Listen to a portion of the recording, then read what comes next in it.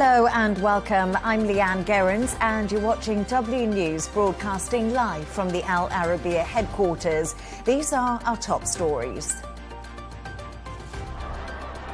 Pope Francis, the first Latin American pontiff, passed away on Easter Monday at the age of 88 after suffering from a chronic lung disease. Described as a humble leader, the world mourns his loss.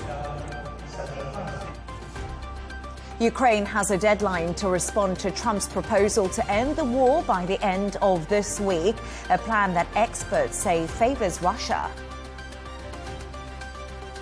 The US dollar has dropped to a three-year low amid President Donald Trump's tariff war and his push to oust Fed Chair Jerome Powell.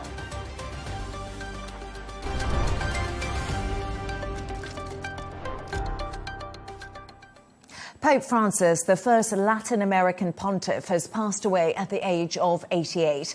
Yesterday, he stood before thousands in St. Peter's Square, offering his final Easter blessing and wishing the world a happy Easter.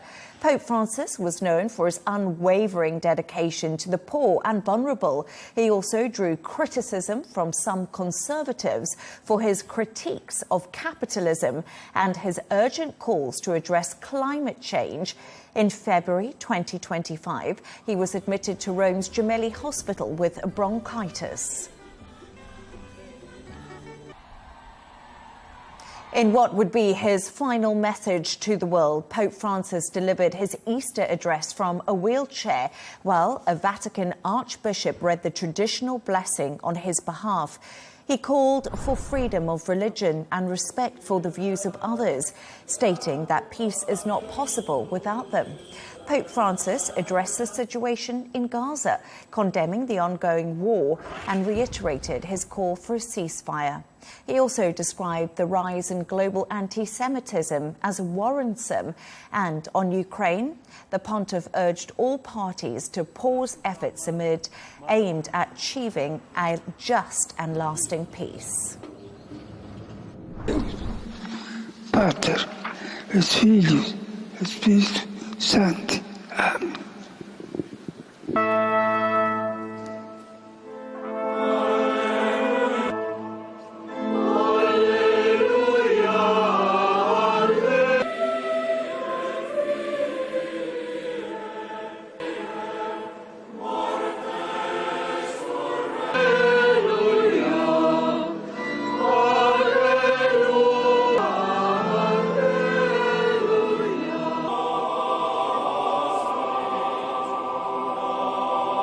Surrexit Dominus vere.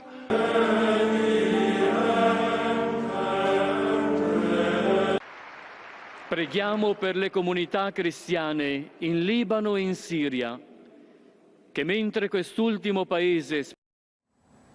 Pope Francis, known for his humble lifestyle, requested to be buried in a simple wooden coffin. Reuters Vatican correspondent Joshua McAlwee has more details. So Pope Francis was the first pope from the Americas. He was from Argentina, and he was known for choosing a more simple lifestyle, kind of not always enjoying the high pomp and circumstance of the papacy that previous popes have enjoyed. He changed the rites for a papal funeral to simplify them. One of the major changes is that he asked to be buried in a simple wooden casket.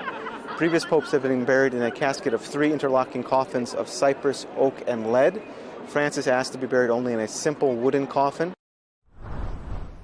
For more on this, I'm joined by Vatican expert Philip Pulella, who is in Rome for us. Philip, great to have you on the show. What is your reaction to the news of the Pope today? Yesterday, he was addressing crowds on Easter Sunday. Yeah, it was a real shock because as frail as he was, it seemed that after 38 days in the hospital, he'd come out. He had appeared in public several times, however briefly. He seemed determined to send a message that he was getting back to work, that he needed to be with the people, see the people. So it was a total shock this morning when the news was announced by Cardinal Farrow, who is the Camerlengo, or the Chamberlain. he is the person who will now run the day-to-day business of the church until a new pope is elected after a conclave. But we're at the very, very beginning. But it was quite shocking, also in comparison with the death of Pope John Paul II, almost exactly 20 years ago, on April the 2nd of 2005. Now, that was a very, very long, drawn-out death. He was very sick, but also the few days before he actually died, people knew that there was very little time left for him. He was in critical condition in his bedroom in the Apostolic Palace. The light was kept on, so there was a kind of a connection with the people who were in St. Peter's Square. And so it came as a tremendous sadness when John Paul died, but it did not come at all as a surprise, where what happened this morning was complete opposite. It came first as a surprise, and then the sadness started coming to the fore. In Pope Francis's obituary, you called him a pontiff who shook up the Catholic Church. How did he do this? Well, he did it in a number of ways. First of all, his primary one of the primary mottos of his pontificate was to look from the peripheries towards the center instead of from the center out towards the peripheries. Now that came that he enacted that in various ways. First of all, his first trips were to places that had been, would say second-rate. Other people would have considered second-rate places.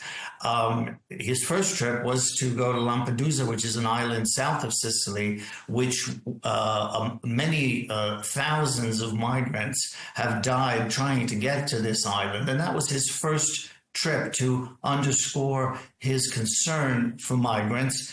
And then the countries that he visited after that, I think Albania, he went to the far ends of the earth, and he never visited most of the main capitals of Europe, which was the opposite of what some previous popes had done, to sort of go to these centers of Catholicism like Paris and London, other places, Lisbon. He did go to Lisbon later on, but first he went to some places that were really far-flung and had very few Catholics, because he knew that a pope coming all the way to see them was very important to them. Conservatives were unhappy with the Pope from the start because of his informal style.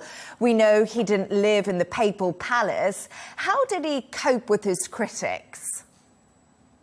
Well, he always said that he didn't mind being criticized as long as it was in good faith. As you said, from the beginning, conservatives were unhappy with him. They accused him of sowing confusion, particularly on issues such as gay rights, and also because of the traditions that he no longer thought were important, wearing some papal garb, wearing the purple shoes of the fishermen. Those kind of things were not important to him. He did all kinds of things that previous popes did not do. Some of them were small and some of them were not small, but he wanted to be as close to the common person as possible. As you said, he chose not to live in the papal apartments. Now, the papal apartments are not extra luxurious, they are large. And he decided he needed, for his own mental health, which is the way he put it himself, was to live in a community atmosphere, which is why he chose to live in the Casa Santa Marta, which is a modest hotel in the Vatican. There's nothing really luxurious about it. It's equivalent to a 3- or 4-star hotel, but nothing really, really luxurious about it, so that he could feel like a normal person. It was very important to him. And he, at the beginning, at least, he dined in the common dining hall, etc. And he said that he had to do this for his mental health. He once described the papal apartments as a kind of a backward funnel, that you basically go in from the other side, and all of a sudden you have all this space, but you're isolated from the rest of the world. And other things like calling people cold on the phone if he heard that someone was in a difficult situation, someone had lost a parent, someone had lost a child in a tragedy. He would actually make the call himself. He liked to communicate directly and remove layers of the bureaucracy, if you will. I received several calls from him directly after I sent him messages asking for interviews, and he responded by calling me directly rather than going through the many layers of the bureaucracy in the Vatican, which is the way he liked to operate. He did not like people to tell him what to do. He did it himself. Vatican expert Philip Poulela, thank you so much for joining me and bringing me your insights on the Pope. You're welcome. Now, world leaders reacted to the death of Pope Francis, remembering him as a global voice for peace. French President Emmanuel Macron was among the first to pay tribute, calling Pope Francis a man of humility. Meanwhile, the Dutch Prime Minister described him as a man of the people. The European Parliament President highlighted his contagious smile, and the Italian Prime Minister Giorgia Meloni expressed deep sadness, saying that his teaching and his legacy will not be lost. Like world leaders, citizens across the globe also mourn the death of the Pope. So many people look to the Pope as the leader of the Christian world, and I think it will be a time of great sadness. And he was so brave yesterday. And the fact that we saw him on TV with the crowds doing his duty to the very last moment, I respect him so much. Well, he was trying his very best to do what he has to do in his position as a Pope. And he was doing a very good job. But life is life.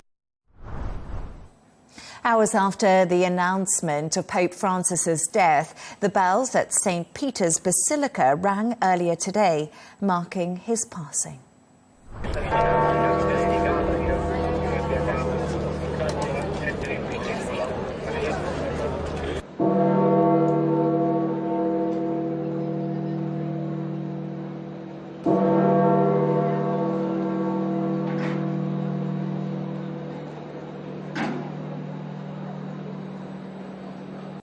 We can now go to international lawyer and church consultant Harry Hagopan. Harry, thank you for joining me. Catholics begin 9 days of mourning. How does the death of the Pope reverberate across the whole world? Well, there is an element of sadness that is slowly percolating, because I woke up this morning and I was unaware of what had happened, and suddenly I heard on the radio that half an hour earlier the Vatican had announced that he'd passed away. And then I sent a text message to a couple of bishops I work with, and later they called me and they said, "Harry, we were shocked. We didn't know about it until we read your message." And just like them, many people around the world will be very sad for the loss of a man who has been on our television screens, in our homes for so long that there is a familiarity that is there. It's almost like he's part of the family. And I think that is what they will miss. Was it expected or totally unexpected? I slightly disagree with your previous guest. I think that it was quite clear to me that the man was very sick. Nobody knew when he would die, but it felt yesterday when he was giving his message to Rome and the world, and when he then sat in his Pope mobile and went through the crowds, that he was really in pain and unwell. So in a sense, at 88, after 13 years as Pope, I think the man can now rest in eternal peace. Harry, in his Easter address yesterday, Pope Francis addressed the situation in Gaza. This was a cause very close to his heart. Can you tell us more about this? Yes, I can, Leigh Ann. I actually know the parish priest of the Latin Rite Catholic Church in Gaza. And I met him recently in London, and he said that the Pope just simply picks up his phone, calls, and starts asking how are things today, trying to find out if the Christian community, which is an infinitely small community in Gaza, whether they were okay, whether they were doing well, how was the situation on that particular day. And I asked him, I said, Father Gabriel, how often does he call? And he said, guess what, Harry? Almost every day. And I think he got a buzz picking up the phone, overcoming all the formalities and all the bureaucracy, and just talking from one spiritual person to another and doing his pastoral work, which was very much what Francis was all about, and asking about the people in Gaza. And that is something that continued for many, many, many months. In fact, for the duration of the war, that miserable, terrible war in Gaza. When can we expect the funeral of Pope Francis, and what happens in the run-up to his send-off? I know we've spoken about this before, Harry.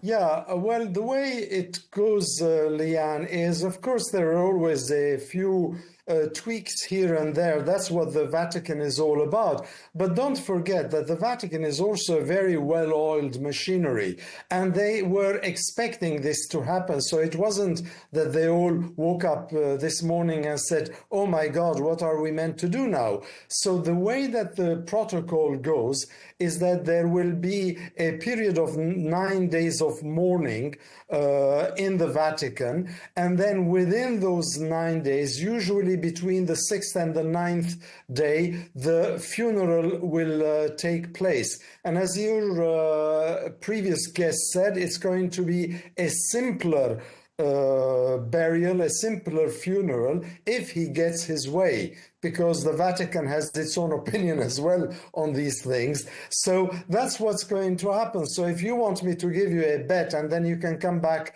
on another day and tell me I didn't get it right, I would suspect that he might actually be buried on Friday or Saturday, in other words, in a few days' time, to give a few days for all the cardinals from all over the world to come. Remember, they all got to come, then the lobbying starts, the communication starts, the conversations start, and then they get ready, to go into the hall to elect a new pope. So I suspect in the next few days we'll hear that. And of course, everybody now will shift from the moment of shock, followed by the moment of sadness, into a moment of who is going to come next. Because as you yourself said, this Pope defined himself or described himself as a pope for the poor people, and he constantly talked about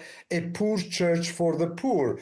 His three most important messages: one was sensitivity to the poor, and that was in one of his 3 encyclicals or letters. The other one is reaching out to other people. And the third one, he liked very much to consider everybody a brother. So as far as the region is concerned, the MENA and Gulf region, let's not forget how involved he was in interfaith work, and how he went to the United Arab Emirates, and how he helped found a center which brought together the 3 monotheistic traditions, Judaism, Christianity, and Islam. So these were the 3 pillars of what Francis really represented to the world, in a very humble, simple way, trying to overcome the bureaucracy. I always used to smile when I would see him on the screen trying to do his thing, and then the Vatican officials would come to try and shift him to this or that, and he would look very unhappy because he wanted to do it his way. Well, it's the end of one journey, but the faith continues, the church continues. So the question now is, what happens next? If, Leigh Ann, you ever watched the Conclave film, I was amused this morning because I've seen it, and I thought a lot of people would now say, this is the Conclave film in real time, panning out in front of the whole world. And remember, there are about 2.5 billion, that's with a B, Catholics and Christians across the world. Harry Hagopan, thank you so much for joining me, international lawyer and church consultant. Always a pleasure to have you on the show. Pleasure is mine, Leigh Ann.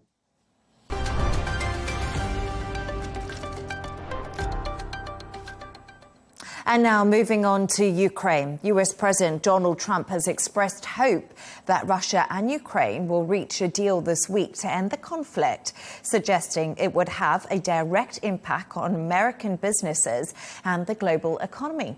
Trump's social media post came as Putin renewed attacks following the Easter ceasefire. As Trump expects a peace agreement, he also warned that the United States could abandon its mediation efforts if talks remain deadlocked.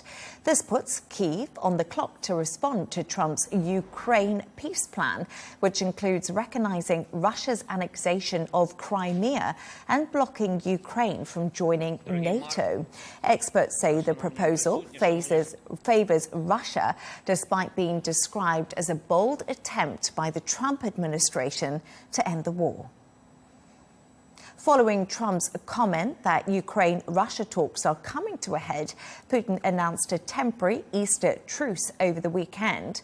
However, Zelensky reported nearly 60 shelling incidents and numerous drone strikes despite the ceasefire. Ukraine's president recorded an Easter message for his people. Take a listen. We know what we're defending. We know what we are fighting for whom, and for whose sake. And that is why every time, no matter how hard it gets, we still do not lose faith, because this faith is the faith in each other, in those who stand beside you, in Ukrainians. Faith that evil may have its hour, but God will have his day. Dear people, may that day come. May evil's hour end. May the day of life arrive, the day of peace, the day of Ukraine, the day that lasts for centuries, and we will be able to come together again at one table on a peaceful Easter.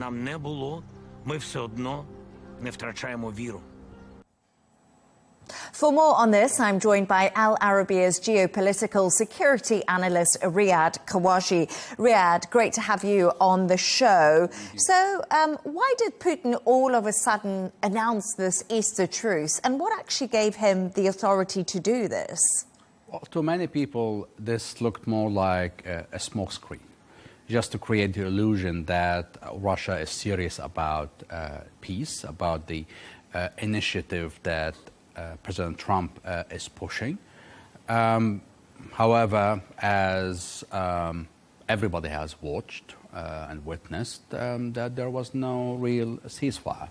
There was continued shelling, bombardment, exchanges between the two sides. So it's about creating the illusion here. It's about, creating perceptions via these announcements that Russia is quite serious about pursuing the peace process. And do you think the US administration and Donald Trump are buying this smokescreen from Russian President Vladimir Putin because they are pushing so hard for an end to this?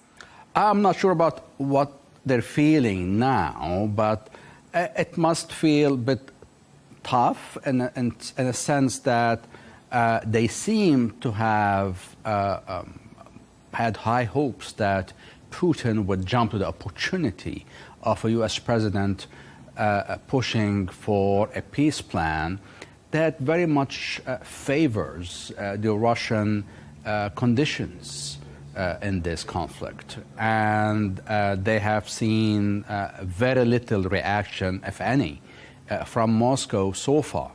So it must feel a bit embarrassing here to be in this position, after pushing so hard, pressing Ukraine to accept concessions, to go into certain conditions, and yet the party that has not given a clear response to the peace proposal is Moscow in this case.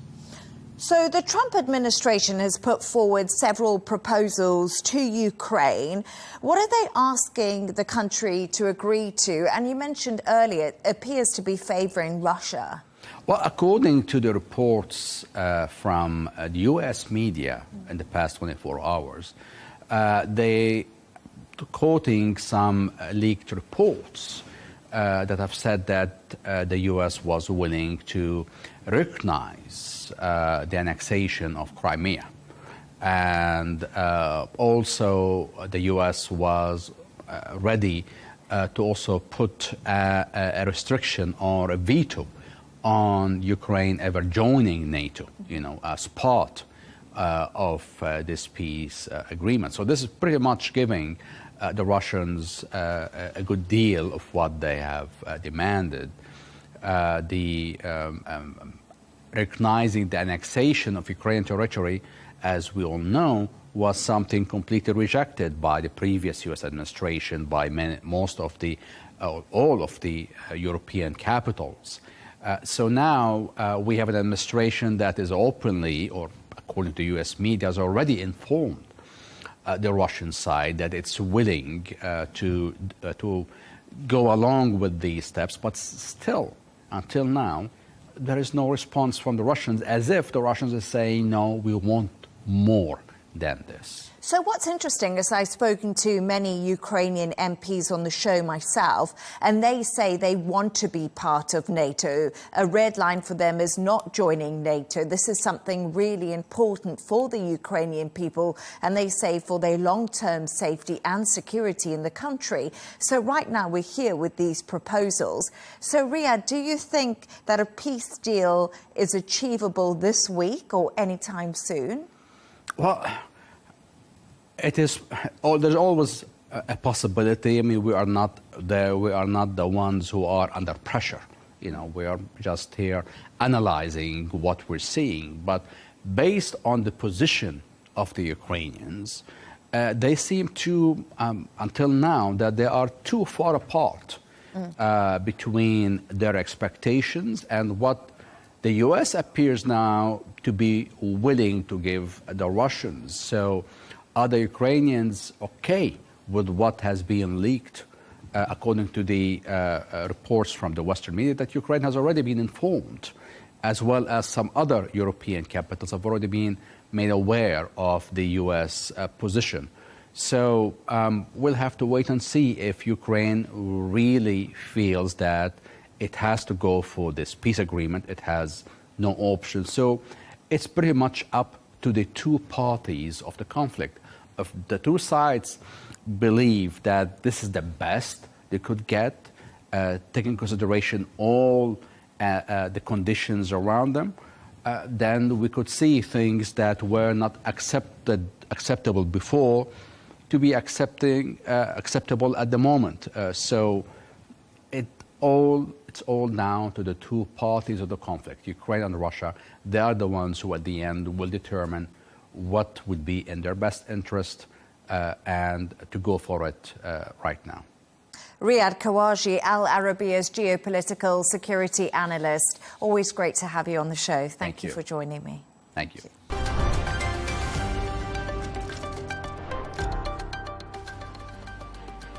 Let's take a look at some of the other stories making the headlines today.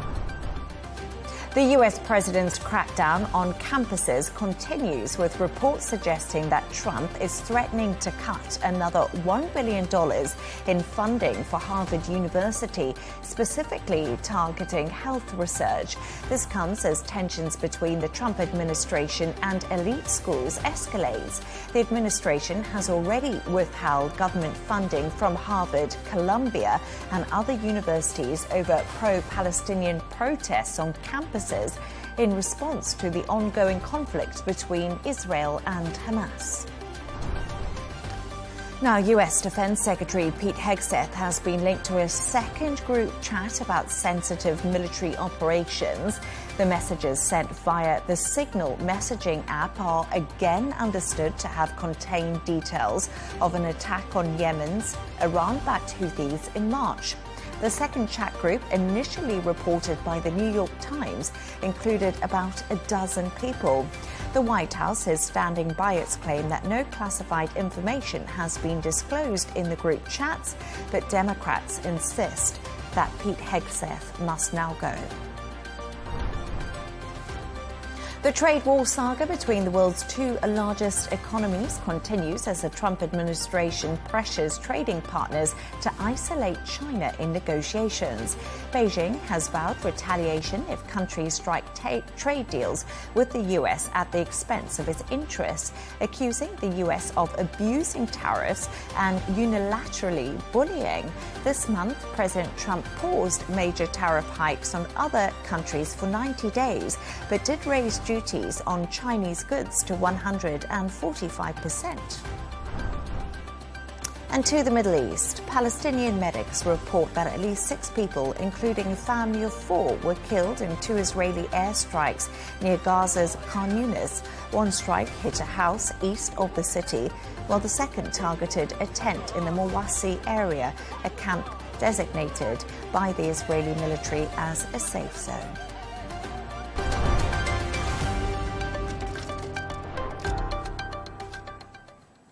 Now, the US dollar continued its slide on Monday, hitting its lowest level since 2022. The decline comes as President Donald Trump escalates his trade war and threatens to remove Federal Reserve Chair Jerome Powell, shaking investor confidence. The dollar's drop has driven safe haven gold to a record high. Trump launched a harsh attack on Powell on Thursday, with his team reportedly considering whether they could actually fire him. The pandemic, if you remember, there was For more on this, I'm joined by Al Arabiya's senior correspondent, Karina Camel, who is in London for us. Great to have you on the show. Thank you for joining us. So the US markets have opened lower and the dollar has fallen to a 3-year low as Trump takes aim at the Fed chair, Jerome Powell. Why is this causing so much concern among investors? Well, it's no surprise that markets are reacting in the way that they are in the United States. We've seen equities drop, and we've seen this dramatic drop in the U.S. dollar as well, because the Federal Reserve, the U.S. central bank, is fully independent, and the way it operates is meant to be, and has been for decades, fully independent of any political influences or political interference. In fact, the Federal Reserve was founded in 1913, more than 100 years ago, for the sole purpose of averting financial panics. After a series of panics in the U.S. economy, an act of Congress created the Federal Reserve to restore balance and calm to the markets. So if there's any question about the independence of the Federal Reserve, by consequence, obviously that will cause panic in the markets. Now, the question is it possible for President Donald Trump to actually fire Chairman Jerome Powell, chairman of the Federal Reserve? The act of Congress that created the Federal Reserve says that you cannot actually fire the chairman without cause. So we're talking about corruption or some kind of other act or other sort of inappropriate behavior on his part, incompetence, for example. However, there are certain cases currently before the U.S. Supreme Court where the current administration is requesting the right to fire heads of certain independent agencies. So that's a separate issue. And Federal Reserve Chairman Jerome Powell has himself said in answer to that question a while back, would you resign if President Trump asked you to? And he said no. And he also said it's a matter of law. So essentially, the president does not have the rightful ability to fire me. And he's not necessarily going to leave before the end of his term. And it's also worth reminding viewers 2 things. This is not the first time that President Donald Trump has attacked Jerome Powell. He's done it dozens of times in his first term. And obviously, he's done it a few times. Perhaps he's ramped it up over the last few days, last week, and today again. His advisors are also joining in the criticism. But it's also worth reminding our viewers that it was President Donald Trump who hired Jerome Powell. He appointed him. He nominated him in 2017 to his first term. It's a 4-year term, which he served during Trump's first term in office from 2018 to 2022. And then President Joe Biden renewed his term from 22 to 26. So his term's actually set to end in May 2026. And the only question is, can he actually hold on till then? Could there be some kind of an intervention? And just back to your original question, the panic is no surprise, because if the linchpin, the backstop, the lender of last resort of the U.S. economy is under question, what does that mean for investor confidence in the U.S. stock market, in the U.S. dollar, in the U.S. economy in general? So the European markets are closed for Easter Monday, but the Swiss franc has hit a decade high and the euro is also rising. I think it was $1.15 today. Why are we seeing the strength in these currencies? You know, it's so interesting what we're watching in financial markets right now, especially in the FX or the foreign exchange markets.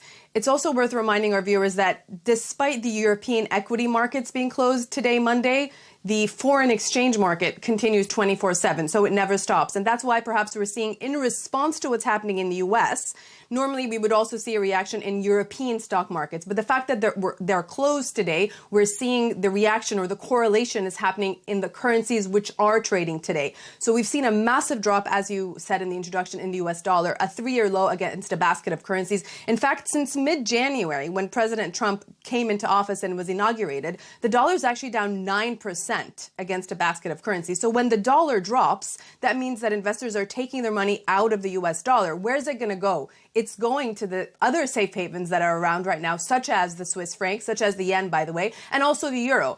And with the euro, it's really interesting. If we say the Swiss franc has always been one of those known safe havens, dollar, franc, yen, gold, that's where investors turn to in times of trouble. And then we come to the euro. Why is the euro also rising? It's not one of those traditional safe havens. But then we ask a new question, which is, if the dollar is losing its primacy as the currency of global reserve, that's where investors, pension funds, institutions, central banks park their cash. If the dollar is no longer functioning as the kind of backstop of the global trading system, what is the currency that could replace it? And some are asking the question, could it be the euro? Is this the moment that the euro perhaps not replaces the dollar, but competes with the dollar to be another source where investors are going to sort of direct their investments? And so what's happening today in the euro is, as a result of the outflows we're seeing from the dollar, some of them are headed to the Swiss franc and some of them are heading to the euro. And it's going to be really interesting to see how the European Central Bank, which, by the way, cut interest rates on Thursday last week, which Donald Trump is wanting the Federal Reserve to do. So he's perhaps more angry that the European Central Bank cut rates, whereas the Federal Reserve has showed no indication that it's intending to cut rates, which is essentially why is Donald Trump criticizing the Fed? Back to the original question. He would like to see interest rates cut in the United States because he knows that the tariffs are going to increase prices for consumers. And he came into office on an election promise of reducing costs for consumers in the United States. So if the opposite of that happens, it's not so good for Donald Trump. But the problem for the Federal Reserve is that it has two mandates. One of them is maintaining maximum employment, and the second mandate is maintaining price stability and making sure inflation doesn't get out of control. And so if prices are rising because of tariffs, the last thing the Federal Reserve is going to do is cut interest rates. Whereas the ECB, it's completely different. They have cut interest rates because they're seeing such adverse effects on the European economy that they had to cut interest rates. And so it's interesting to see, will the ECB step up, and will we see the euro gain in popularity given this sort of shifting dynamics in the global currency markets? Al Arabiya's senior correspondent, Karia Kamel. Fascinating stuff. Thank you so much for joining us. My pleasure.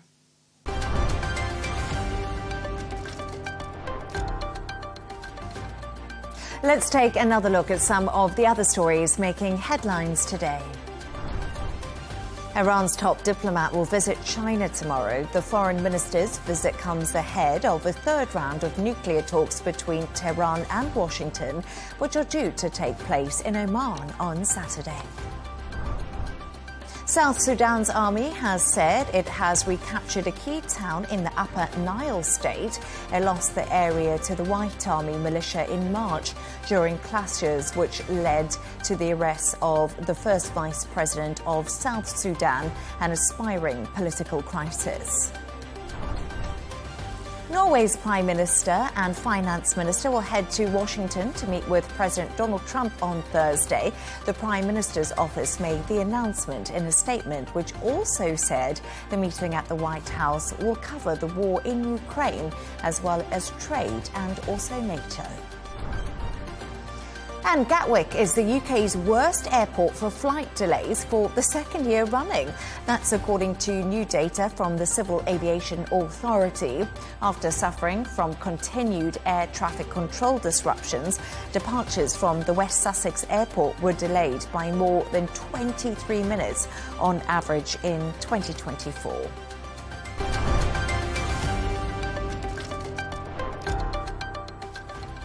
Let's take a look at the top business news now.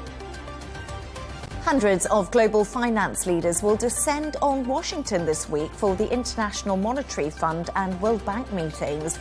This year, rather than policy coordination on climate change, inflation, and financial support for Ukraine's struggle against Russia's invasion, one issue will dominate, and that is tariffs.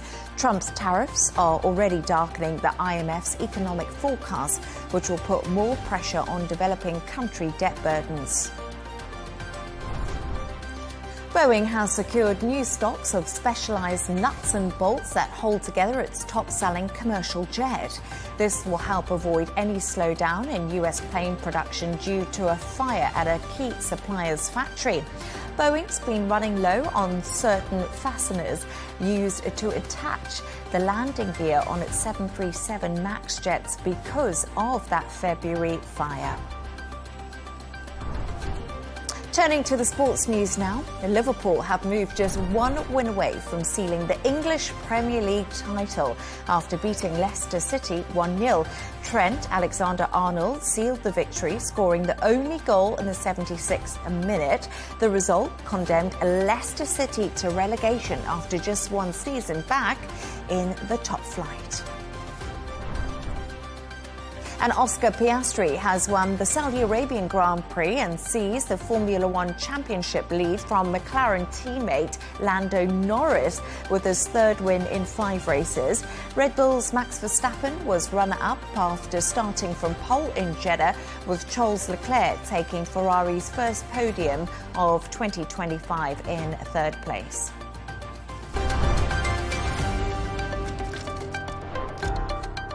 A reminder of our top stories. Pope Francis, the first Latin American pontiff, passed away on Easter Monday at the age of 88 after suffering from a chronic lung disease. Described as a humble leader, the world mourns his loss. Ukraine has a deadline to respond to Trump's proposal to end the war by the end of the week, a plan that experts say favors Russia. The US dollar has dropped to a 3-year low amid President Donald Trump's tariff war. And that's all from us on W News. Don't forget to subscribe to our YouTube channel and follow us on X. Counterpoints with Melinda Nucifora is coming up next, followed by The Real Deal. Plus, we'll be back in a couple of hours with W News Extra. Goodbye and thank you for joining us.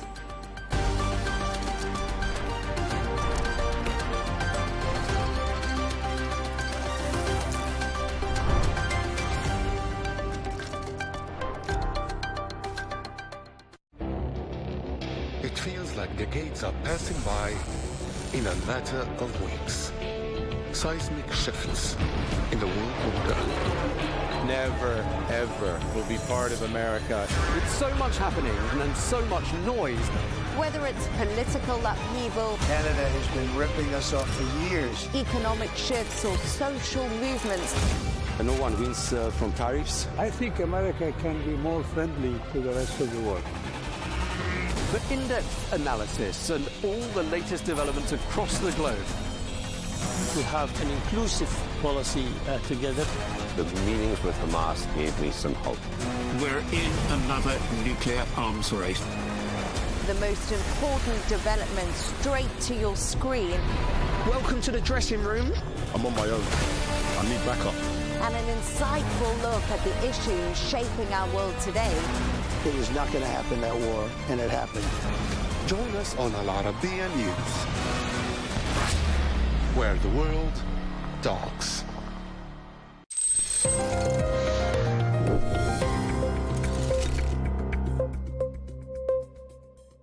Did you ever miss a Zoom meeting because you got the time wrong or called someone halfway across the world only to realize it's the middle of the night over there? Yeah, you can thank time zones for that. They control when we work, when we sleep, and when we travel, and when we even Zoom. But have you ever wondered who decided what time it is? Let's take a closer look here on Pixel with me, Joanne Soria. Time zones exist because of one simple, undeniable fact. The Earth rotates. It takes 24 hours for our planet to complete one full spin on its axis. That means while it's sunrise in Paris, it's already afternoon in Beijing. and still pitch dark in New York City. Different places experience daylight at different times.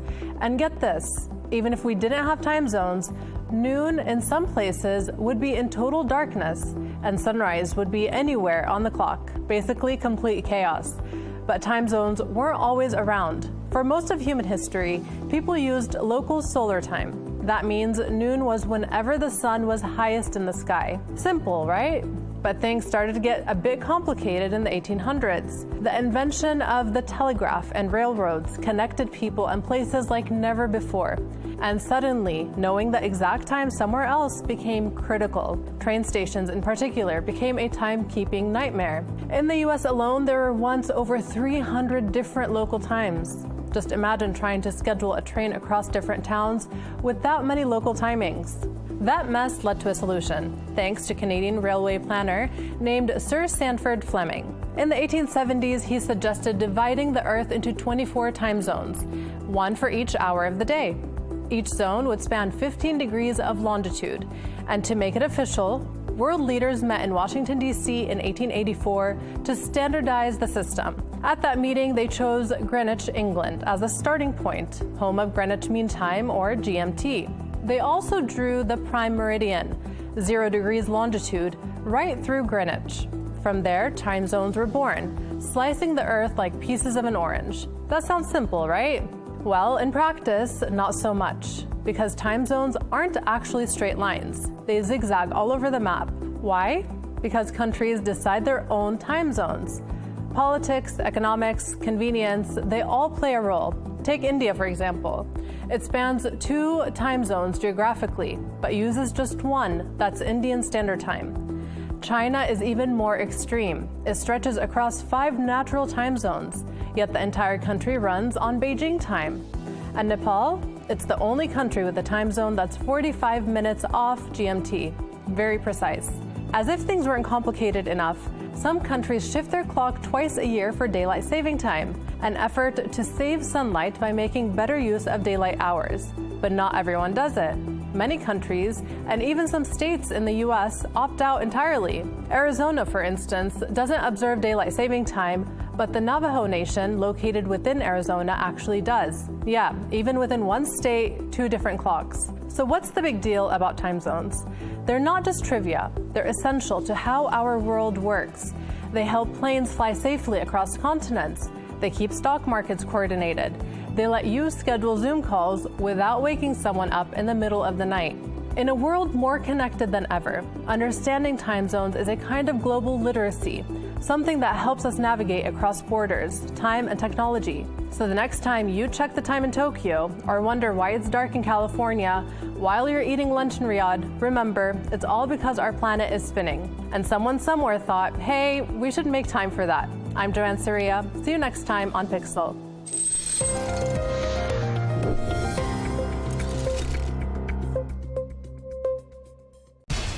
We have to take care of our people, and we're going to take care of our people first.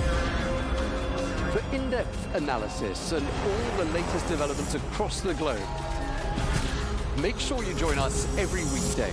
President Trump is trying to negotiate a ceasefire. With so much happening, so much information, and so much noise, International law will have no part in his administration. It can be hard to keep track. Tariffs will just fuel inflation. We're going to fight these tariffs. But you can count on us to tell you what you need to know. We stand by your side. Join me, Tom Burges Watson, for Global News Today, right here on Arabiya News.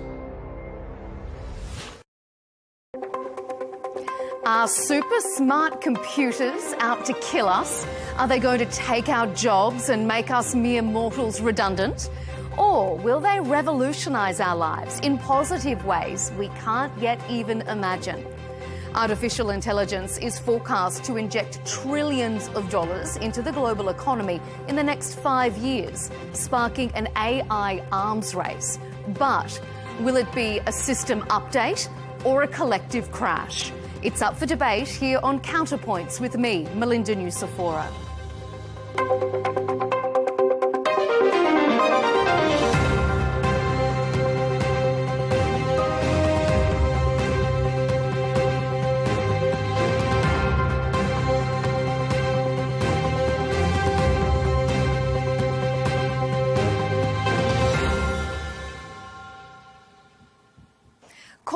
a Luddite, but comments like this don't fill me with confidence.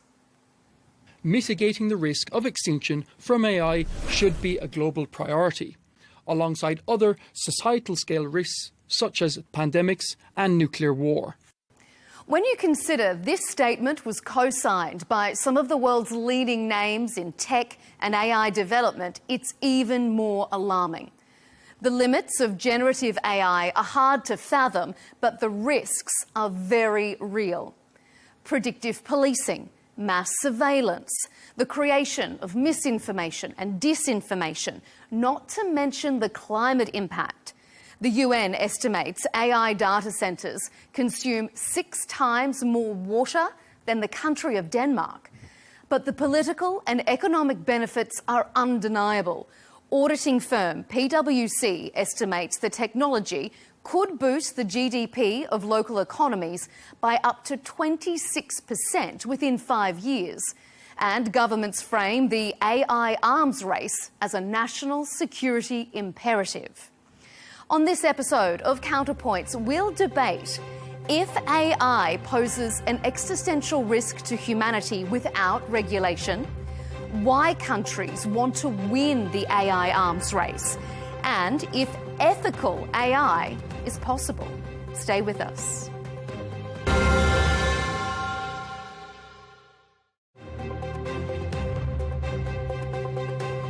To tackle these high-tech pros and cons, I'm joined by Dr. Roman Yampolsky, a computer scientist at the University of Louisville, known widely for his work on AI safety and cybersecurity, and Amjad Masad, the CEO of Replit, an American AI company that empowers non-technical people to create software, build websites and apps using artificial intelligence. Gentlemen, welcome to Counterpoints. It's hard to believe that ChatGPT, the program that largely introduced AI to mainstream consumers, has been around for less than 3 years. The technology has moved so far, so fast, and it seems that there are still 2 existing camps within AI. The doomsters, who think artificial intelligence needs to be heavily regulated due to the risk it poses to humanity, and the optimists, who think those fears are overblown. Amjad, you're at the forefront of the commercial development of AI. Do you get a sense that this technology poses an existential threat to humanity?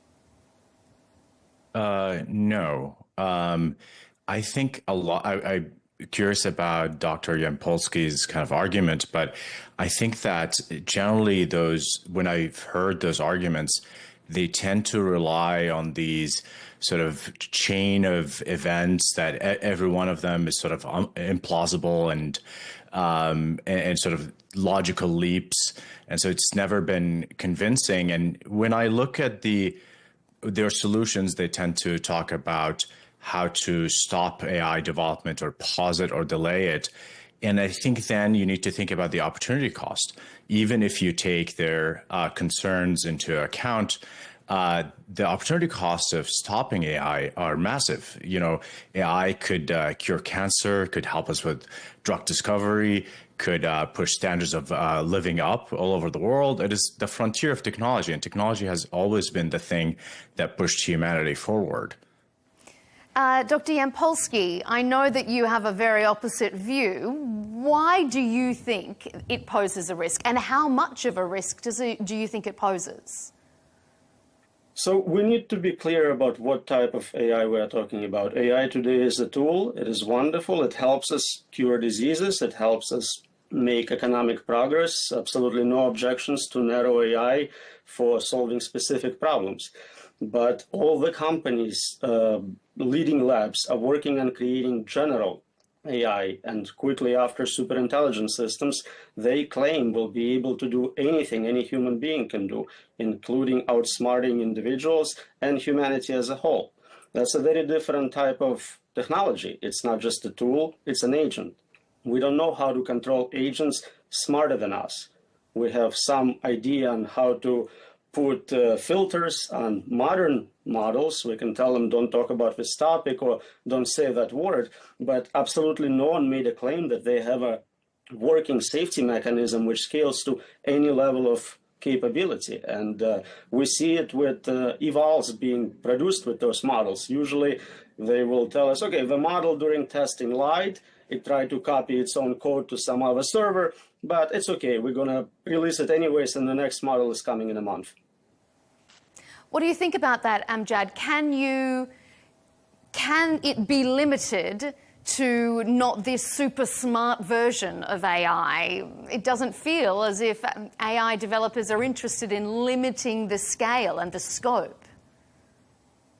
You know, I would disagree that agents are not here. They are here. You know, at my company, I think we built the most at-scale software development agent, and it helps people build software, and it's been sort of a wonderful tool. It can work for 15, 30 minutes, you know, after your initial prompt to build your website.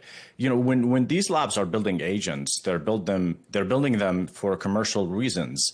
So I don't see why they would build these AGI sort of systems that that Dr. Yampolsky is talking about that sort of could destroy humanity. And again, like the systems that we're hearing about as sort of, you know, sounds like more science fiction and not really tied to Earth. You know, the labs will say a lot of things. You know, they're trying to boost their you know, their valuation, they're trying to attract certain talents, and we need to kind of separate marketing from the real development that's happening. Every model that comes out is tied to commercial activities. It's trying to be user friendly, and it's unclear to me when that sort of barrier would be crossed, where, you know, AI would suddenly become this sort of singleton that tries to take over the world. And by the way, you know, all these AIs are going to be different. All these labs are going to be building different AIs, or, you know, all these countries are going to be building different AIs. So it's unclear to me how this massive sort of Skynet type AI is going to take over the world. Dr. Yampolsky, if it is, as Amjad says, this is commercial, why would a commercial entity create something that would damage its commercial viability? That's a great question. So all the heads of top AI labs, whatever it is, OpenAI, Anthropic, Grok, DeepMind, are on record as saying they believe this technology is extremely dangerous. They think it is very likely to possibly cause an existential catastrophe. For example, Elon Musk lately says it's only 20%. Okay, how is this helping them to promote the lab commercially? Is this statement bragging about how great their system is? No, this is what they said before they were CEOs of those labs. This is what they honestly believe in. Right now, they are in a situation where they have commercial pressure to continue developing those systems. They cannot stop and tell investors, we're going to slow down and try to figure out safety first. They are in an arms race, basically prisoner's dilemma. What benefits the group is not what benefits individuals. As an individual head of a lab, you want your model to be the most advanced one, then the government steps in and says, this is becoming a little too much, so we need to slow down. So commercially, yeah, you want to be at the head of a competition. You want to be the first model to get to human level performance and get all the benefits of creating free labor, cognitive and eventually physical labor. So that's exactly what we observe. I'm not sure there is any leader of the lab which claims that safety is not an issue or that they have a solution which will scale to the next level of performance. Usually they say we'll figure it out when we get there, or AI will help us solve it when we get there. The American... So I Go ahead. If I may comment on this, I don't disagree that there are risks. Obviously, autonomous drones, kind of war-like things. You know, we've seen in the war in Gaza how, you know, Israel used AI to develop these lavender systems that caused massive civilian casualties. So obviously, AI has a potential in the hands of nation states and bad actors to cause massive harm. But that's been the case across the board with technology. You know, every piece of technology had this like dual use capabilities to be able to cause massive destruction versus also massive uplift in humanity. And I think we always have to kind of worry about both scenarios. But again, I think the opportunity cost of kind of really mostly kind of trying to stop or pause AI, I think that's the versus what we can do with it in terms of elevating humanity. I think that's the question. Where do you see that balance then, Dr. Yampolsky, between the creator and destroyer of worlds, so to speak, if we can liken it to the discussion around the nuclear bomb, if we're talking about, it could be used negatively by anyone, but maybe it won't be used negatively by anybody. Right, so there is a paradigm shift happening, and I think we started talking about it. The agents are already showing up. Previously, every piece of technology, including nuclear weapons, was a tool. Some humans somewhere made a decision to use it, and if they used it for good or for bad, that was on that human being. We're starting to create agents. They are not there yet. We're still in very early stages of that, but pretty much everyone is predicting that we'll have agents with very significant level of independence. They will be at some point smarter than us and making their own goals and decisions. And so it's a very big difference between this malevolent human is using this tool and we just need to make sure they don't have access to it or there is good security, versus the tool itself becomes an independent decision maker, and it is not like we're competitive with it. We cannot outdo it in terms of cybersecurity. We cannot outdo it in terms of decision-making, strategic planning. So that's the concern, that we'll shift from we are worried about malevolent actors using it as a tool of war to the technology itself is the adversary. The American President J.D. Vance, speaking in Europe recently, warned against heavy regulation of AI, urging Europe to embrace AI opportunity rather than safety. Amjad, where do you see that balance? Is he right? Well, I think you need to regulate the sort of the applications of AI, right? So we don't want, so AI today, especially, the state of the art AI is based on statistical methods, neural networks to be precise. And those methods tend to be more fuzzy. They're not the kind of way we've been used to program computers, which is more precise and potentially provable.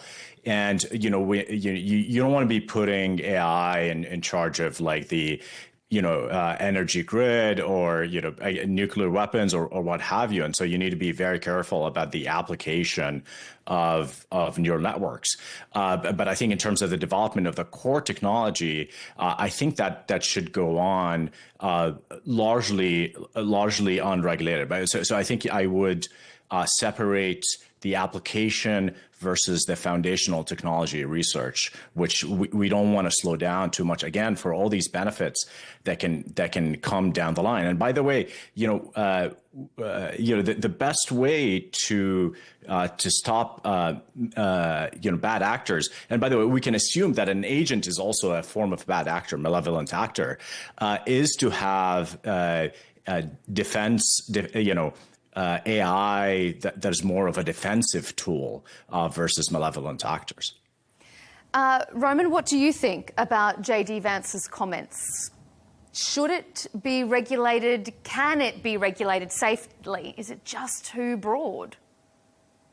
Right. So we're setting up this binary system where either you're going to make profits and grow economy, or you have to be careful with technology. As I said before, existing narrow systems for solving specific problems will allow us to capture most of the financial benefit. You don't have to have a general superintelligence to solve specific problems. We have excellent examples. For example, protein folding problem was solved with a specific tool. It was not a tool developed for do everything for me. We can do the same for self-driving cars. We can do the same for specific diseases and so on. So that's a very important difference. Nobody's suggesting that technology is bad or AI is not great. I'm an AI researcher. I use AI every day. I just don't want to switch from comfortable tools which make me more productive to something nobody can control. And the problem with applying regulation to only specific deployments is that how do you enforce it? If you create a model smarter than me and capable of doing everything, how do you make it that no one uses it outside of specific domain of spell checking? We don't have ways to pass regulation on a global scale. It's at best region specific. And even if we pass something, we have no way to enforce those laws. We have no way to meaningfully monitor those systems or evaluate them for capabilities while they're being trained. It takes months and months after the system is done with training to find out what it's capable of. What are the safety issues with that system? At that point, if a system is dangerous, it's a little too late to pass regulations saying, oh, if you destroy humanity, we'll have very strict fines for that. Roman, can you elaborate on that? Sorry, Jad, go ahead. Ask a question here. Okay, so you're saying that those AI systems are going to be uncontrollable, and also it's hard to regulate. So what is the solution if it is not regulation in your mind? You already made fun of that solution, basically not building super intelligent systems. I'm not saying it's actually going to happen. I'm just saying if we were a smarter civilization, we would not create our own replacements. But I'm pretty sure you're right, and we will create those systems. And I don't think there is a technical solution to indefinitely control super intelligent systems of any capability. We may be good at controlling GPT-5, maybe 6, but at some point in the future, this process doesn't stop. They become more capable. We will make a fatal mistake. So technically, you cannot solve it as a permanent thing. You're creating by analogy with perpetual motion machine, a perpetual safety machine. In cybersecurity, if you make a mistake, it's not a big deal. We'll give you a new credit card, replace your account. If you're talking about existential problems, one very big mistake is the last one you'll ever make. So there is no technical solution. And governance is security theater. Making it illegal to create deadly AI does not actually make a difference. So I'm not saying I have a solution. I'm pointing out a very big problem we all have.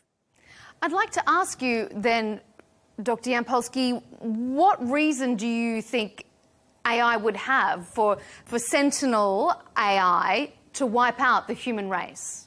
Why would it want to?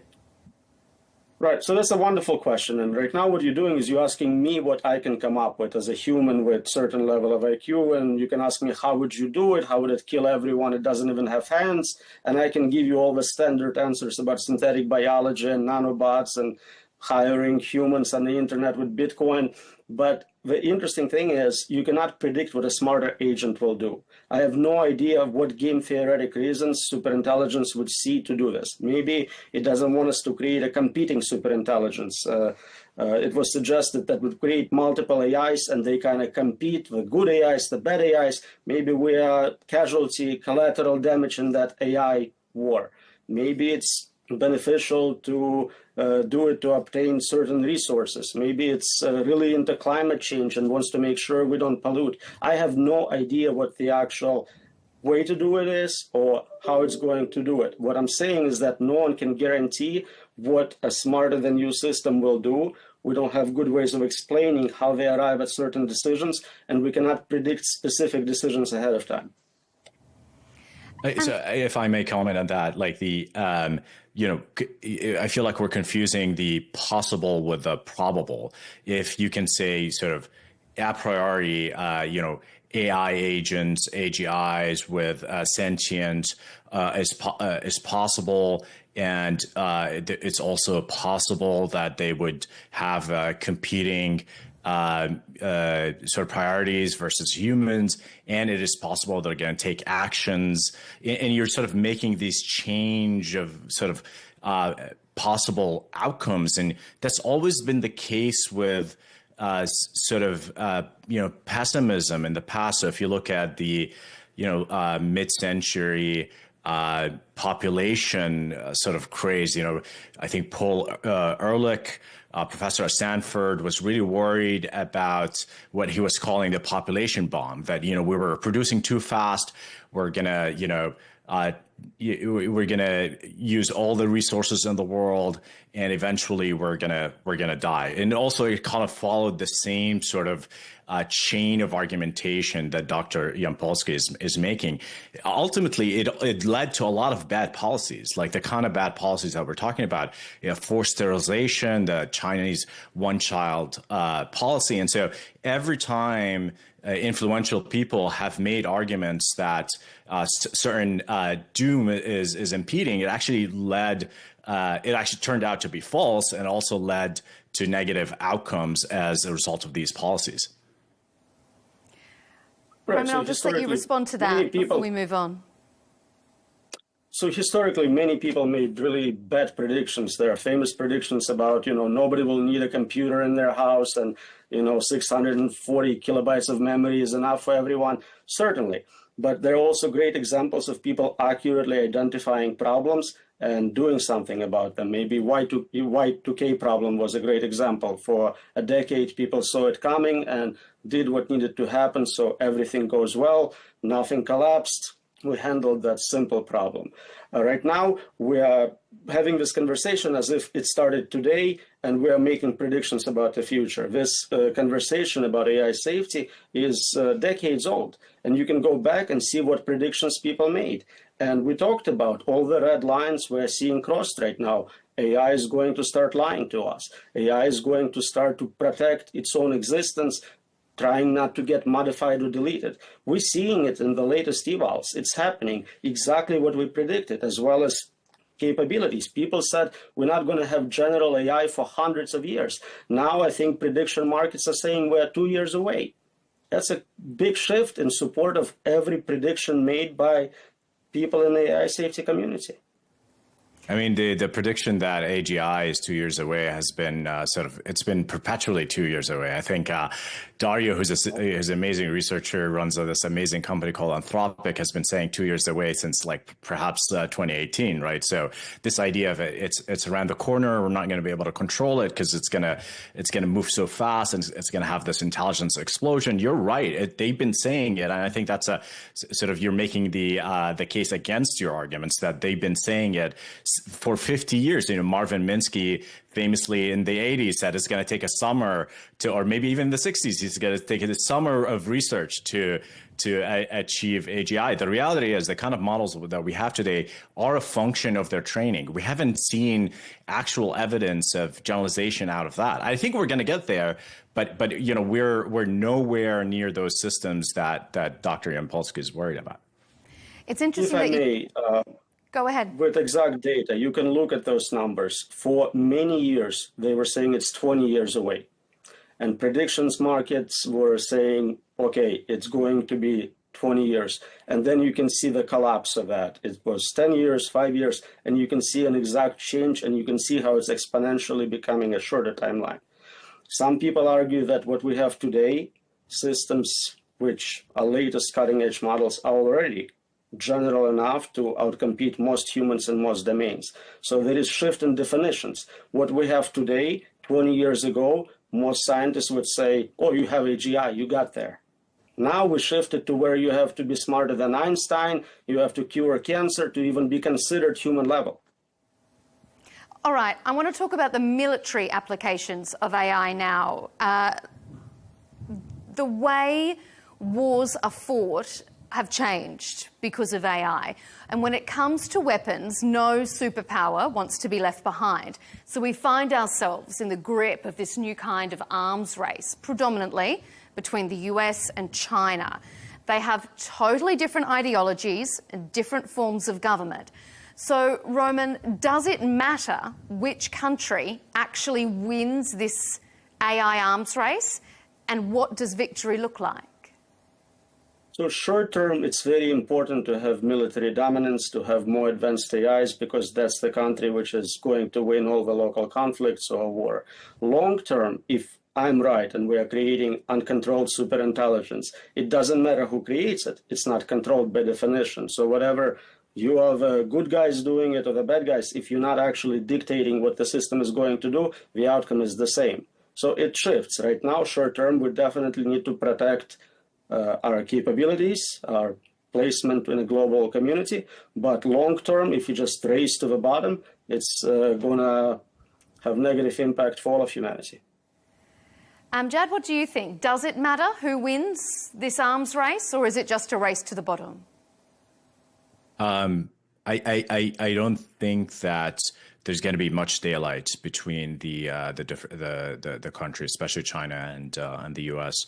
You know, when OpenAI announced the state-of-the-art models and perhaps September, the O1 models, those reasoning models, it took China about 3 or 4 months to replicate that through the DeepSeek R1 model. And I think now we have the O3 model. I predict that DeepSeek R2 is going to be of similar capabilities. And the interesting thing is, like, China became the leading, or the Chinese labs became the leading open source labs. So Chinese labs are actually open sourcing the technology that they're building versus, you know, what the OpenAI used to be open source. And so I think that I don't think there's going to be much daylight. I think they're going to arrive at this technologies within a few months of each other. Do you think, Amjad, we can ever program our way around malevolent use of intelligent AI? No. And the reason is because if you think about the geopolitics of it, I mean, in the same way that you couldn't sort of control nuclear, I know, you know, some AI safety folks, they will point to nuclear as a successful sort of controllable technology. And I think the thing that made it so that we're not destroying ourselves is the mutually assured destruction. North Korea has nuclear bombs. You know, there's all this discussion in Iran. You know, there's countries that have nuclear bombs, like Israel, that don't want to say that they have nuclear bombs. And so I think that when you think about the geopolitics, it is anarchy, and you can't really control the UN doesn't have a way to enforce these things.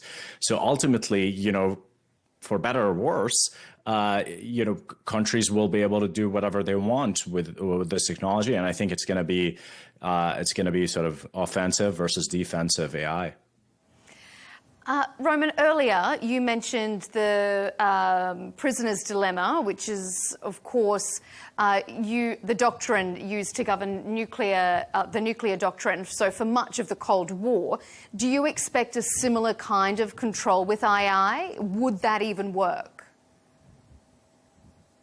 So I'm not suggesting there is a solution. Again, I'm not saying that something we have right now would scale to super intelligent systems. This may not be the case, but I think there is an argument that the first system to get to that level of capability will prevent others from coming into existence. So that 3-month early advantage is something very important. You want to get there 3 months earlier. If you have a system capable of hacking all the infrastructure of your enemies, sabotaging their logistical pipelines, that does give you a strong advantage. Chinese models are very affordable, they're very quick, but they rely on having a US counterpart to kind of plagiarize from. So it's still an opportunity for US.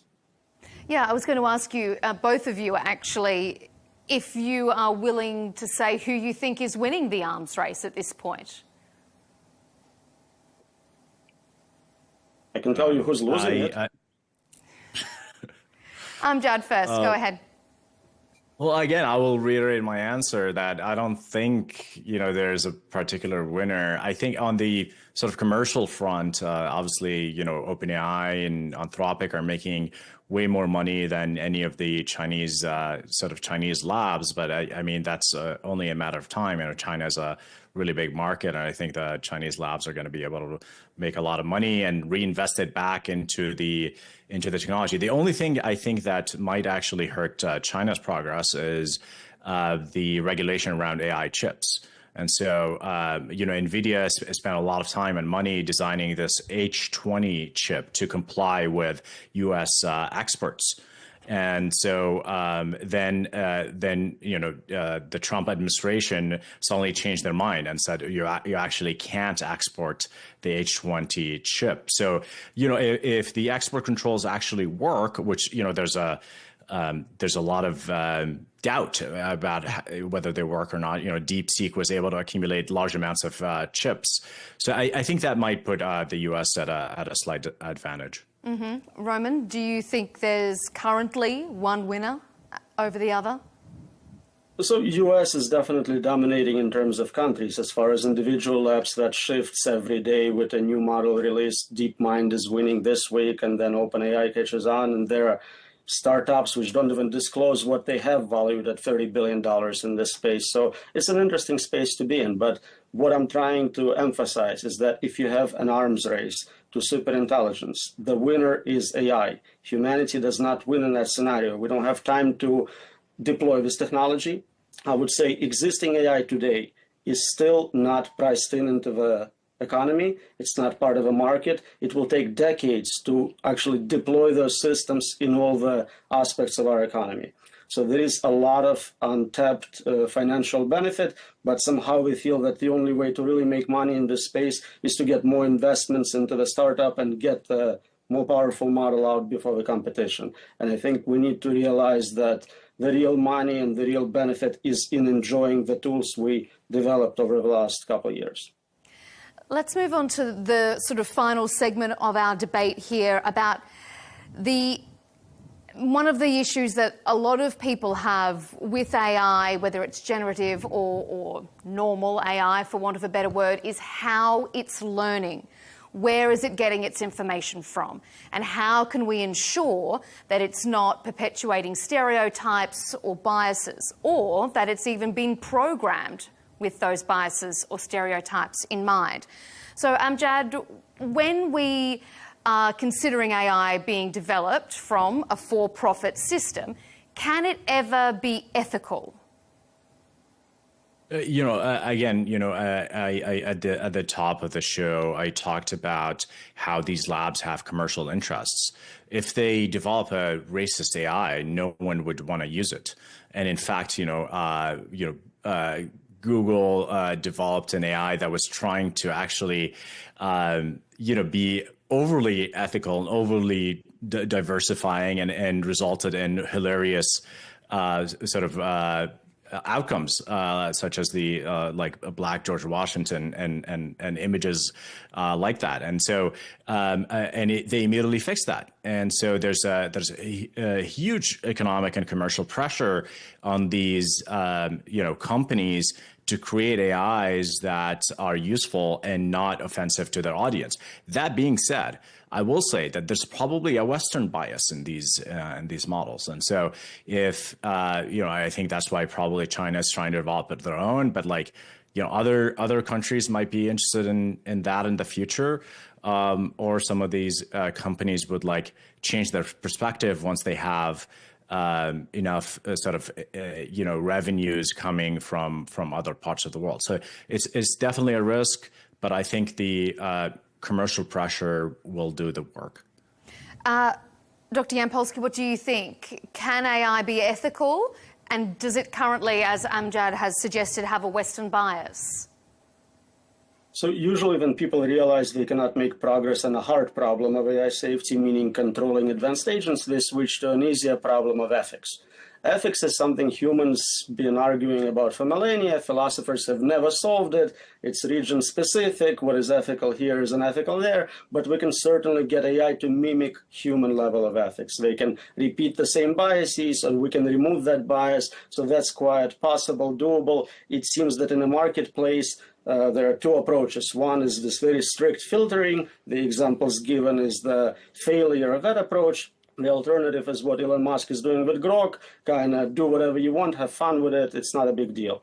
And so that seems like both of those models are very commercially successful. There is no problem with doing it either way. And there is going definitely to be a competition between those who provide very, let's say, kid-friendly models and those who provide models who tend not to say no to your requests unless you're asking for biology, synthetic weapons, and things like that. Amjad, you were saying there about a Western bias, perhaps. So let's talk about value alignment issues. Whose values are being used as a benchmark in AI when we consider that it's used to filter job applications, maybe to filter loan applications? How can consumers feel like they can trust it if they don't know whose benchmark is being used? You know, this is where I think regulations can help. You know, I talked about regulating the progress of AI, the research, the fundamental basic research of AI versus applications. You know, if you're going to use AI in the court system, you don't want an AI that has learned that certain zip codes have more likely chances of, crime, and therefore it's going to suggest to the judge of a harsher penalty. And instead, we want to treat people as individuals. That's a kind of the bedrock of modern civilizations. And so you absolutely need to regulate that. There needs to be a process for which these models are open to the public for scrutiny. You know, we have a lot of existing systems where they're open source systems, you know, such as Wikipedia and other systems like that, where researchers and hackers and others are trying to prod these systems and figure out the biases and the problems with them. So sort of relying on the wisdom of the crowd or the open source culture to be able to kind of prod these AIs is going to be a great way to handle this. So I would say this is where regulators need to be thinking: is how do you apply AI? What kind of biases it's going to have? And this potentially could have really, really harmful outcomes. So I think this is where a lot of the work of regulators should go into. Roman, do you think that open source sort of activity can do the work to make sure that we are using the systems, or the systems are being programmed correctly? So open source historically was wonderful for software. It allowed us to debug systems to make sure there is no backdoors. It was really a great way to do it. It doesn't scale to agents, it doesn't scale to superhuman systems, because essentially what you have is an intelligence weapon, and giving it to every psychopath in the world, every foreign military, every religious organization is not a great idea. The value alignment term you brought up is a technical term about getting the AI system's goals aligned with goals of supposedly humanity. But it's a very ill-defined concept. We're not sure whose goals we're talking about. There is 8 billion humans, there is non-human animals. We don't agree on much. Culturally, religiously, through multiple administrations, we tend to shift exactly what is considered good and ethical, and who gets deported and who gets to come. So there is no consistency. If we somehow magically agreed on ethics and values, we still don't know how to actually program those concepts into those systems. We don't have a good C++ keyword for good or ethical, and it's even harder with weights in a neural network. So the problem is basically an impossible challenge. You cannot align super intelligent systems to values of humanity as a whole. Maybe you can do it with respect to a specific human or a specific organization for human level systems or below. That's the best we can hope. Can I give a counter example here? Cool. So I agree that that values are local. They shift and change, and part of the reason democracy is a great system is because there's constant debate about what different localities value or see that's ethical. So when DeepSeek came out, the researchers and open source hackers found that it has a Chinese bias. It can't talk about the Tiananmen Square incidents, for example. And so a company called Perplexity, a Western Silicon Valley company, took DeepSeek and actually removed some of these biases from it, and then hosted it on their infrastructure by kind of removing those layers that are actually embedding sort of the Chinese ideology or bias. And this is the wonderful aspect of open source. There's going to be a lot of disagreement, and ultimately, people will make the right decisions for their for their town, for their country, for their company. And that's the wonderful thing about the free market and open source. If I may respond to that, there is at least 3 papers arguing that you cannot remove bias. It's mathematically impossible. What you do is you shift bias around. And that's a great example where China had their own preference and we shifted it to ours. And then, I don't know, India will come in and add a third variant. So yeah, you can absolutely push around bias, but at the end, that's what learning is. You're learning patterns about the world and somebody's not going to like those patterns and they're going to call it biased. But that's what it is. Well, that's exactly what I'm saying. I mean, that's humanity. I mean, we compete on different things, including values. And if India wants to embed their own values, or you can call them biases, that's great. Right. But what happens when you have a smarter than human system? It gets one of those sets of values and you get value lock-in, where that system is now enforcing that static set of values on everyone. And you no longer have an option to modify it, to change it, because you're no longer in charge. Well, you're assuming that we're going to have a singleton. You're going to have, you're assuming, you're back to these sort of massive leaps of assumptions. You're assuming that there's going to be an intelligence explosion, which, you know that there's a lot of disagreement on that. There's a lot of limiting factors around compute, around research. A lot of people, have longer timelines for that. But the other thing is, it's not going to be a singleton. We talked about the different arms race. We talked about the different, systems, the defensive and offensive systems. And so, again, I think you're making the assumptions and then arguing from that perspective. And I, fundamentally disagree with that assumption. A lot of your peers disagree with those assumptions. Right, but you're bringing up things like longer timelines, and it's perfectly fine. It could be 5 years, 10 years, whatever number. At the end of that time period, we're facing the same exact problem. And I will argue that you're not going to make progress on controlling superintelligence, even if it takes 25 years. Longer timelines used to be 500 years. Now people talk about 6 years as it's like so far in the future, we can't even plan for it. Yeah, that's true. So I will say that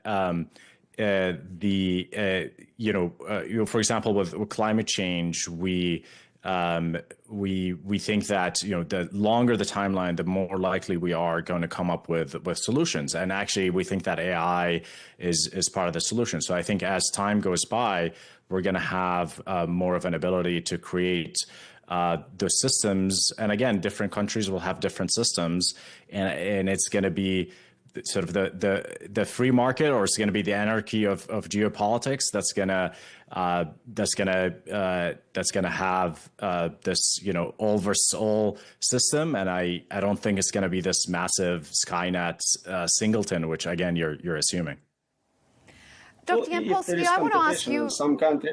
Sorry, I just wanted to ask you a question. If we're talking about whether your belief that AI could get to a point where it's smarter than humans, could it not get to a point where it's more ethical than humans as well? Yes. The problem with that is ethicists disagree on what's ethical. There is negative utilitarian belief system which says absolutely the worst thing in the world is pain and suffering. We need to do whatever we can to end all pain and suffering. And the best way to do it is to have no living beings around. So I think, again, this is the kind of the trend in this conversation where Dr. Yampolsky kind of, make these sort of leaps. There are philosophers, there are a few philosophers that made the negative utilitarian argument, again, because it's fun to think about and it's exciting, and a lot of philosophers like to kind of make up these situations and these various tensions.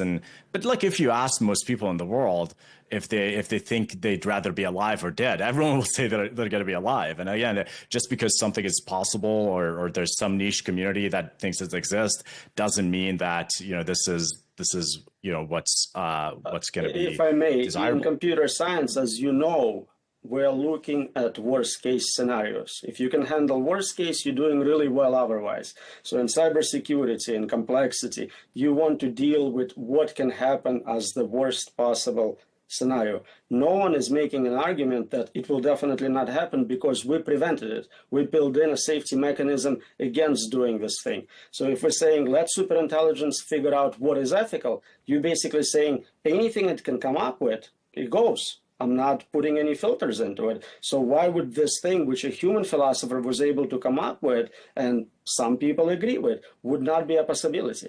And if we're betting all of humanity on it, even small probabilities are really unacceptable. 1% chance of destroying humanity is not worth increased profits this year. Today, the way AI is trained, it's actually surprised a lot of safety researchers. So the lineage, and I'm not saying that you agree with, but Leigh Gerrans and sort of the rationalist lineage of AI safety, we're always talking about sort of the discrete type of AI, the AI that is not based on neural networks, and it kind of makes these very dumb logical errors and ends up doing things like the paperclip maximizer, where it turns the universe into paperclips because you asked for more paperclips, which is fundamentally kind of a joke of an idea. But the what we ended up with is neural networks that actually resemble human intuition. So if you think about ChatGPT, and it kind of really surprised all of the AI researchers, especially safety researchers, that the GPT type systems are trained on this massive corpus of human knowledge, and it ends up approximating how sort of the average sort of a human thinks. I'll agree with you completely, and humans are fundamentally unsafe. We invented religion, ethics, lie detector tests, and they still betray us every time. If you give a human access to more resources, they get corrupt. Corruption happens at all levels. The more resources you give someone, the more likely they become a dictator. We are lucky because humans die. Eventually, the guy gets 90 years old and the problem solves itself. AI is immortal. You're not going to get that lucky. If we're talking about resources, immortality, let's finish up with my final question about climate change. When we look at the International Energy Agency, it says that a request to ChatGPT consumes 10 times more electricity than a Google search. And that's just currently, that's not with the super advanced AI that could be coming down the line. So finally, let me ask each of you, Amjad, I'll start with you first. Are the payoffs worth the climate cost? 100%. Like, I think today that ChatGPT, I think, is boosting global IQ. Like, people are smarter because they have this counterpart where they can talk about their lives and their jobs, and it's almost like everyone has this therapist that can listen to them, that can draw on the corpus of human knowledge to give them advice. And again, systems like what I'm working on, like Replit, is changing people's lives by being able to build businesses and drive revenues and values for their businesses. So I think it's fundamentally lifting up humanity. And again, I think that AI will help us in the short term, or short to medium term, help us think through and develop technology to counter things like climate change and other risks. Dr. Yampolsky? I will kind of agree. We can place all the existential risks on a timeline. So climate change takes time. It will be 100 years before we boil alive or something like that. Whereas predictions for AI are much closer. So either I'm right and we don't have to worry about climate change, or my opponent is correct, and then AI will solve it for us if the outcome is good. So in either case, I wouldn't worry too much about energy production in terms of impact on climate. To starkly opposing views, and that is what we love here on Counterpoints. It's what we're all about. Gentlemen, it's all we have time for. Dr. Roman Yampolsky, a computer scientist at the University of Louisville, and Amjad Masad, CEO of Replit. Your counterpoints on this particular topic are very valuable to us. Thanks for joining us on Al Arabiya English.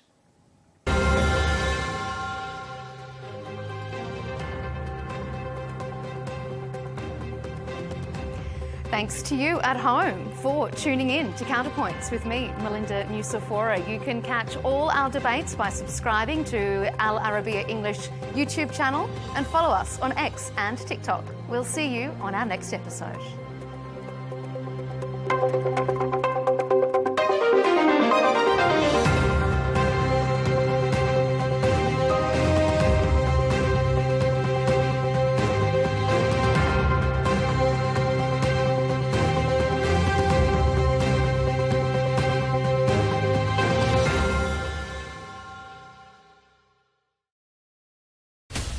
From the White House to Gaza, Kiev to Beijing, elections, economics and the environment compete with conflicts and other complex issues for our attention.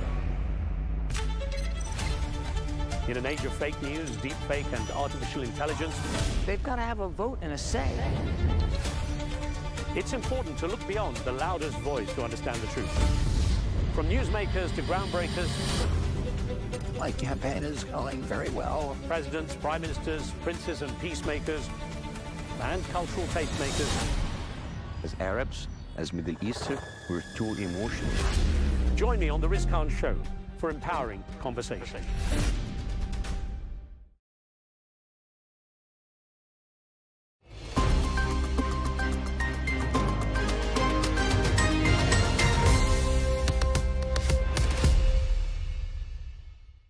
Hello and welcome. I'm Rawiya Alami and this is The Dailies, where we take a look at important news stories, reports, analysis and articles published in newspapers and media outlets across the world.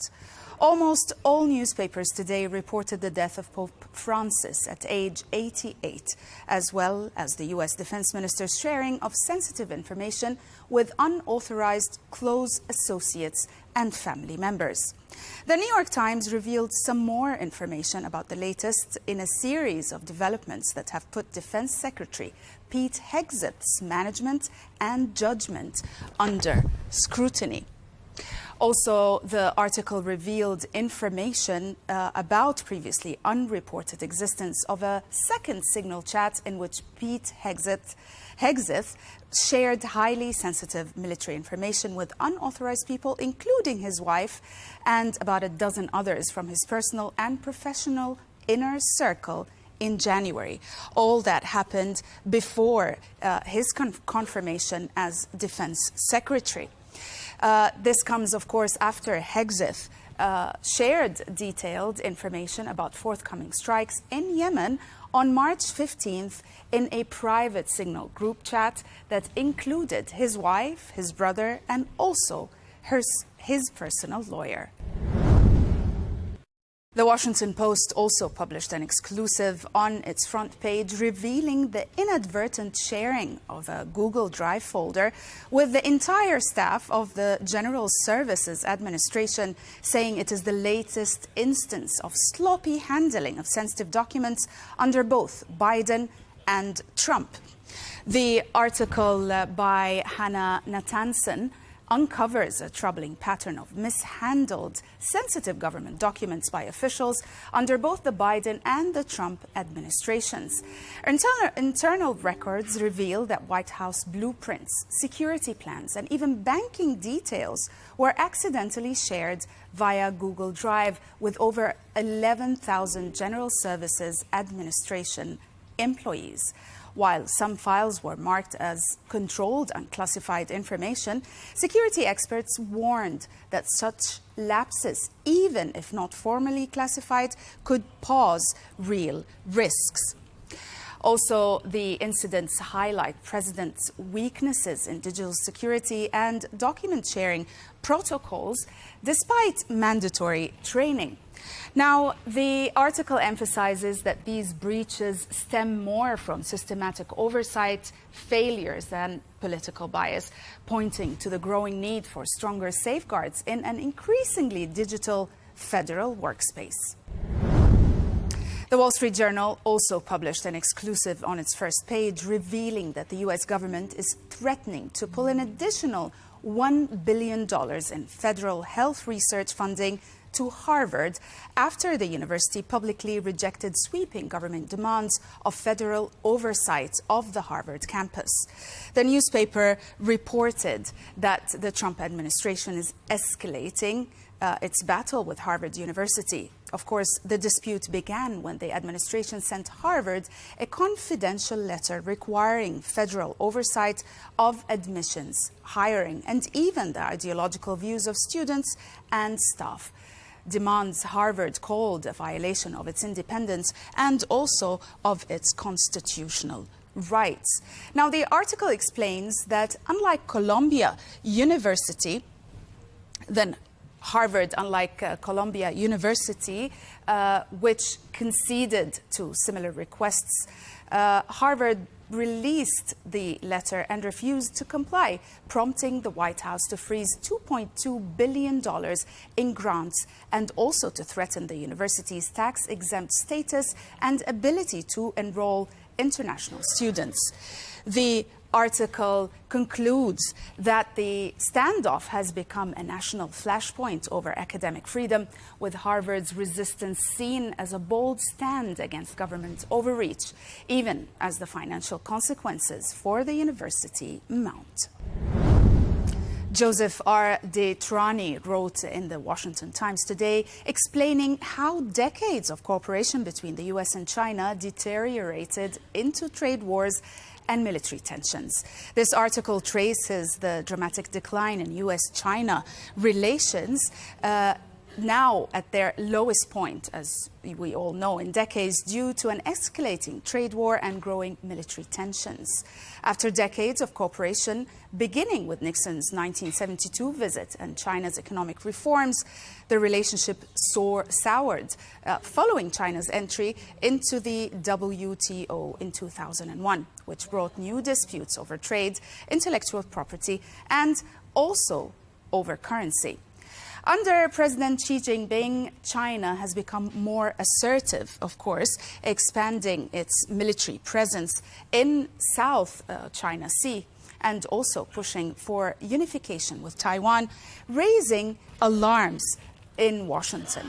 President Trump's 145% tariffs on Chinese goods, met by China's 125% tariffs on U.S. products, have triggered a full-scale trade conflict.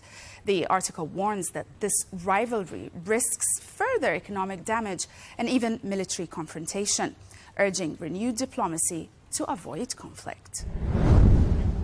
Paul Taylor maps out an action plan for the Europeans to confront President Trump's tariffs, emphasizing that there is a way to turn Trump's chaos into an opportunity.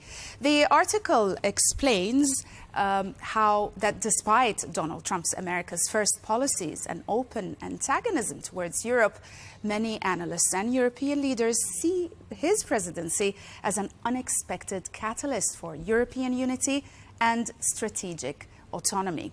Taylor goes on to say that Mr. Trump's tariffs, skepticism of NATO, and disregard for European interests have forced the EU to confront its vulnerabilities and accelerate long-stalled reforms.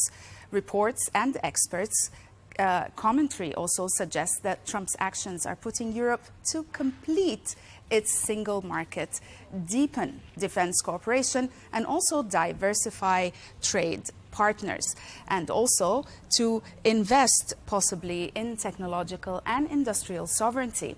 The author explains that rather than simply retaliate, the EU is using this moment to strengthen its global influence, build new alliances, and also reduce dependency on both the US and China.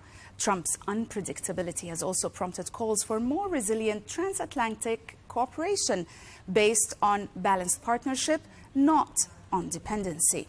The article concludes that while risks remain, such as internal EU divisions and economic headwinds, Trump's disruptive approach is ironically uniting Europeans around a more independent, assertive, and globally engaged Europe.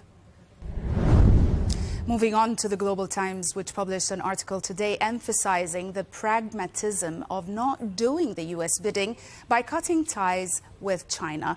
The article reviews UK's Chancellor Rachel Reeves' firm stance on maintaining economic ties with China despite the U.S. pressure to reduce engagement. Reeves' remarks calling it foolish not to engage with the world's second largest economy reflect a broader European shift away from US-led protectionism.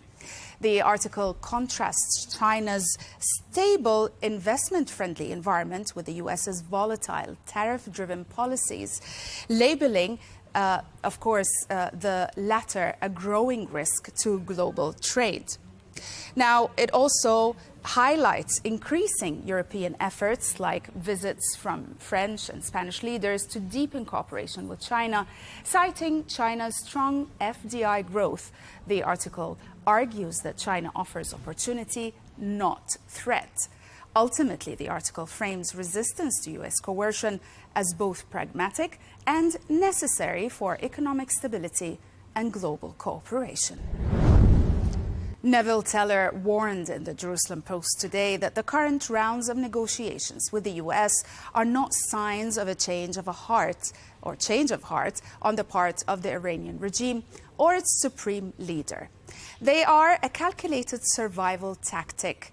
This article offers a detailed analysis of recent indirect nuclear negotiations between Iran and the U.S. held in Oman in April 2025. It explains how Iran seeks relief from damaging sanctions while preserving its nuclear ambitions, whereas the U.S. under President Trump demands a deal to stop Iran's nuclear weapons development. The article highlights the calculated nature of Iran's diplomacy, portraying Supreme Leader Khamenei's strategy as one of tactical engagement rather than genuine policy change. A brief, unplanned face-to-face encounter between negotiators sparked internal controversy in Iran, reflecting political sensitivities.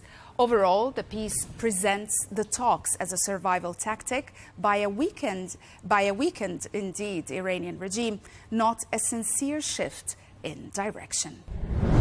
And we'll end with the Financial Times, which published an opinion article by James Schotter asking what will an emboldened Netanyahu do next, saying that many Israelis fear a constitutional crisis is looming, but the Prime Minister also has his sights set on Iran. The article examines a dramatic shift in Israeli politics and regional strategy under Prime Minister Benjamin Netanyahu, intensified by Donald Trump's return to the White House. The piece opens with Netanyahu's cabinet firing the domestic spy chief, a move that sparked public outrage and deepened internal divisions. Emboldened by U.S. political backing, Netanyahu's government has adopted a more aggressive military doctrine, expanding operations in Gaza and the West Bank and Syria while pushing for U.S. support for a possible strike on Iran. Now, domestically, the government is reigniting its battle with the judiciary and other state institutions, risking a constitutional crisis and further polarizing Israeli society. Analysts say Netanyahu's actions are driven by coalition pressures, his rivalry with the judiciary, and a desire to reshape his legacy after the failures of October 7th. The article concludes that with Trump's support, Israel's confrontational stance, both at home and abroad, is likely to continue, raising the stakes for the entire of the Middle East. That's it for today. Thanks for watching.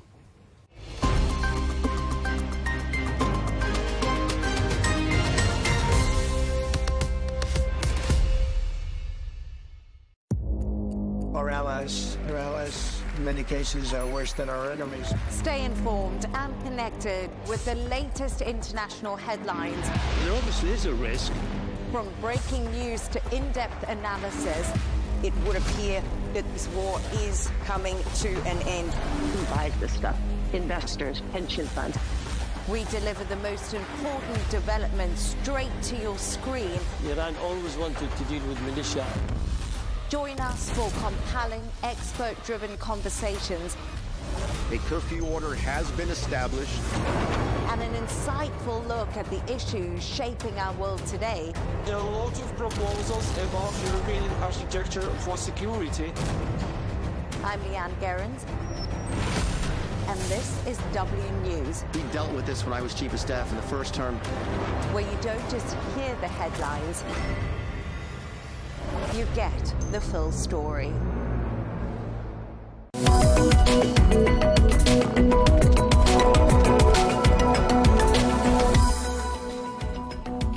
Hello and welcome to The Real Deal, coming to you from the Al Arabiya News headquarters. This is your weekly bulletin, bringing you all the latest business news headlines and analysis from Saudi Arabia. Coming up in today's programme, speaking to Al Arabiya News earlier on this week, the US Energy Secretary says Washington and Riyadh are on the path to an agreement to jointly develop a Saudi civil nuclear industry. On time and on budget. That is the status of the historical district of Diriyah, one of Saudi Arabia's major giga projects. We'll be speaking in a moment to the CEO, Jerry Inzerillo. And against the backdrop of the Saudi Grand Prix in Jeddah, we ask, could the kingdom soon have a Formula One team of its own?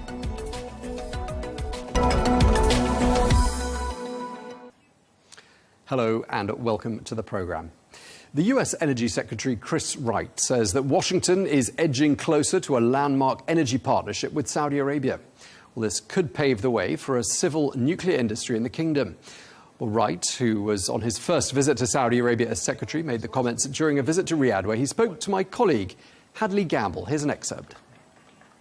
There's been dialogues across the energy spectrum. We've talked oil, we've talked natural gas, we've talked solar, we've talked energy storage, we've talked moving water. We've talked to industry, but certainly a good chunk about nuclear as well. And you're anticipating that you'll be signing an MOU in the coming months on that? Well, I think in the short run, we'll sign a broader agreement about cooperation across the energy space in partnerships, in investments, in investigations. Nuclear is certainly one of those areas. To get a specific agreement to partner on commercial nuclear development in Saudi Arabia, that'll take a little bit longer. That'll be months, not weeks. But you're going to get there. I think it's likely we will. Now, does that require that the Saudis sign a 1, 2, 3 agreement with the United States? Yeah, absolutely. Yeah, so that won't happen without that agreement being signed. Correct. Yeah, we'll need a 1, 2, 3 agreement and a broader, specific framework for how we're going to cooperate together and how things will work. But based on the discussion so far and where we stand, I think it's likely we get there. And that was the US Energy Secretary Chris Wright speaking to my colleague Hadley Gamble. Well, I'm joined now by Ali Raza, the Chief Investment Officer at the Saudi Arabia Holding Company. Thank you very much for being with us. As ever, Ali, great to see you. The US and Saudi Arabia, it seems, are set to sign a cooperation deal to develop a civil nuclear industry. Just tell us, why is that significant? Well, Tom, if we look at the agenda of the Vision 2030 and the way the industries have been promoted, the impact that is likely to have on the economic development of the nation, the theme seems to be quite recurring. We want to build things in Saudi Arabia, use them in Saudi Arabia, export them. And in this particular subject, the only addition is the fact that Saudi Arabia also wants to use sustainable and renewable energy. Now, not many people know this, but around 1 to 4% of the world's uranium is actually estimated to be in Saudi Arabia.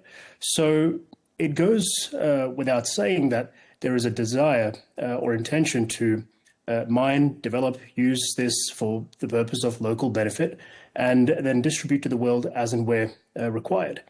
Now, earlier this year in Davos, actually, the Minister of Energy, His Excellency Al-Jubeir, he said quite clearly that Saudi Arabia would like to mine the material, run the beneficiation process, run the downstream, and extract the maximum value from the resource. So this is, of course, a significant deal because it's the creation of an entire industry, much like the others have been promoted under Vision 2030. Okay, what's the incentive financially for Saudi Arabia to engage in this program? Because there are going to be some pretty significant one-off startup costs, aren't there? Of course. I mean, there are startup costs without getting into the specific numbers. Which industry doesn't bring with it significant capex or opex, especially in the early stages. However, we've got to model out what the impact is on the economy, what it represents as a percentage of GDP, what it would represent as a mature industry once we add another source of energy to the energy mix.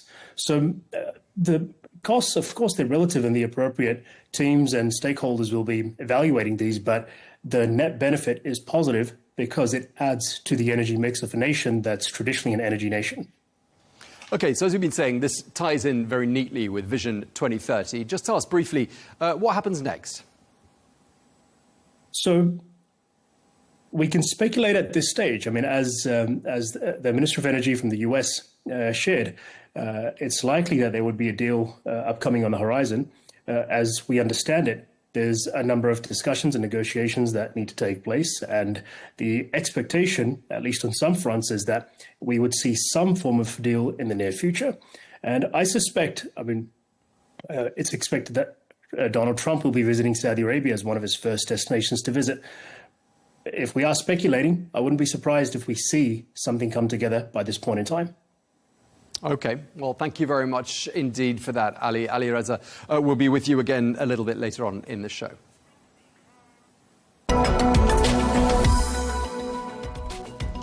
Let's take a quick look now at some of the other business news stories in the kingdom.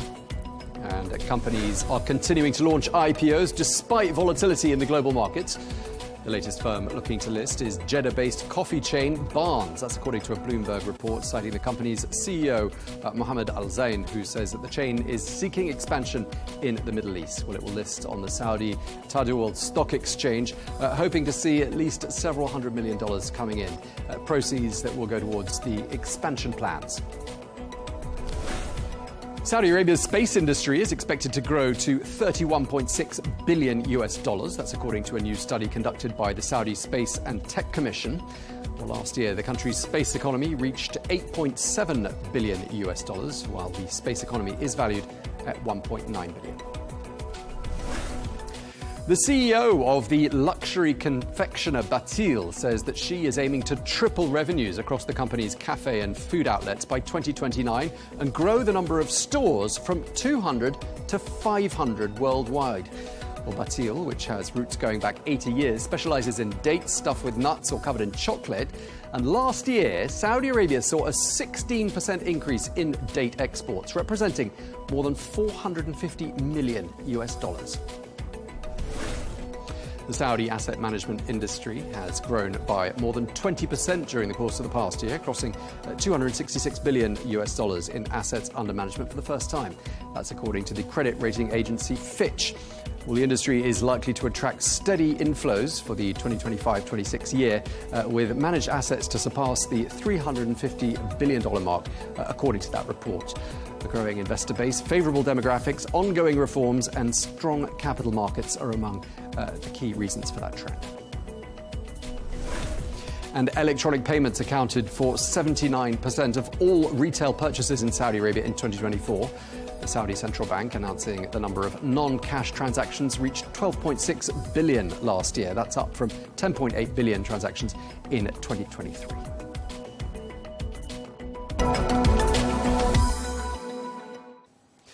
Now, national heritage and tourism are central pillars of Vision 2030, and the kingdom is targeting 150 million tourists by the year 2030.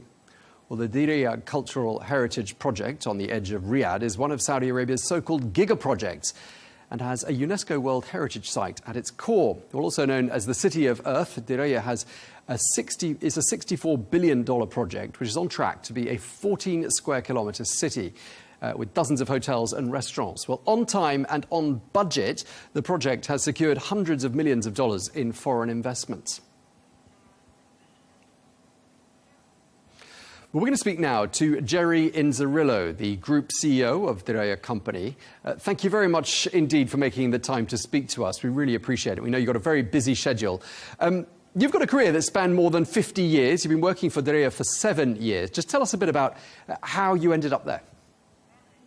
Well, it's, everything in life is episodal, especially when you've had a long career like I have. And I was very fortunate because as a young man, I had great Saudi friends. I've worked in the Middle East quite extensively over the last 30 years with One and Only and Raw Mirage in Dubai and Atlantis. So I knew the region very well, had a lot of Saudi friends, been coming back and forth to the kingdom since the 1980s. But my other company, Forbes Travel Guide, which gives the 5-star out to hotels, has a very robust global training division. And we did quite a bit of training in the kingdom. So I had a chance to read Vision 2030 when it was first released. And I was thrilled on the custodian of the two holy mosques, King Salman, and our great Prime Minister, the Crown Prince, vision to include tourism into Vision 2030. And Arabia loved the country, loved the Saudis. So when I was approached and met His Royal Highness, and he knew that I knew Diriyah, he said, look, would you help us on this journey? And I just thought it was one of these opportunities once in a lifetime. And here we are 7 years later. Okay, I mean, it sounds like an absolutely amazing project. So clearly tourism is a major focus for Vision 2030. Where does heritage fit in? Well, there's two things, and that is that, you know, everybody rejoices when we celebrate National Day on September 23rd. Me too. But when I got here, I understood the 300-year legacy of Diriyah, and again, custodian of the two holy mosques and the Crown Prince. One of the greatest things that's happened since I've been here is the national holiday of Founding Day on February 22nd. Now, if you move the clock ahead a little bit to February 22nd, 2027, that's the actual 300th birthday of the first Saudi state. So while we rejoice in celebrating the unification of the third Saudi state, National Day, we celebrate Founding Day. Now, why is that important? Because we're a culture very rich in heritage, very rich in history, very rich in everything that's over 300 years. So Diriyah is the birthplace of the kingdom. It's the ancestral home of Al Saud. It's the roots of the nation. It's the source of our identity, our national pride. And that's why the UNESCO site, we just finished welcome 3 million people. And this is on our way to welcoming 27 million people by 2030. Yeah, I just wanted to ask you whether there is indeed involvement from the very top on a day-to-day level. I mean, you mentioned the Crown Prince, you mentioned other senior figures in the country. Does that manifest itself in your day-to-day role as the Diriyah Group CEO? And that's the thing that's probably most extraordinary for most people to consider, because Saudi Arabia is a G20 country. It's in a very complex region. But the fact that the Crown Prince is the chairman of the Diriyah, all three entities, Diriyah Foundation, Diriyah DGDA, Diriyah Gate Development Authority, and the PIF company, Diriyah Company, to this day, 7 years later, he approves every rendering. If we need answers out of him, we have direct access to him. And he's involved, maybe not in the day-to-day, but he's involved in the total strategy. And, you know, now, lately, we've had so many diplomatic missions coming to the kingdom. Everybody comes to Diriyah. So from His Royal Highness to Foreign Affairs, even our protocol department now, we're doing between 9 and 15 royal and ministerial protocol movements a day. So he's very involved. That's why we say there's only one Diriyah. But if you look at the national tourism strategy, he's very, very involved in that. And we've already welcomed, by December of 2024, we've already welcomed 100 million visits to the kingdom. And this will go up to 150 million visits by 2030. Because it sounds like tourism is really taking off to Saudi Arabia, and heritage obviously playing a really central part. Tell us a bit about your ambitions for Diriyah and where you'd like to see it in a few years' time, and how you're going to turn it into a truly global landmark. Well, again, because it represents the image of the kingdom, you know, even when the kingdom had the privilege of being the presidency for the G20 in 2020, that iconic picture that goes all over the world of all of the heads of state. Obviously, during 2020, the world was, you know, in the middle of COVID. So our presidency, which was extremely successful, was done electronically. But with that, we took the family picture of all the global leaders, projected it on Salwa Palace, which is the UNESCO World Heritage Site. And that one image got over 1 billion hits, right? So the symbol of the Kingdom of Saudi Arabia is its birthplace, which is today the UNESCO World Heritage Site. The kingdom now has 8 UNESCO World Heritage Sites. People are coming from all over the world now to see Al Ula, our jewel, to see Jeddah, all the others. So heritage, culture, very important because we're abundant in that. You know, we will welcome people from all over the world. 2027 for the Asian football games. 2029, our colleagues in Neom in Trojena, our Neom city of Trojena, will welcome the full Asian games. This will be a game changer for the kingdom because most people around the world don't know that it snows in Saudi Arabia. Then we'll get ready for the brilliant, largest expo ever staged in the world in 2030. We will rejoice in us hosting the 2034 World Cup, knowing the ambitions of His Royal Highness, the capability of the kingdom, and the ambitions of His Royal Highness Prince Abdulaziz bin Turki Al Faisal. I think it's only a matter of time before the kingdom can put in an Olympic bid. So it's a very exciting time. You're coming to a beautiful country with very warm, welcoming society, deep and rich culture, national heritage. So it's a great time for the kingdom. Wow, it sounds like there's a huge amount happening. Let's go back to your project, Diraya, and talk about where it is. Where are we with it? We're being told it's on time and on budget.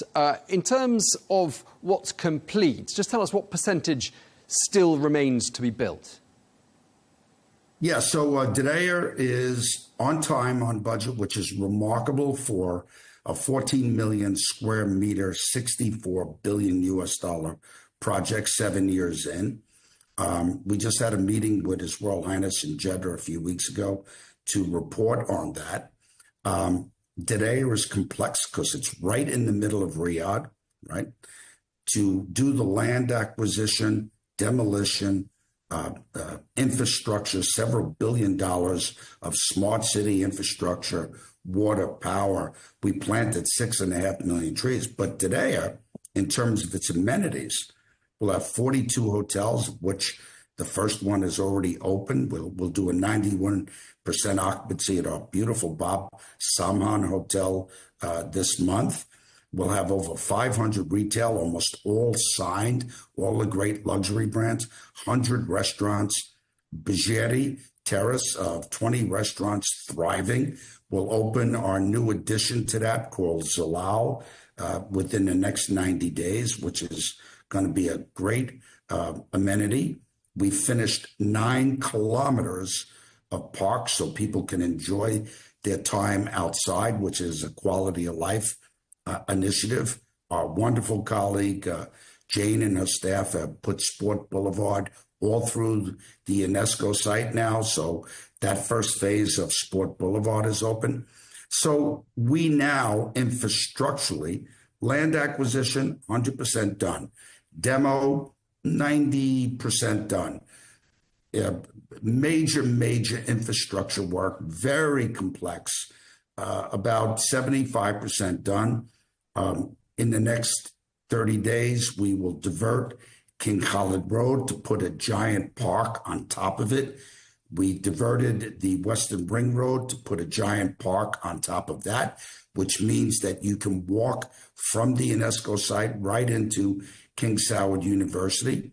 So with all the infrastructure, land acquisition, demo, this is very exciting because all of that's done over 75%. Now, in buildings, We can't put all the buildings until we cap off the 10 million cubic meters of infrastructure we put underground.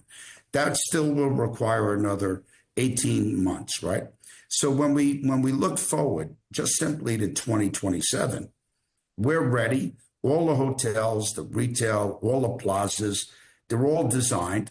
We'll debut a new boulevard that's the size of the Parisian Champs-Élysées.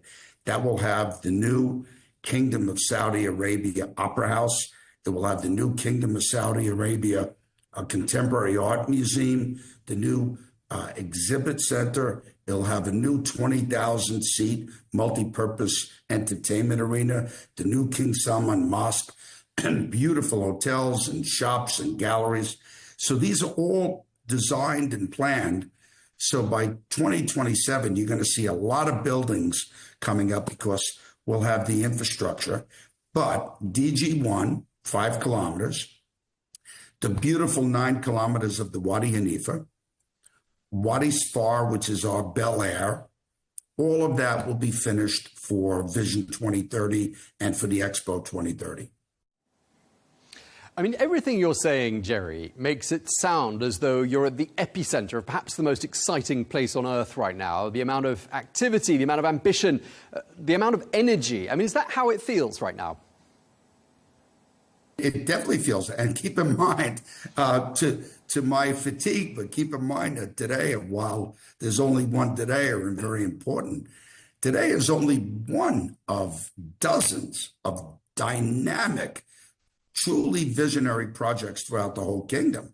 So that's why we praise His Royal Highness, because we work an 80, I work an 80-hour week, my team works an 80-hour week, and we're just one exciting development. But the national tourism structure, the diversification of industries, all of the benchmarking of Vision 2030 on time, the kingdom will be unrecognizable physically by 2030. But probably the thing that's the most dynamic, the most exciting of all of this optimism and positivity is the development of our society. All these great young Saudis, highly educated, very passionate, in the workforce. 82% of my staff are Saudi, 39% Saudi women, 16% of those Saudi women fired up and in management, 14% of our staff from Diriyah. So, you know, the kingdom is going through a historic renaissance now, unilaterally, unified in positivity and optimism. And today is trying to be a major part of that positivity. But there are dozens and dozens of projects that are performing and realizing the Crown Prince's vision the same way today is. And Jerry, you've mentioned the Opera House, which is a major, major project. When's that going to be ready? We hope to have the Opera House ready by 28. Right now, everything's on time. You know, you never know geopolitical events and stuff like that, but the Opera House is just breathtaking. It'll be one of the most beautiful opera houses. And you know, there's a lot of beautiful opera houses in the world, but this one is just exciting. And then thanks to the leadership and the global stature of His Highness Prince Badr, our wonderful Minister of Culture, I feel very confident that within the next few months, we'll be making a major announcement with Ministry of Culture and Diriyah on a great joint venture between us and one of the great opera companies in the world for a winter residency at the Opera House. But that's going to be amazing. That's what RCRC, with His Excellency Ibrahim Al Sultan, the Opera House. When you see that new Kingdom of Saudi Arabia Contemporary Art Museum, it will astound people on its beauty. Ministry of Culture in the process of curating a brilliant collection for it. That 20,000-seat performance arena, you look at the brilliant job that His Excellency Turki Al Sheikh is doing, he and his great team at the General Entertainment Authority and our entertainment division. That's going to be a hub of activity. The new King Salman Mosque, breathtaking, befitting a great king. the exhibition center to bring people from all over the world. That's all on that boulevard. All the big luxury hotel operators, most of which have broken ground now. So there's a lot to look forward to, especially we'll have a lot of assets open by 27, but the big complex assets to be done by 28 and 29 are going to be very world-class. I can really hear that excitement in your voice, Jerry. You know, I mean, you're really creating this hub of culture that's going to be recognized globally. You're doing it with some partners, some international firms, some European firms. Some big contracts went out last year towards the end of the year, about 1.4 billion in construction contracts. Are there more of them on the way? Yeah, as a matter of fact, yesterday we signed a 5.1 billion SAR contract on the entire, you mentioned the Opera House, but on that, because the Opera House is more than just the Opera House, it's fabulous, but the plazas around it where people can gather, the collection of restaurants and coffee shops and art galleries and fashion houses, and in praise of the Crown Prince, which you asked earlier, we were with him in Jeddah 2 weeks ago. We built a model of this new boulevard, and he wanted to know all the street activity. We're going to go see him on the 23rd again because he's very, very focused. What will make this a great gathering place? Why will it be a hub? Why will it be a magnet? How do we attract families to come? So the street activity to make today one of the great cultural gathering places in the world is a very, very big goal. And what I'm happy about is that we don't even have these amenities now. We're just starting. And we've already welcomed 3 million people to the UNESCO World Heritage Site of At-Taref. Jerry, one thing I just wanted to ask you, the first Saudi Arabia Sotheby's auction took place in February, and we actually covered that here at Al Arabiya News. Do you think that's the face of things to come for Diriyah in terms of the sorts of activities we can expect to be seeing there? Yes, and we appreciate your coverage, and you did a brilliant job for us. So thank you. But this is a trickle of what is going to be coming. Because right now, you have to understand the maturity and the sophistication of the Ministry of Culture. They're hitting their groove right now. So Sotheby's, Christie's, all those type of things are not one of a dozen initiatives that are happening in the next 5 years. They're one of hundreds. If you look at what's happening now in the Ministry of Sport, they're hitting their groove. We're doing global events with regularity in the kingdom now. You look at the General Entertainment Authority. They're hitting their groove. All kinds of entertainment mediums from all over the world, people coming. I mean, Riyadh season, tens and tens of millions of people. We just finished today a season, and we're a small cultural heritage season. We had over 1 million visits. Right? So now, if you look at all the different ministries, they're all fired up, but now we have the hardware behind them. You know, you look at the great work that my colleague John Pagano is doing in the Red Sea. You look at the great work that's being done in Jeddah, and Neom, and Al Ula, and in Dammam. And so everybody's hitting their groove. So by the time we get infrastructure and a lot of the hardware, the buildings in place, wow, it's going to be super exciting for 27, 28, 29, 30. Jerry, just before we wrap up, we're almost at the end. I wanted to ask you, what would you say are some of the biggest misconceptions about doing business in Saudi Arabia, and how would you dispel them? Well, I think our biggest misconception is that because we weren't open for tourism prior to September of 2019, and again, we praise the king and praise the crown prince. The misconceptions are, is Saudi welcoming? I don't know much about it. Is it deserts? Is it camels? What people don't realize is that it's one of the safest, warmest, welcoming societies in the world. So when people are coming here now, they said, We can't believe the treatment and the welcome we got. We can't believe how beautiful the kingdom is. You know, in the GCC, here's interesting. If you take the 5 GCC countries other than Saudi, they fit into the state of California. You know, geographically, they're small. Saudi Arabia is 5 times the size of California. Diriyah, 14 million square meters, is the size of Beverly Hills, 14 million square meters. So the 2 misconceptions, I had no idea the welcome was going to be as warm, hospitable. I had no idea the country was as beautiful as it is. So now, with His Royal Highness's vision of expanding the 2 holy cities of Mecca and Medina as the custodian of the 2 holy mosques, we will be able to welcome not 16 million pilgrimages, but we're building up to 30 million pilgrimages a year.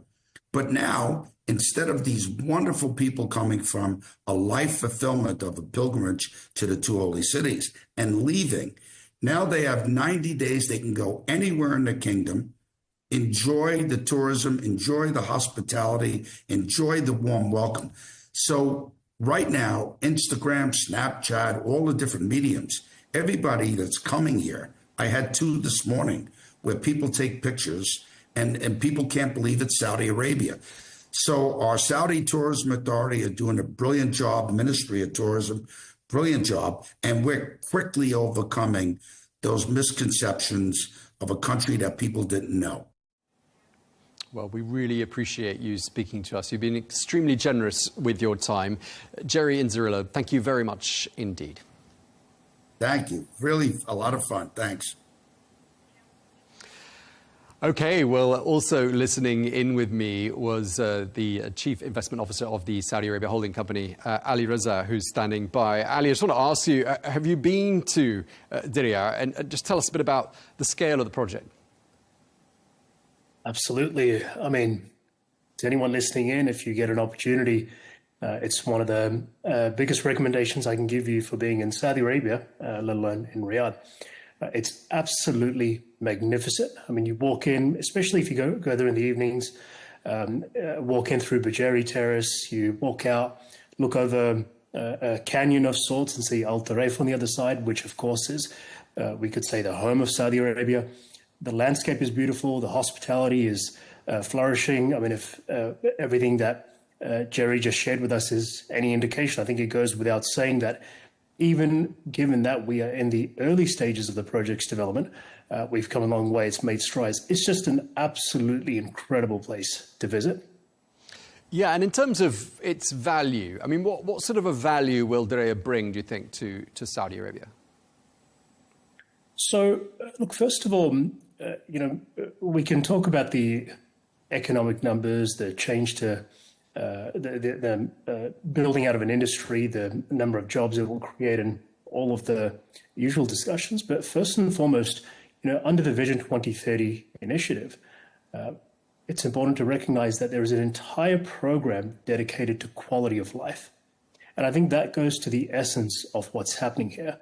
Diriyah, amongst many other projects like Qiddiya, the entertainment city, like Red Sea, like so many of the things happening around the nation, they are providing significant opportunities for not only the local people, but also the world to come and enjoy everything that the nation has to offer, the heritage, the culture, the landscape, the hospitality, the famous Saudi hospitality that the nation is famous for.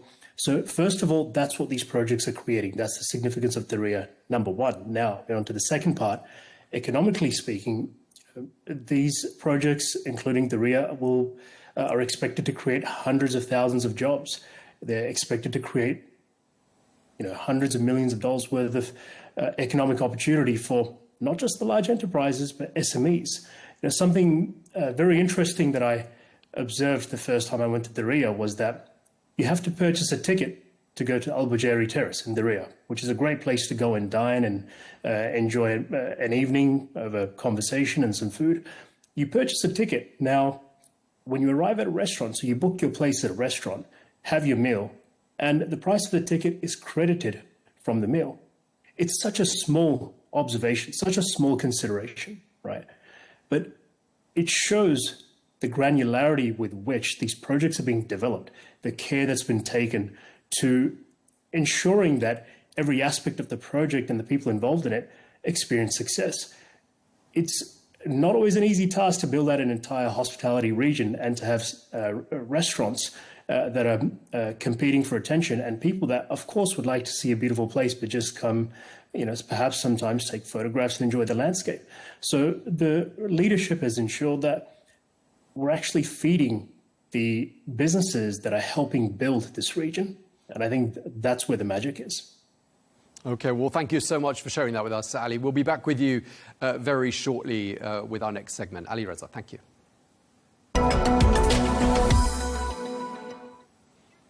Now, is Saudi Arabia looking to buy an F1 team? Well, as the kingdom hosts the Grand Prix this weekend in Jeddah, a Saudi official has hinted at that possibility. Well, the chairman of the kingdom's Automobile and Motorcycle Federation, Prince Khalid Al Faisal, has told reporters that there's a lot of interest in owning a team as the motorsport returns to the shores of the Red Sea for its 5th edition.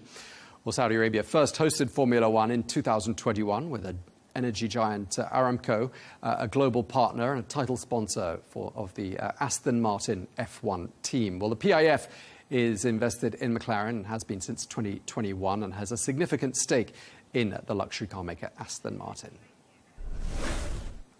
So, Ali, I just want to ask you, we're nearly at the end, I just want to ask you what you think. Is Saudi on track, do you think, for an F1 team? Well, as His Excellency said, why not? I think that was the sentiment. Why not?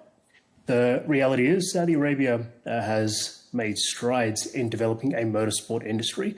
We've all seen the relationship between Aramco and Ma'aden now with the Aston Martin team, the McLaren involvement, the F1 race. Qiddiya Entertainment Park is set to host one of the world's fastest and longest racetracks, F1 racetracks, which hopefully will be open by 2027. So if all of this continues as is, I would concur. Why not? I don't think we can completely rule it out. Yeah, Ali, I have a feeling we're going to be doing an episode about Formula One at some point in the not-so-very-distant future. And it's not just Formula One, is it? I mean, sports generally are of huge importance to Saudi Arabia moving forward, aren't they? Absolutely. I mean, sports, again, going back to my earlier sentiment about the quality of life, first of all, the Saudi population is a very young population. 65% of the population is under the age of 30. And sports is, of course, something to enjoy and socialize over and participate in, but it's seen as a pillar of society. So across the nation, we're seeing the great work of the Saudi Arabian Football Federation, SFA, the Sports for All Federation. There's a large number of entities and initiatives underway to ensure that we have maximum inclusion from as many of the civilians and residents as possible, for there to be relevant funding and incentives available to build enterprise in the industry. Sports is seen as an industry, as a pillar of society, and a contributor to the quality of life of the entire nation. So yes, of course, it's very expansive on the agenda. All right. Well, thank you very much indeed. Ali Reza, the Chief Investment Officer at the Saudi Arabia Holding Company. Thank you very much indeed for your time today. Pleasure. Thank you, Tom. That is all we have time for this edition of The Real Deal. Thank you very much indeed for being with us. We'll see you again next week. Do get in touch with me and with Ali Reza via LinkedIn. If you've got any questions or any suggestions, we'd love to hear from you. Thanks for watching. Stay tuned.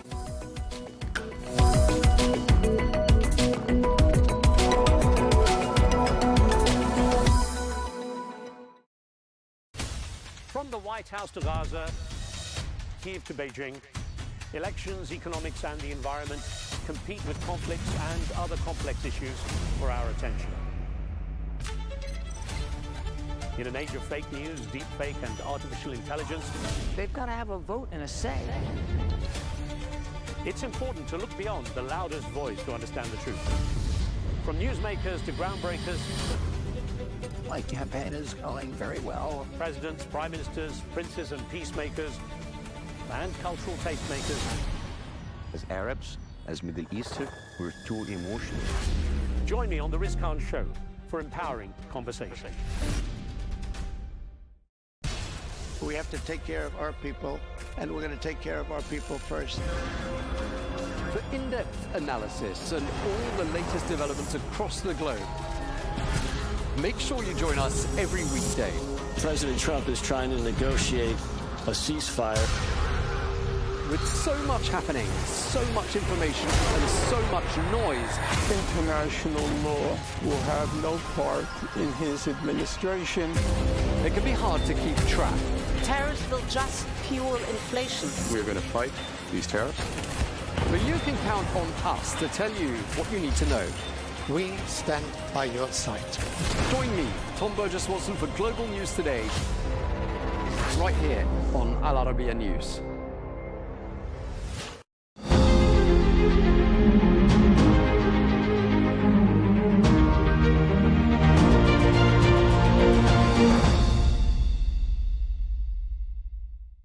Hi Scott, thank you so much for your time. We really appreciate it. So we're here at the Festival of Golf. As you can hear, it's all lively in the background. The Live season opener in Riyadh. What are your expectations for this weekend? Well, first starts with fun and probably ends with families. And so having our first round last night, which was so exciting, it is my first Live event. And just to walk the course and see people smiling, you might hear the music in the background. We have music playing, we have DJs in our neon forest, and we have a fan zone that's to the likes I've never seen before. And the Backstreet Boys are playing tonight. So, I mean, when are you going to come to a golf tournament, see the greatest stars in the world? You got DJ, you got Brooks Koepka, Bryson DeChambeau, Waco Neiman. I mean, it is a who's who of golf and pretty fun. There's something for everyone, as you said, at the Backstreet Boys. I know a lot of the non-golf fans who are here are looking forward to that as well. There's also another first here. The tournament is being played under lights. What was the inspiration for that? Well, you know, we have an incredible leader in His Excellency, Yasser Rahman, and he thought, hey, what an incredible opportunity to play at night. It'd be the first time it's ever been done before. We're in Riyadh, which is wonderful for television back in the US. You might know we have a new deal with Fox, so it puts the broadcast times in the right zone. It gives the players kind of an opportunity to test and try something new. And we have stars in this league that want to do something different. And I think it gives us an opportunity to showcase innovation, do something new and fun, and hit some broadcast windows in the US that are helpful. Of course, absolutely, and we'll get to that point on Fox in a moment. So here it is, it's growing as a golf hub. What is the main driver behind that? Obviously, Liv is hugely involved in this. Where do you see the game growing over the next 5 years? Well, there are so many incredible golf projects in the kingdom. I mean, you have Diriyah Gate, the project Greg Norman designed. You have what's happening in Qadiyah with those two beautiful courses down there. And it was just with a gentleman from Neom, which seems like that's going to be incredible too. So first off, it starts with the quality of golf courses. You clearly have commitment in this market. They continue to showcase, as we have here, a spectacular golf course and continuing the fandom to build. And I think that momentum is really going to help us for the next 5 years. Absolutely. What are your favorite aspects of the Live model? Obviously, like we've got the music here behind, the team aspect. Why do you think that is growing at such a fast rate in comparison with the PGA? Average age of the fans in the PGA is in the 60s. The average age of Live fans is now in the 30s. Why do you think that is? Yeah, I mean, my favorite aspect is the team aspect. I was with Sergio Garcia yesterday having lunch, and he was talking about how passionate he was about helping his guys, Luis and Puig and Abraham, kind of emerge and develop. I mean, and that to me is the specialness of this model. You have the greats of the game with an opportunity to kind of carry forward this next generation and help them emerge, not only as professionals and elite golfers, but also as human beings. And I think that's what brings me the most joy. And kind of speaking about the human being aspect, I was lucky enough to walk the course behind Bryson DeChambeau last night, at Cameron Smith, at Dustin Johnson. These guys are just incredible. You can't believe how athletic they are, right? Yeah. Like Bryson's drives, DJ's raw athleticism, and Cam's short game. You actually got to see it all. Like, that is the best of the best on display. Yes, and that is why, so like in terms of viewership, obviously you're competing against the PGA. As you mentioned earlier, you've just signed the deal with Fox as well as ITV in the UK. It's a wonderful You're deal. really starting to compete now for viewership with the PGA. This must be very exciting. Yeah, I prefer like kind of co-opetition. I mean, I think all of us in the golf ecosystem, a rising tide lifts all boats. I don't think we're getting anywhere near scratching the surface in terms of the opportunity we have to drive more fans, golfers and non-golfers alike, into this golf family. Our household viewership opportunity in the 100 countries where we're broadcast is almost 800 million homes. Wow. And so, yeah, so we have such opportunity ahead and such good momentum so far. And I'm rooting for the PGA Tour to do really well. I'm rooting for the DP Tour to do really well. And Live is what I'm really passionate about. And you yourself have had an incredible career, obviously, in the States. You've managed some of the biggest sports franchises in the world. What fundamentals from managing those are you going to bring into Live to help further the game for Live? Well, the fundamentals are very similar. If you look at the business model here, it's TV, and so we've made some good progress as of late. We have a ways to go, but incredible progress with Fox and ITV, among others around the world. Our sponsorship base, if you don't have to look too far, then over my right shoulder to see Madden come in as one of the top. It's one of the 6 largest mining company in the world with a world-class CEO. Riyadh Air, Roshan, and our good friends at Bari. So we have a great sponsorship base, and that's going to have to continue to grow around the world. But we've had such incredible support from the region here, which has been great. And then, look, we need more people coming. We need more people watching, reading, wearing our merchandise. Get this vest at a store near you, and experiencing this incredible hospitality. So I would just encourage you to give it a try. If you have a chance to come out and see a Live event, it is probably like no event you've ever been to in your life. It is fun, it's engaging, it's family friendly, and you get to see more stars than you see in any constellation in the sky. Agreed about that. It was incredible last night. So you have come into Live at somewhat of an interesting time. Obviously, there's a lot of talk of allegiances with the PGA as well as the DP World Tour. Are you the man to achieve that goal? Is that something you want? This is it never has been, never will be, it never could be about any one person. This is led by our incredible chairman. We have an incredible staff, and we have a golf industry that, as they say, inshallah, is actually pulling together and wanting to do what's best for the game of golf, to grow the game of golf, to come together and to make sure that everywhere around the world, golf fans are satisfied with what they're getting in terms of coverage and access to events. President Donald Trump has recently met with the PGA Commissioner as well as Adam Scott, who also works for the PGA, to discuss a potential merger. There has been a lot of talk about this. Donald Trump has said on his campaign trail that in 15 minutes and one phone call, he could get a deal done. What are your thoughts on that? Well, my thoughts are that if the leader of the free world is spending his time on golf, I am very happy. This game matters. It's one of the great life teachers in the world. It gives values that this world needs more of right now. It brings us together with connectivity. It gets us outside. It gets our phones in our pockets. It teaches us integrity and resilience and consistency, all things we all need to be successful in this world. And if there's commitment for all sides to bring the game together, which is good for the game of golf, I couldn't be happier. Have you spoken with Trump? I have not. Okay. But we are playing at his golf course in Miami in a few weeks. So and he is a fantastic golfer, obviously, with kind of break 50 with Bryson, who's obviously doing huge numbers online. That's been incredible to watch. Yeah. Another point, the US Championship announced on Wednesday that it will accept players from Live. This is a huge coup, isn't it?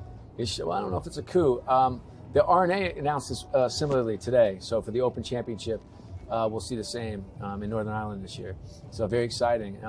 For us, is when you look at when you consider the majors, the biggest stage in the world for the biggest stars in the world, and that's obviously the Masters at Augusta and the PGA of America, PGA Championships, and then the U.S. Open and the Open Championships.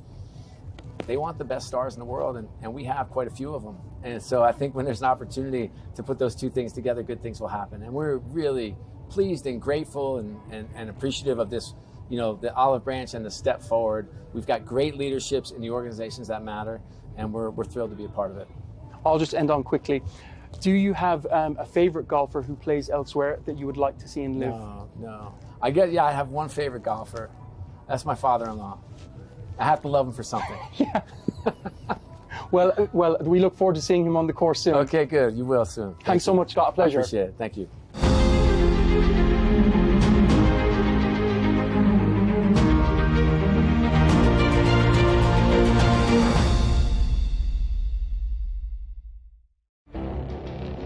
It feels like decades are passing by in a matter of weeks. Seismic shifts in the world order. Never, ever will be part of America. With so much happening and so much noise. Whether it's political upheaval, Canada has been ripping us off for years. economic shifts, or social movements, And no one wins from tariffs. I think America can be more friendly to the rest of the world. The in-depth analysis and all the latest developments across the globe. To have an inclusive policy together. The meetings with Hamas gave me some hope. We're in another nuclear arms race. the most important developments straight to your screen. Welcome to the dressing room. I'm on my own. I need backup. And an insightful look at the issues shaping our world today. It was not going to happen, that war, and it happened. Join us on Arabiya News, where the world talks.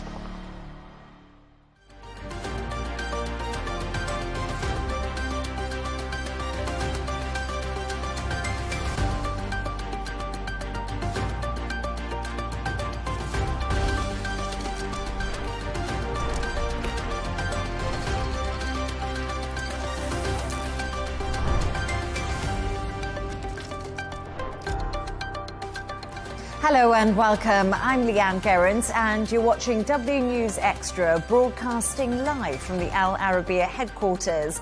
These are our top stories. Pope Francis, the first Latin American pontiff, passed away on Easter Monday at the age of 88. The Vatican says he died from a stroke and heart failure.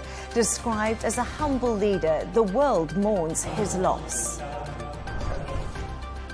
Ukraine has a deadline to respond to Trump's proposal to end the war by the end of this week, a plan that experts say favors Russia.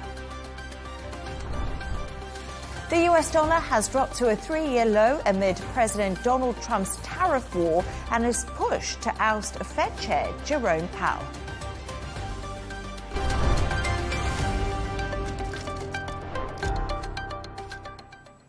Now to our top story. Pope Francis, the first Latin American pontiff, has passed away at the age of 88. The Vatican says he died from a stroke and heart failure. Yesterday, he stood before thousands in St. Peter's Square, offering his final Easter blessing and wishing the world a happy Easter. Pope Francis was known for his unwavering dedication to the poor and vulnerable. He also drew criticism from some conservatives for his critiques of capitalism and his urgent calls to address climate change. In February, he was admitted to Rome's Gemelli Hospital with bronchitis.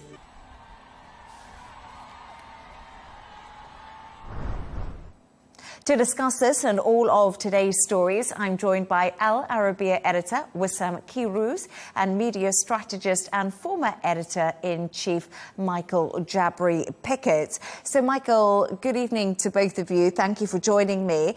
Yesterday, we saw the Pope, you know, his traditional Easter message. We saw him out greeting everyone. It was a bit of a shock what happened today. Well, it was a bit of a shock, I think, only because of the timing. When we saw him, he was not as sprite and energetic as he might have been a few years ago. But now I think, you know, when you go through the hospital process of having pneumonia, which is what he was suffering from this year, and at 88, I don't think too many people are expecting him to make a full recovery quickly. And unfortunately, it did not work out so well for him. Would you agree with that, Wissam? Well, if you see the pictures of this Pope a few months ago, he was a completely different person, much more energetic. He had many problems that occurred in a very, one after the other. He had a problem with his knee, with his, bones. And then he had this double pneumonia who was apparently very hard. And let's not forget that only 2 months ago, he was in a very critical state, and a lot of the media or people who were following the case were really expecting the worst. He did make it for 2 more months. And for those who are his followers in his church, which is the biggest Christian church, he did make it till after Easter, which is very important for him. Yes, absolutely, and very important in the Catholic calendar. But earlier I spoke to Vatican expert Philip Pulella, who explained why he was a pontiff who actually shook up the Catholic Church. Let's take a listen. Well, he did it in a number of ways. First of all, his primary, one of the primary mottos of his pontificate was to look from the peripheries towards the center instead of from the center out towards the peripheries. Now that came, that he enacted that in various ways. First of all, his first trips were to places that had been, would say second-rate. Other people would have considered second-rate places. His first trip was to go to Lampedusa, which is an island south of Sicily, which many thousands of migrants have died trying to get to this island. And that was his first trip to underscore his concern for migrants. And then the countries that he visited after that, I think Albania, he went to the far ends of the earth, and he never visited most of the main capitals of Europe, which was the opposite of what some previous popes had done, to sort of go to these centers of Catholicism like Paris and London, other places, Lisbon. He did go to Lisbon later on, but first he went to some places that were really far-flung and had very few Catholics, because he knew that a pope coming all the way to see them was very important to them. There we are, Wissam, a very different pope to what we've seen previously, and tributes have been pouring in from all over the world. It's absolutely expected. And to be honest, to give you a personal take on this, I was in the newsroom today when I saw the breaking news pop up on all the screens in the world.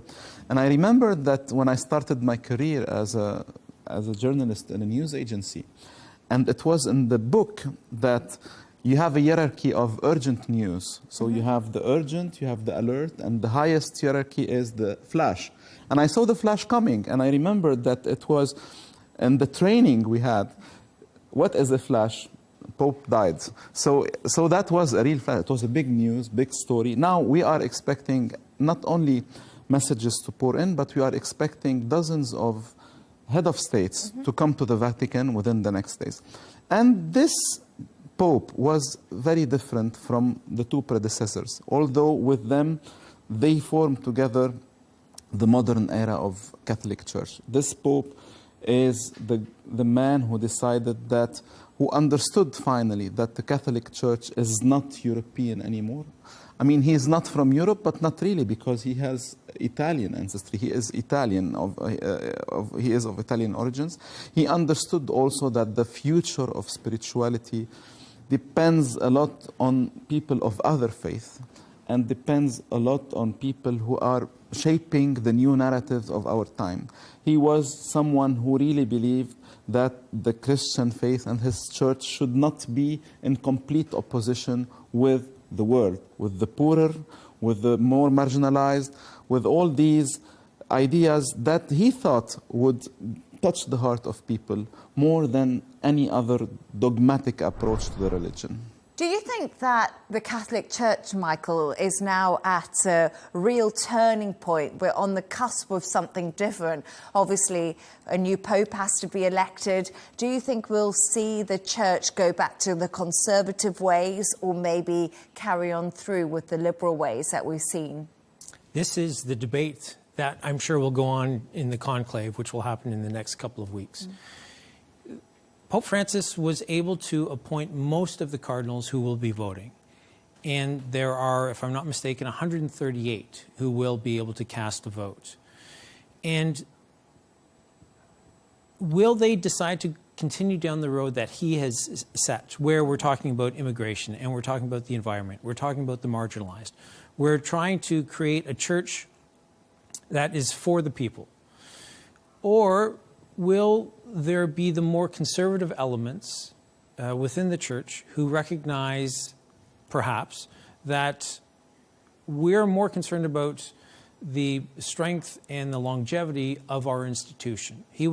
Pope Francis was not so much, although he represented a massive institution, he was not so much a man of the institution. Yeah. And so now the discussion that will take place, is it to be about the institution? The Catholic Church, you know, under Pope Francis, there was talk about ordaining women. There was talk about same-sex marriages, what the church would allow. There were all these conversations that had not taken place before. And so the more traditional elements within the church might be thinking we need to bring back in maybe some of the people we've lost over the years, and we need to make sure that we are strong going forward.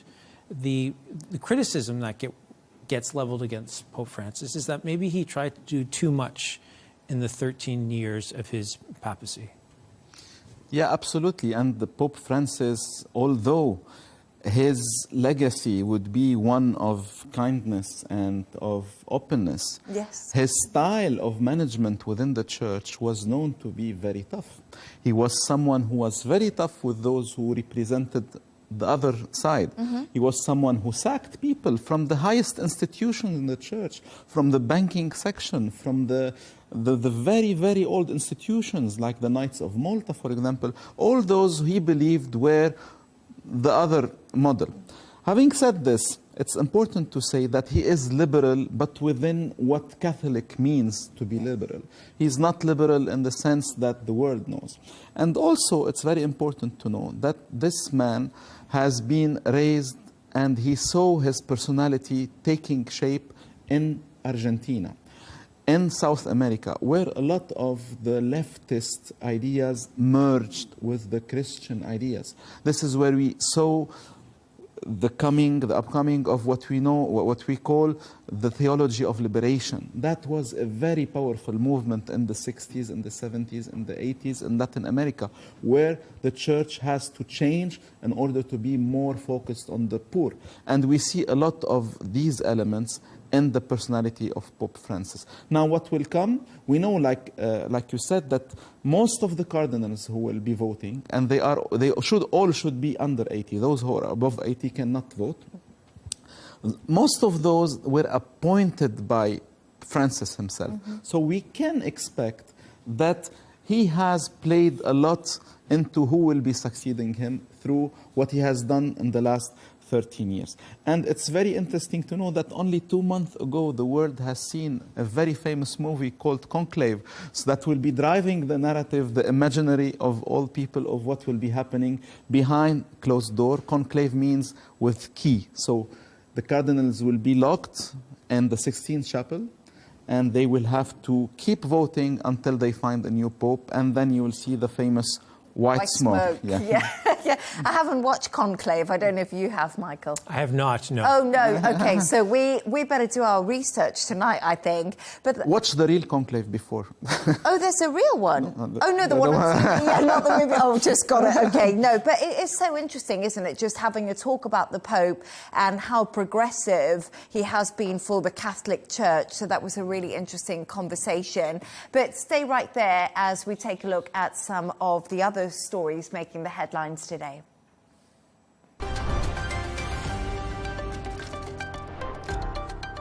The US president's crackdown on campuses continues, with reports suggesting that Trump is threatening to cut another $1 billion in funding for Harvard University, specifically targeting health research.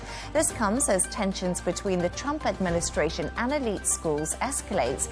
The administration has already withheld government funding from Harvard, Columbia, and other universities over pro-Palestinian protests on campuses in response to the ongoing conflict between Israel and Hamas. Now, Iran's top diplomat will visit China tomorrow. The foreign minister's visit comes ahead of a third round of nuclear talks between Tehran and Washington, which are due to take place in Oman on a Saturday. To the Middle East now, Palestinian medics report that at least 6 people, including a family of 4, were killed in 2 Israeli airstrikes near Gaza's Khan Yunis. One strike hit a house east of the city, while the second targeted a tent in the Mawasi area, a camp designated by the Israeli military as a safe zone. And Gatwick Airport is the UK's worst airport for flight delays for the second year running. That's according to new data from the Civil Aviation Authority. After suffering from continued air traffic control disruptions, departures from the West Sussex Airport were delayed by more than 23 minutes on average in 2024.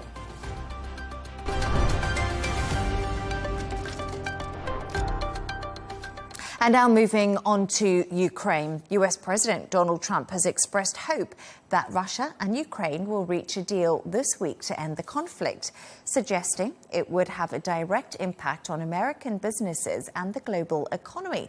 Trump's social media post came as Putin renewed attacks following the Easter ceasefire. So, Wissam, let's start with you. This has been a really tense weekend that we saw between Russia and Ukraine. First of all, Russia just sort of announced this truce. It kind of came out of nowhere. But I just wonder right now, if we're in such a deadlock, where do we go from this? Because Trump expects a peace agreement this week. He's also warned that the United States could abandon its mediation efforts. We had spoken first about how much Trump loves deadlines and expectations about dates. I think we all hope for a peace deal this week, but it seems, to say the least, unlikely. At the same time, he is into an area where he has to deliver. I mean, he is weighing in many, many places in the world. We have seen a lot of breakthrough somehow on the Iranian side, and now here. So I think Trump needs to tell his people and tell the world that he is achieving his promises and he is making a deal. Now he say, if it doesn't work, I'm retreating. But I don't see anyone except Trump or the United States who could ever be a mediator between the Russians and the Ukrainians. This is simple. The Europeans are very far away from the Russians. And he has yet to find what is his leverage on Putin. This is the only point we need to be seeing. Now we are expecting another great deal, which is the minerals deal with the Ukrainians. Will that change the game? Maybe. There is hope in that. Remember, it was on the election campaign trail where he said he would sort it out within 24 hours. Yes. 1 day in office. Yeah. Well, we're approaching 100 days, and it doesn't seem like it's ending anytime soon. I think that the big point this week for the Ukrainians, and the Ukrainian Prime Minister is going to be visiting Washington, is that they need to re-engage Trump. They need to get him more involved and invested in this, because as Marco Rubio said on Friday, and you hinted at as well, that they might step away. And if the Ukrainians can get President Trump more engaged and they can sign this mineral deal, then I think he will start to see the money. And this is Trump's language. This is the president's language. And so if he can be more involved, then he can recognize that there's something to fight for beyond just trying to be the global leader that they were. Then the challenge, as you had also alluded to, is how does he find something that he can dangle in front of Vladimir Putin? Because as things are going now, President Putin is comfortable with the war continuing. And the Ukrainians, of course, are not. But if President Trump can be involved more in making sure that something is going to happen soon, that's when I think we'll actually be closer to ending this war. Yeah, because the very problem here is that the Russians, they have no interest somehow in stopping this till now. Time is for their favor. every day that passes, they are gaining more territory. And at the same time, they got in advance from Trump many prizes for what would be the ultimate deal. But they you know think Ukraine wants to end this war? I personally don't think Ukraine wants the war to end on these terms. They want to end the term. Of course, they are in pain. They are suffering a lot. They have no fighters. You have people who are 55 years old, men who are 60 years old, who are fighting. They have no fighters. But at the same time, in Zelensky's mind, he thinks that if we stop the war on these lines, we are not on the lines that are most favorable for Ukraine. And he somehow believes that some kind of miracle could happen. Now, Trump is bringing in a new element, and we were talking about this. It's the business side, the money side. So, if politics, geopolitics, war won't help ending this war, maybe common interest, maybe money. And this is a good way of thinking. If somehow he could manage to make this about benefiting to the Russians, maybe that would work. And also, what would work is when eventually Ukraine will be in a minerals deal with America, Ukraine will become an American interest. And then the Russians will be confronting the Americans. And that's a game changer.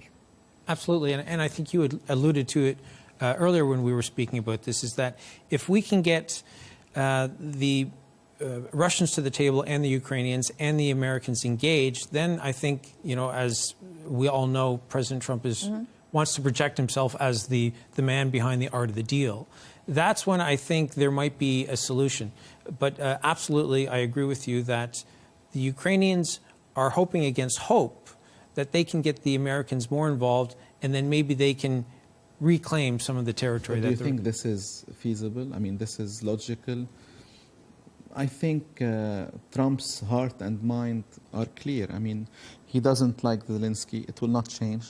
And he he finds himself, I will not say he likes Putin, but he likes to do this deal with Putin. This is more valuable for him. Well, I think what he likes is, he likes the headline. And he wants that headline, that summit, if that's what it's going to be. But he wants that headline that says that, Trump somehow sorted this out. And I said I would end it, and I've ended it. Yeah. But it's quite interesting. So both of you are almost saying, in a way, if they can't sort it out geopolitically, throw money at it. That's a way to almost solve this problem, which is something I don't know if I've heard before. And I think you're absolutely right. And this is something that Wissam had spoken about. And I think he's spot on.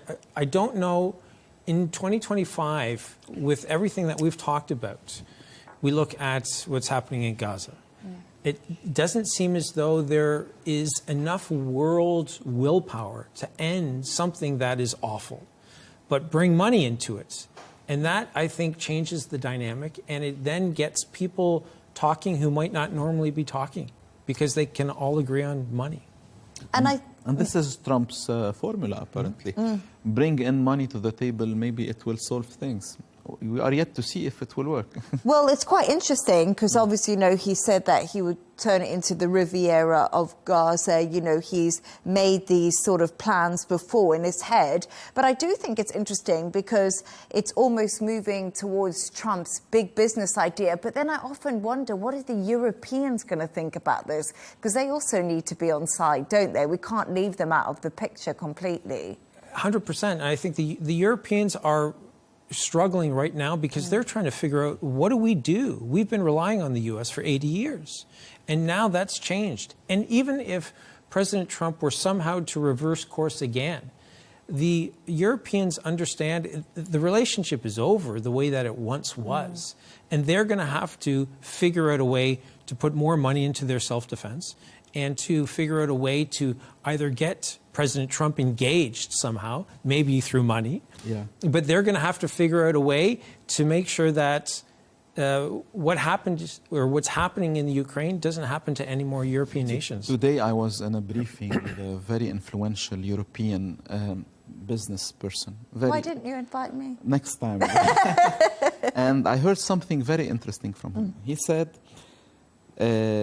if someone is dumped by his boyfriend or girlfriend, it's either he stays on the couch and eats ice cream or go to the gym and do something and try to, change his life. He also said that our partner is unrecognizable. He's talking about the Americans. And this is a shock for Europe. Some in Europe, like the French, for example, of course they get the hit, but at the same time they say, we've told you this long time before. We have predicted that Europeans will use, and this is why a lot of the other Europeans are more into, this French dynamic, because the French were first to say, eventually they will leave us. That goes back to 1968 with General de Gaulle. He had the so-called de Gaulle prophecy, where he says, eventually the Americans will leave Europe, and then Europe will have to find its fate by itself. And this is something, we're a week away from, sorry, as the resident Canadian, I can talk about it. We're a week away from the Canadian elections. And Prime Minister Mark Carney has talked about this, that the relationship has changed, possibly forever. And what's happened there, and maybe it's the same in Europe, is this sense of betrayal, where it would be one thing if we had a summit and we had conversations behind closed doors and the president laid out the plan moving forward. Over the next 4 years, this is what I would like us to work towards. But instead, within less than 100 days, the entire world order, from a military point of view as well as from a monetary point of view, has changed. And this is why the Canadians, they are part of every single group of, discussion and meetings with the Europeans.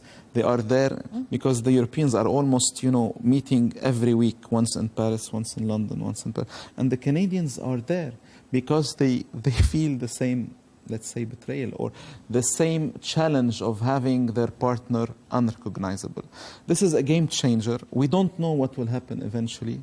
This is a completely new logic that is ruling our world, and it's challenging for everyone, especially for those relying so much on America, like Europe for their defense, and Canada for their trade. But in some ways, I know I shouldn't say this, but I know it's come quicker and it's a bit of a shock to a lot of countries, but this isn't something that Trump hasn't been talking about. Trump spoke about this in his first term, on his campaign trail. We've heard about him criticize NATO. Defense was a big problem. If somebody tells you America would want Canada to be the 51st state, you wouldn't think it's... And you're absolutely right. And hindsight is 20/20, and we can look at it this way. But if you're looking at his first term, he was saying the same, not the same things, but he was saying things that were equally outrageous, Canada being the 51st state. Yeah. But in that first term, he surrounded himself with career diplomats and politicians, men and women who knew how the game worked. Yes. This time, though, he doesn't have that. He has men and women who are most interested in being loyal to him and what it is that he wants. And that's where the outrageous comments are not being checked. They're continuing to go forward. And that's what's concerning people and that's where the businessmen, Jamie Dimon, for instance, where these men who are massively wealthy are coming forward and saying, maybe you shouldn't be doing that. And that's what's sort of reining him back in. Yes. And last thing I would like to say about the Europeans. Apparently the Europeans are very bad at acting, but very good in reacting. So action from Europe's side is never a good thing, but reaction is always when you good. haven't had to act in 80 years. And you've relied on America for a lot of that money into NATO. Maybe that's why they haven't acted. They haven't needed to, but they're going to have to start coming up with some really creative ideas pretty fast. They won't be sitting on the couch like our friends. Like a bad boyfriend. They'll get up and go to the gym. Exactly. Thank you very much for those thoughts. Stay right there as we take a look at the top business news now.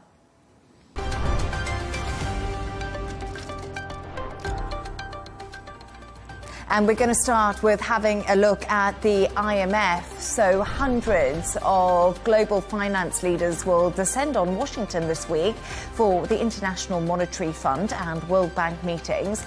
This year, rather than policy coordination on climate change, inflation and financial support for Ukraine's struggle against Russia's invasion, one issue will dominate, and that will be tariffs. Trump's tariffs are already darkening the IMF's economic forecast, which will put more pressure on developing countries' debt burdens.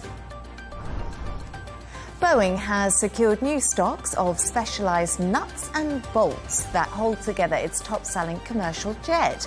This will help avoid any slowdown in US plane production due to a fire at a key supplier's factory. Boeing has been running low on a certain number of fasteners used to attach the landing gear on its 737 MAX jets because of a fire in February. Turning to the sports news now.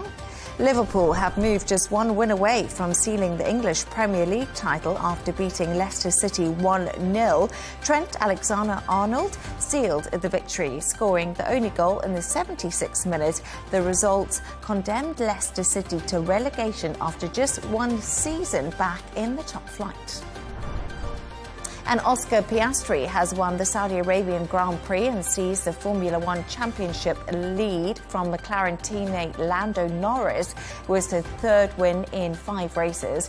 Red Bull's Max Verstappen was runner-up after starting from pole in Jeddah, with Charles Leclerc taking Ferrari's first podium of 2025 in the 3rd spot.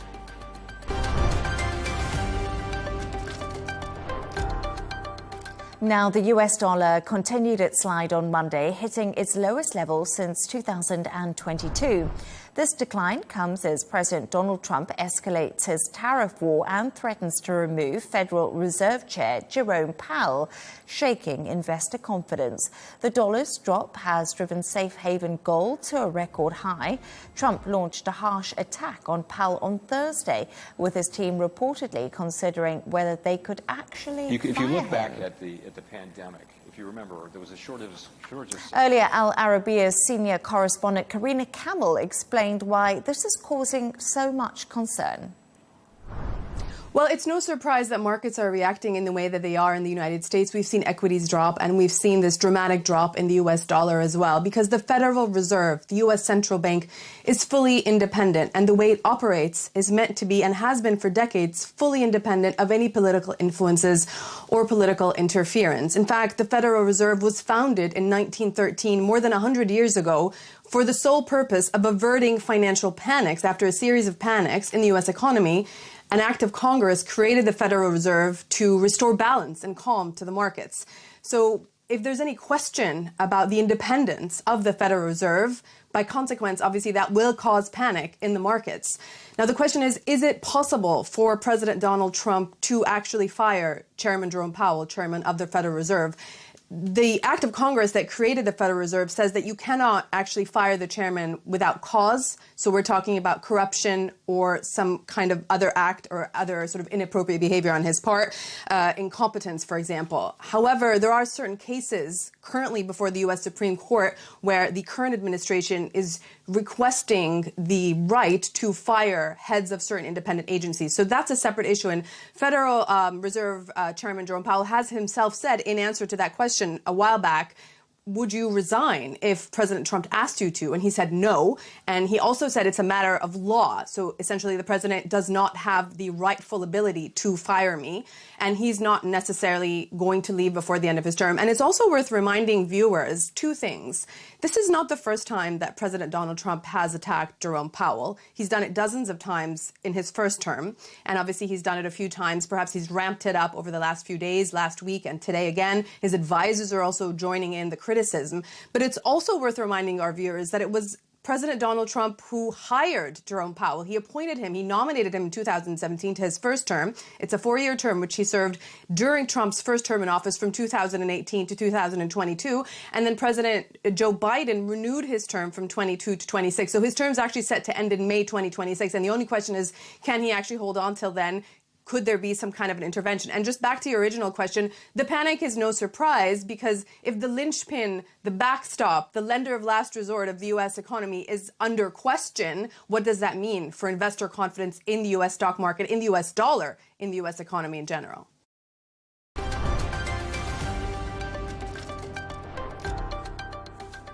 And finally, we've reached that point in the show where Wissam and Michael, you've come up with a couple of quirky stories of the day, and I always love what you've been coming up with. Wissam, you've got one for us about an old astronaut. He's an astronaut. He's American. I wouldn't say he's old. He's 70 years old, but for an astronaut, it's a big, I mean, he is old. And he is still working as an astronaut. And eventually, he just landed back from a mission that was for 220 days in space. And he was, and this is the political element, with Russian cosmonauts. He spent with them all those days. And he came back on a Soyuz capsule. And he just landed yesterday after spending one last mission in space. And the coincidence was that he landed on his birthday. So all the best for Mr. Don Petit, who is one of the most senior astronauts in the world. He's American. He just turned 70. And he, in total, spent 590 days in space. Incredible, isn't it? 590 days. It's certainly more than the 11 minutes that six women spent last week. Oh my God. Yeah, this is a real mission. Yeah, this is a real mission. But I just think that's absolutely fascinating, as we've been talking about space loads lately, haven't we? So what a great story. But I wonder how was the connection between the astronaut and the cosmonauts in space. I mean, as their countries are in a big rift now politically. I don't know. Sometimes I think if you're working with people, you can put your country's politics apart, don't you think? Anyway, all the astronauts who have been together in space, they all recounted the same story. In space, we were in such a brotherly mood. And in space, we see Earth and we see no borders. So by the time they are in space, they forget how is it like on Earth. This is why maybe we should go more to space, maybe to not see the borders anymore. Maybe we could try and get a commercial flight ticket one day. We'll have to contact somebody. But anyway. Jeff Bezos. Yeah. I recommend Jeff Bezos. Oh, do you? Not Elon Musk. He takes his friends to space. Okay, we'll go with Jeff Bezos. Other spacemen are available, just in case. And then also, Michael, there's been... I don't know why this surprises me, but there's been this big story about Dubai chocolate. It's just become so popular, and it's been blamed for this worldwide shortage of pistachios. So this was something that those of us who live in Dubai have been aware of for probably more than a year. Yes. But once the West gets a hold of something, then they think that they've discovered it. And in this particular case, because of the popularity of some of the videos on social media, specifically TikTok, and because of the viral aspect of what we now know as Dubai chocolate, it's led, as you said, to this shortage of pistachios. And some of the other bigger chocolate brands, because Dubai chocolate was created by and made by a company called Fix, based here in Dubai. But because of the popularity, some of the big chocolate brands are trying to get in on having pistachios.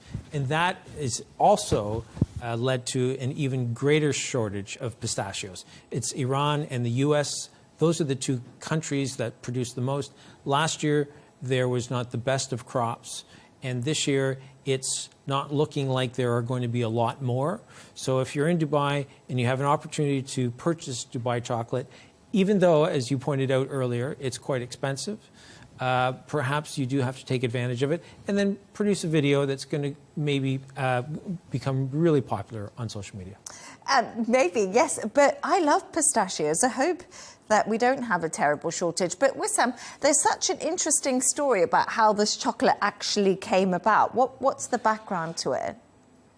An Egyptian-American woman living in Dubai who was pregnant and who was craving chocolate or something sweet. during her pregnancy, and she decided to start this idea. And she was working with a Filipino chef, and the brand came as Fix, and they still deliver till now as Fix dessert. And never they would think that this would become the global phenomenon that we see now, until someone on TikTok picked up on this chocolate. And by the way, they produce 3 other or 4 other flavors. So this kunafa pistachio is one of the 4. One of the 4. Yes. And then somehow the name became Dubai chocolate. It was never meant to be linked to Dubai. It happened in Dubai, and then it's a big publicity. But this is part of what Dubai does so well, is the brand marketing. You know, Dubai has, I would say Dubai is, of course, it's a city, it's an emirate, but it's also a brand. A brand, yeah. And they recognize that. And this is just, it's consistent with the messaging that Dubai either does right or gets lucky with. This is, here it's the lucky side, but they did a lot before because the brand is already established. Dubai itself is a brand. And Dubai chocolate is everywhere. I wonder if you can go to Europe, to the markets. I have been at Christmas markets in Austria and Germany. People are queuing for Dubai chocolate, which is not Dubai chocolate, which are versions of the Dubai chocolate, which goes back to 4 ingredients: the chocolate, the kunafa, which is a very famous vermicelli-style dessert, the pistachio, and a hint of tahini, which is the cream of sesame. I wish that had got us some Dubai chocolate to have a little taste of tonight, because we're all going to be craving it now, I'm sure, after the show. But thank you so much for those quirky stories. They're always great to have on. That was Al Arabiya editor Wissam Kiruz and media strategist and former editor-in-chief Michael Jabri-Pickett.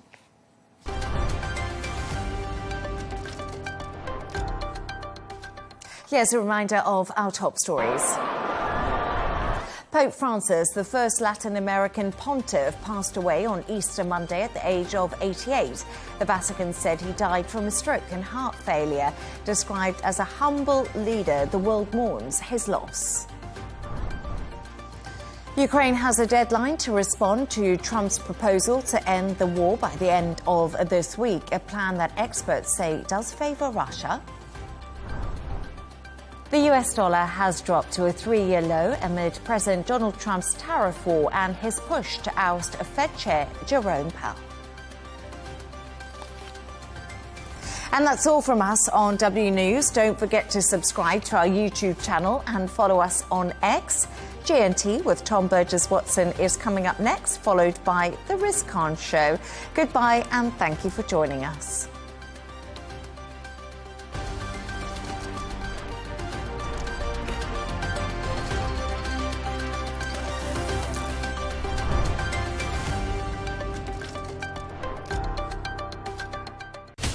From the White House to Gaza, Kiev to Beijing, elections, economics and the environment compete with conflicts and other complex issues for our attention. In an age of fake news, deepfake and artificial intelligence, they've got to have a vote and a say. It's important to look beyond the loudest voice to understand the truth. From newsmakers to groundbreakers, my campaign is going very well. Presidents, prime ministers, princes and peacemakers, and cultural tastemakers. As Arabs, as Middle Eastern, we're too emotional. Join me on The Riz Khan Show for empowering conversation.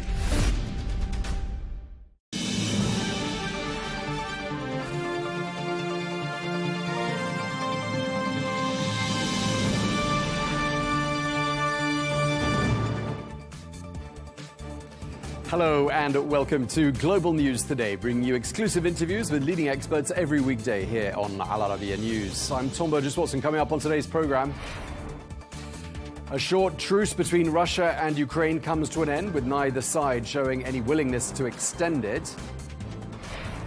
And the US Vice President J.D. Vance goes to India as the trade war between the United States and China heats up.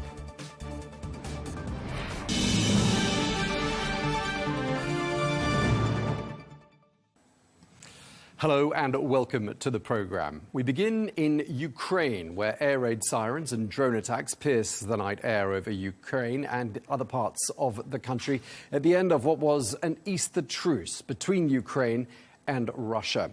Well, this comes as both Russia and Ukraine blame each other for breaching the truce, which was declared unilaterally by the Russian President Vladimir Putin. While Moscow claims it's been repelling Ukrainian assaults, the Ukrainian President Volodymyr Zelensky claims Moscow violated the truce 3,000 times since Sunday. Well, the accusations between the warring nations comes against the backdrop of the Trump administration's threat to back out of any US-led peace talks.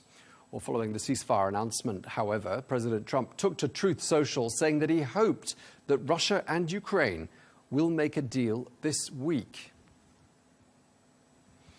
Well, as things stand, the truce has expired, with neither side taking the first step to come to the negotiating table. Well, let's get more on this. We can speak now to the former Secretary General of NATO, Ambassador Alessandro Minuto-Rizzo. Thank you very much indeed for being with us once again, Ambassador. President Trump saying on social media on Sunday he's hopeful that a deal can be reached this week. Is there any indication that's going to happen?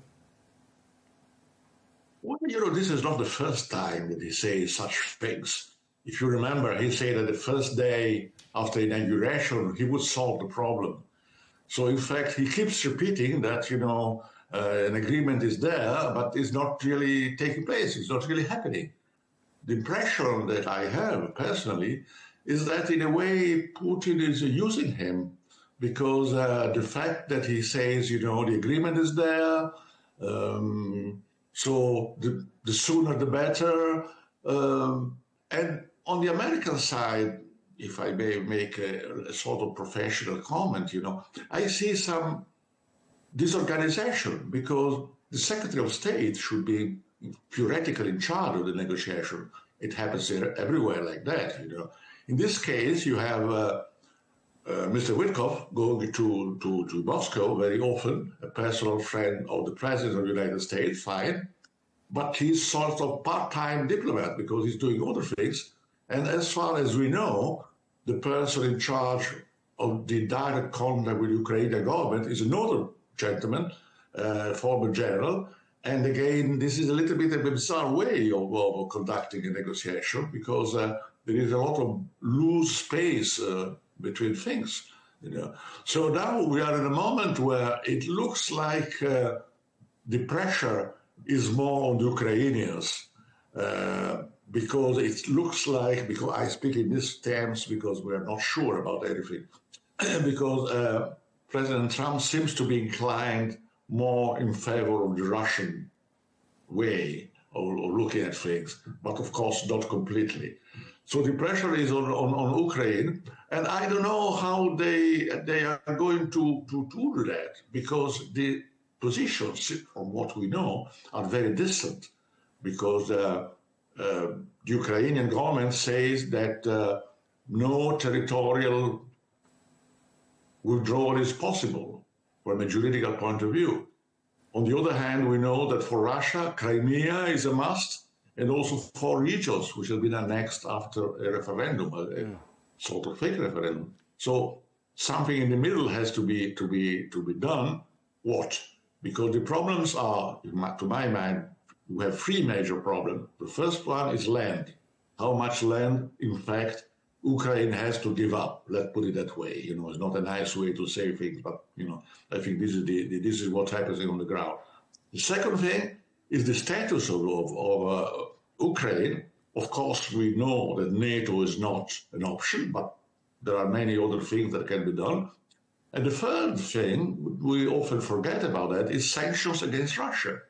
Because sanctions are not only given by the United States, they are also European sanctions. And so I think that for the Russians, it would be interesting to, of course, to cancel them. But, if I may add one thing from a strategic point of view, if you allow me to say so, I think that the Russians should go for an agreement because from a strategic point of view, they have been recognized for the first time since 20 years or so from the Americans, from the American side, that they are a great power. There's a direct contact. The President of the United States speaks very highly about Russia, about the President of Russia. So this is an historical occasion, I think, also for Russia to get out of the limbo where it has been put in the past American administration. Okay, and another reason why, the timing, it really seems... No, I'm asking you a question. I mean, another reason why the timing seems to be on Russia's side right now is that, the Trump administration seems to have made quite a few concessions to the Russians, not got too many in return. One of those concessions relates to NATO. We heard the general you were talking about, General Keith Kellogg, saying that NATO membership is off the table for Ukraine. Do you think, therefore, Ukraine will never be a member of NATO? Well, this is a strange subject, if you like, if you allow me to say so, because, and I have a personal memory about that. In fact, Ukraine has never asked, from a formal point of view, to become a NATO member. So we are speaking about something that the Ukraine have never asked for. They may have this in mind, but they never asked from a formal point of view. The second thing is that it is clearly off the table, and even yourself, I mean, you are a good professional. If you think for a moment about that, in order to have a country admitted to NATO, you need a consensus. Consensus means that everybody in NATO should agree on that. It's a rule. So I don't see a consensus in NATO about the membership of Ukraine. There has never been there, by the way, because many European countries, aside the United States, would not think that having Ukraine in NATO is a good thing. Another thing is to be a good partner, to protect Ukraine, if you like, but to have a NATO membership, I think that it is off the table. It has been off the table since a long time. Well, actually, the Russians seem to think NATO membership is a really important issue. We heard the Kremlin spokesperson, Dmitry Peskov, saying Ukrainian NATO membership is one of the root causes of the conflict in Ukraine. I don't know what you think of that. This is something which is, we say it all the time, It is something that the Russian propaganda says. But in fact, I mean, again, if you look at hard facts, there is no reason to think that the aggression of Russia to Ukraine was because NATO was going to take over Ukraine. It is a fake news, simply. It doesn't make sense. If you want to look very carefully the history of Ukrainian relations with NATO since the independence of Ukraine, you may have one case. It is the Bucharest summit of NATO in May or June 2008, where President Bush, in fact, put on the table the question of Ukrainian and Georgian also accession to NATO. And there is a sentence in the final communique saying that one day Ukraine and Georgia will join NATO. But there was no date, no common decision on when it should happen, and it has never been repeated again. And after 2008, we had at least 10 or 12 NATO summits, and this wording were never repeated. So it's again is a fake news. If you ask me then the reasons of why President Putin aggressed Ukraine, I think that there are probably two reasons. One is a historic reason, I think, because Ukraine became independent in 1991, and from that moment on, it slowly moved towards the West, if you like, in terms of society, civil society, in terms of trade, in terms of economic, in terms of politics, also because it is very close to Western Europe. It has a common border with Poland, with Romania, I think with Slovakia as well. So this is the movement of Ukraine toward the West. That, of course, at a moment where it goes very far away from Russia. This is true. This is true. On the other hand, I think that probably, as there was, and there is, a substantial Russian minority living in Ukraine, probably a certain elements of this Russian elite, or whatever you call it, oligarchs in Ukraine, went to Moscow to see President Putin, telling him that it would be an easy victory to go to Kiev because the government will collapse in a few hours, and the population would greet with flowers the Russian army. And it didn't go that way. You know this history. Ukraine has resisted. From a strategic point of view, I think that it is something that will go in history book, that Ukraine is still independent, even if it is losing 20% of the territory. Anyway, it is an independent country, and the government is still there. So these are the facts as far as we are today. Okay, so we put NATO membership to one side, and you're essentially saying that's all a bit of a red herring. Then we've got a couple of other demands from Russia. One is limit the size of your army, Ukraine, and the other is hand over those 4 regions that Russia partially or significantly occupies in Ukraine. I mean, what Russia is basically asking for doesn't sound like a negotiated solution at all. It sounds like just outright capitulation. Is that how it sounds to you? You know, it is very difficult for us, for you and for me, for anybody, to imagine, how can I say, where the final point will be. We don't know today. But you can make a few options, you know. I don't think that from a formal point of view, Ukraine is, in the mood of giving up 20% officially, formally, of its territory to the Russian Federation. But it will go, I think, I'm afraid, it will have to give some territorial concessions. So the problem is how you do that. You can have a Korean sort of ending of the conflict where you have an armistice. So it's not a legal, international, final decision, but de facto, you have the occupying forces remaining on the Ukrainian territory, the 20%, and perhaps it will never give it back. You know, this is probably what is going to happen. On the other hand, there is the problem, as you just mentioned, of Russia having annexed, from a formal point of view, which has been ratified by Parliament, by the Duma, of 4 Ukrainian provinces, plus Crimea, that's something else. It would be a 5th province. But the issue is that Russia is not controlling at present all the territories of these 4 provinces. So again, probably if the final result, as I'm saying, is a sort of Korean armistice, so you don't fight anymore, but you remain where you are, probably the Russian interpretation of the 4 regions is that that part that was occupied by Russian forces, that is the region. You know, you can, of course, negotiate. What is important in the end, and is very difficult to achieve, what I see, that all observers agree on that, is that the 2 positions are very distant, and this sort of shuttle diplomacy, you know, of Mr. Witkoff doesn't seem to be really going into the heart of the problem. Unless the 2 sides feel a real pressure, I don't think you are going to have an agreement.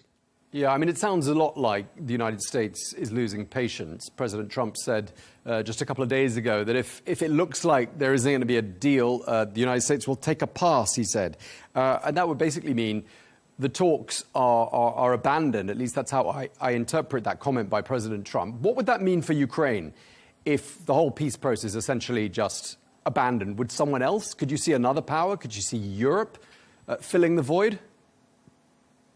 Well, frankly speaking, I don't think that the United States can be substituted by Europe. Of course, it is possible, but it's not likely. And you see that this so-called coalition of the willing organized by France is not, we don't know exactly where it's going, how, when. So I don't think that the United States can be substituted by Europe, frankly. And of course, the pressure is on Ukraine, and Ukraine maybe will have to give up because it is just inferior and cannot compete. But certainly there is some, how can I say, on the Russian side, the sense that they have lost the momentum. They can get some territory, they can win Crimea back. Okay, they are bigger, perhaps the Ukrainians will be obliged to surrender somehow. But President Putin is losing, I think, an historical occasion for Russia, because what is really promised by the Americans now, and by the Europeans will follow, if there is a fair agreement, Russia will go back in the system of accepted countries, and sanctions will be lifted, slowly. Because I think that even in Russia, probably, there is a divided opinion, because many people in Russia think that it is better to continue the offensive because the Ukrainians are smaller, a smaller army, there are fewer people, and then sooner or later they have to give up. And this is probably the majority around the Kremlin. They are thinking that. And this is possible. But on the other hand, you have also, nobody speaks about that, but the Russian economy is not in good shape. Inflation is 20%. You have heavy sanctions hitting high technology issues. And the population, I think, is also losing support for the war, because there are a lot of people who are dying on a stupid war and a stupid battle on the borders of the country. So I think that in a strategic way, it will be very convenient for Putin to declare victory, to get Crimea and some territory, to have Ukraine not accessing to NATO, and to declare that this is a great victory, and that will stop. That's what I would do if it were him. Okay, we're going to leave it there. We're out of time. Thank you very much indeed for speaking to us once again. Ambassador Alessandro Minuto Rizzo, thank you very much for your time today.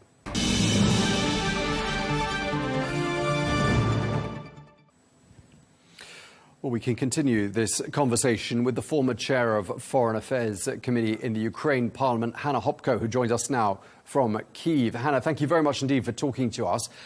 We heard from President Trump in the last 48 hours or so saying, quote, hopefully Russia and Ukraine will make a deal this week. Are you as hopeful as President Trump? Actually, to make a deal, and about what? Do we still believe that Putin is really interested in ending the war? No, he wants to win the war. And this is why we've seen this year they are planning to increase their spending for military, even if Russian economy is facing a lot of problems and cracks. So we in Ukraine, for 11 years of ongoing Russian aggression, we've seen a lot of examples when Russia was like lying, telling that they want ceasefire. As a former chairwoman of the Foreign Relations Committee, I remember 2014, 2019, this Minsk I, Minsk II, when everyone was praying for peaceful settlement, believing that within the political diplomatic means we could even we could deliver ceasefire, but we've never seen a long-lasting ceasefire. Okay, and is there anything that makes this week look more or less likely than, for example, last week in terms of actually arriving at some sort of a deal? So look at this Easter ceasefire.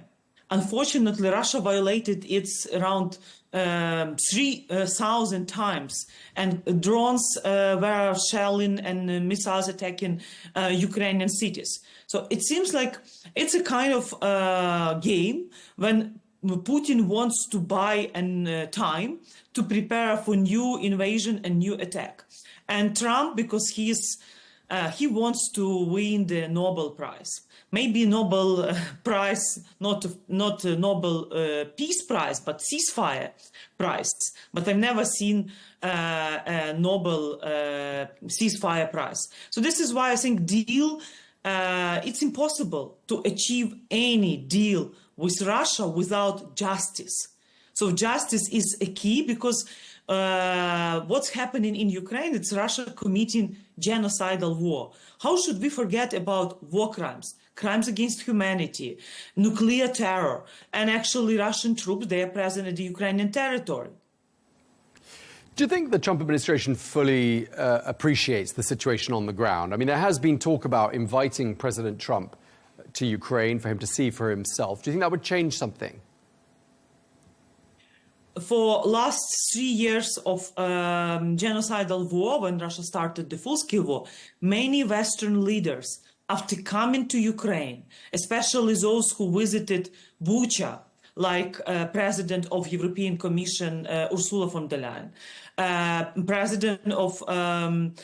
presidents of other European nations, including Meloni, all of them who visited Ukraine and seen the damages, destroyed buildings, and talking to families who lost their beloved one, talking to wounded soldiers. You could never be the same like before coming to Ukraine, seeing real consequences of Russian war in Ukraine. It sounds like from what you've said up until this point that one of your concerns, perhaps, is that the United States, having set some quite arbitrary deadlines, for example, ending this call in 24 hours on the telephone, and those sorts of ambitious deadlines that the Trump administration has set itself, would mean a rushed deal, if a deal can be struck. I mean, a rushed deal, is that something that poses a threat, do you think? Is that a dangerous kind of a deal for Ukraine? So it's not just dangerous for Ukraine, it's dangerous for United States and for the credibility of America. Because 11 years ago, when Russia started war from illegal annexation of Crimea, it was Russia alone. Now, Russia, North Korean troops already in the battlefield, Chinese soldiers joined Russian armed forces. So axis of tyrannies already fighting against Ukraine and fighting against also Western credibility here. So I think America is very dangerous for United States to keep losing credibility. And for Trump in person also, because this rush deal means capitulation, not just Ukraine, it means also weaknesses of America. Trump made a mistake similar to Biden's mistake. Instead of demonstrating strengths as a pre-negotiation stage, demanding from Russia to deliver, like bringing back kids, a release of all prisoners of war, imposing tougher sanctions, Trump started his negotiations from attacking Ukraine, criticizing our president, also cutting off intelligence data sharing with us. So Trump probably expected that we in Ukraine will be thankful for making pressure on us and ready to capitulate. No, we paid already a big price. It's not about deal. It's about justice. And actually, Putin will never accept any deal and commit like ceasefire, even ceasefire, without knowing that the West is seriously considering making tougher policy on Russian Federation. Honestly, it's about Russian imperialism. We in Ukraine facing it for centuries, but for last 3 years, when Russia, North Korea, China, Iran, de-sovereignization of Belarus already happened. So European countries should be prepared for attacks on their territories. I mean, we've heard from the Trump administration words to the effect that if no progress is made quite soon, and we don't know when quite soon is going to be, then the United States will say, he says they'll take a pass on it, meaning they'll walk away from the whole process. Where would that leave Ukraine? So, of course, we really thankful to American people for their support. And we understand that Trump leaving Ukraine, as Rubio said, we will move on. So it means also that Europeans should help us more. They need to confiscate Russian sovereign assets. It's about 200 billion of Russian central bank money.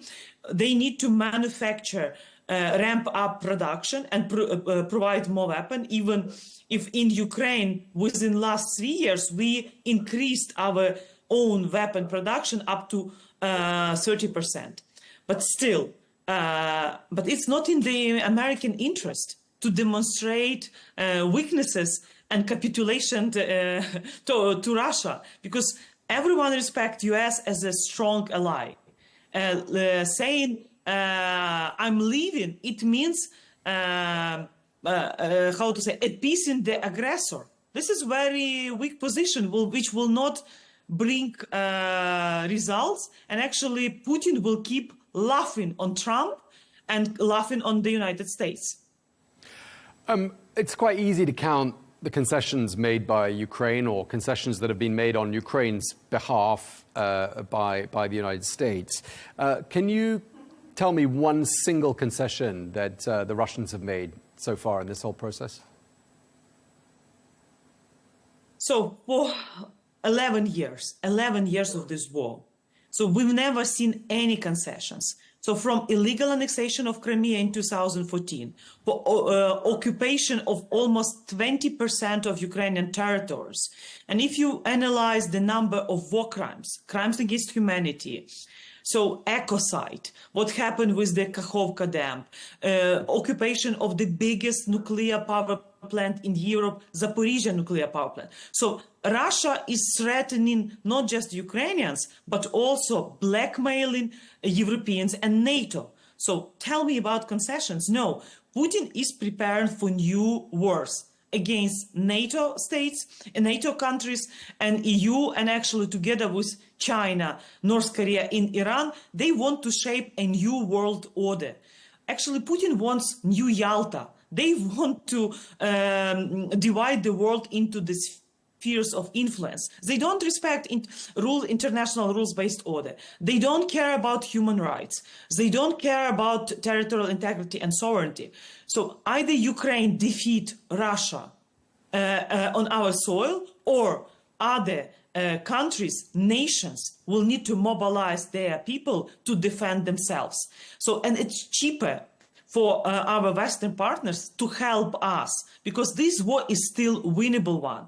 Technologically, Ukraine proved that we are one of the best in producing drones, maritime drones, electronic warfare. So this is how we should become as an asset to NATO and our European allies, sharing our unique practical experience. So the world finally needs to wake up. Putin will never stop until he is punished and defeated. But the United States says all the while, and this is the words of the US Envoy General Keith Kellogg, that President Trump has done more in 90 days to try and solve this war than anyone has done in the last 900 days. I mean, there has been a flurry of diplomatic activity. Are you saying that the United States shouldn't have tried talking to Moscow? Do you think the United States has not played its cards right? So, look, United States is positioned itself as a superpower, as a leader of free world. United States is not alone. They have their strategic partners everywhere, in Indo-Pacific region, in Europe. So the mistake was that before starting any talks with Russians, United States should have demonstrated a real strength by telling Russians, first demand, return back, bring back all kids. If you don't do this, then tougher sanctions and actually enforcement of the package on the host fleet, on the oil and trade. So we will blockade your trade. So there are leverages that the United States has against Russian economy, Russian finance. So this should be like a pre-negotiation stage, not just talks and sending Witkov and all these guys who want to conduct another reset. Let's analyze after the Soviet Union collapse. Almost all American administration wanted to have reset with the Russian Federation. But show me the results of these resets. I cannot answer that question off the top of my head. But let me just ask you finally, if you will. I mean, up until perhaps last week, it very much looked as though the United States was pursuing its approach to this issue. The Europeans were doing something on their own. But last week, it looked very much in Paris like both the Americans and the Europeans were back at the negotiating table talking about how to act collectively. Did that give you some reassurance? So we need security guarantees. This is key. So when we are talking about negotiations, we have to understand what are the security guarantees. If NATO membership is off the table, then troops on the ground are what we should discuss. So this is why Putin wants to overplay Trump. He wants Trump to come to the Red Square of Moscow and to celebrate another victory. But let's be frank, even the defeat of Nazi regime in the World War II would never happen without the contribution and sacrifice of Ukrainians in last century. So now we have to defeat Russian imperialism, new fascism from Russia. So, and Putin wants to show, and blame Ukrainians, that this is a bad president of Ukraine, Zelensky, or Ukrainians, they want to fight, they don't want peace, and all this stuff. But finally, Europeans, compared to previous years, they understand what is at stake, and they try to bring Americans to the table, because what Putin wanted Europe out from the table, that to make a deal only with Russia and the US, without Ukraine and without Europe. But this war is happening in the European soil. The war against Ukraine, but this is the war in Europe. And Europeans must contribute more. They should be sitting in the table. And without security guarantees, and justice, we will never achieve any lasting, sustainable peace. Okay, we're going to leave it there. Thank you very much indeed for taking the time to speak to us. Hannah Hopko, really appreciate your time. Thank you so much.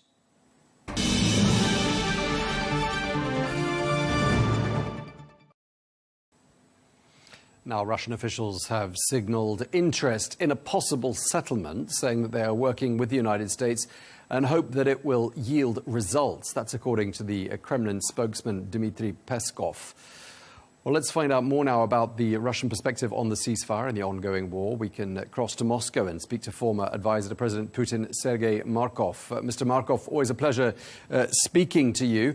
We heard from Mr. Trump saying he's optimistic that this week could be the week that a deal is struck between the United States and Russia, and more particularly between Ukraine and Russia. Are you optimistic? No.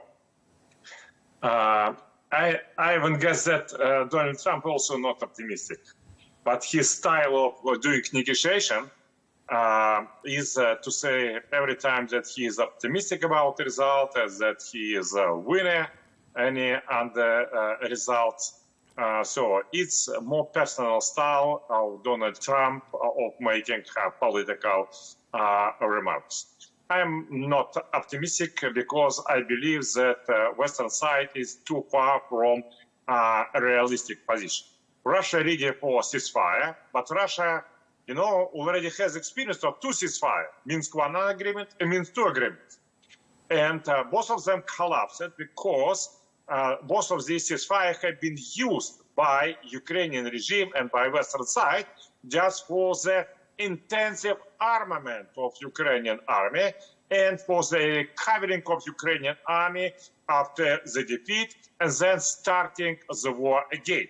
I should remember you that civil war in Ukraine continued from 2014 when Ukrainian army every night sharing cities of April Donbass region. So that's why Russia suggested that for ceasefire to be realistic, this ceasefire should include such conditions. First of all, stopping of the armament of the Ukrainian army from the Western countries. And as I understand, Western countries don't ready to do it. In fact, Donald Trump and the United States are ready to stop any armament of Ukrainian army, but European countries deny this peace condition of the ceasefire. That's why I don't think that it will happen now. So what you're saying is that based on the fact that Minsk 1 and 2 didn't work, Russia doesn't trust Ukraine, therefore can a ceasefire ever be reached? In fact, it's natural that both sides, which is situation with war, doesn't trust each other. And that's why Russia is talking that any realistic agreement should be based not on the words, but on the actions. And Russia agree about ceasefire, but if this ceasefire will be not used, not as preparation for the new, more bloody and more intensive war.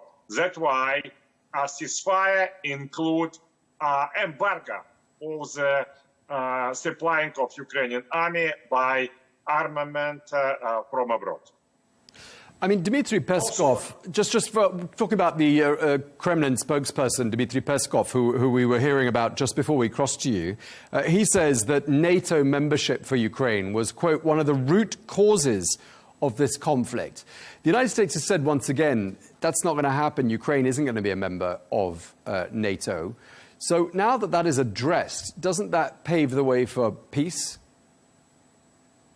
Of course, it's important, not just Ukrainian not membership of NATO, but Russian guarantees that Ukraine will be not used as a place for aggression against Russia. Sorry.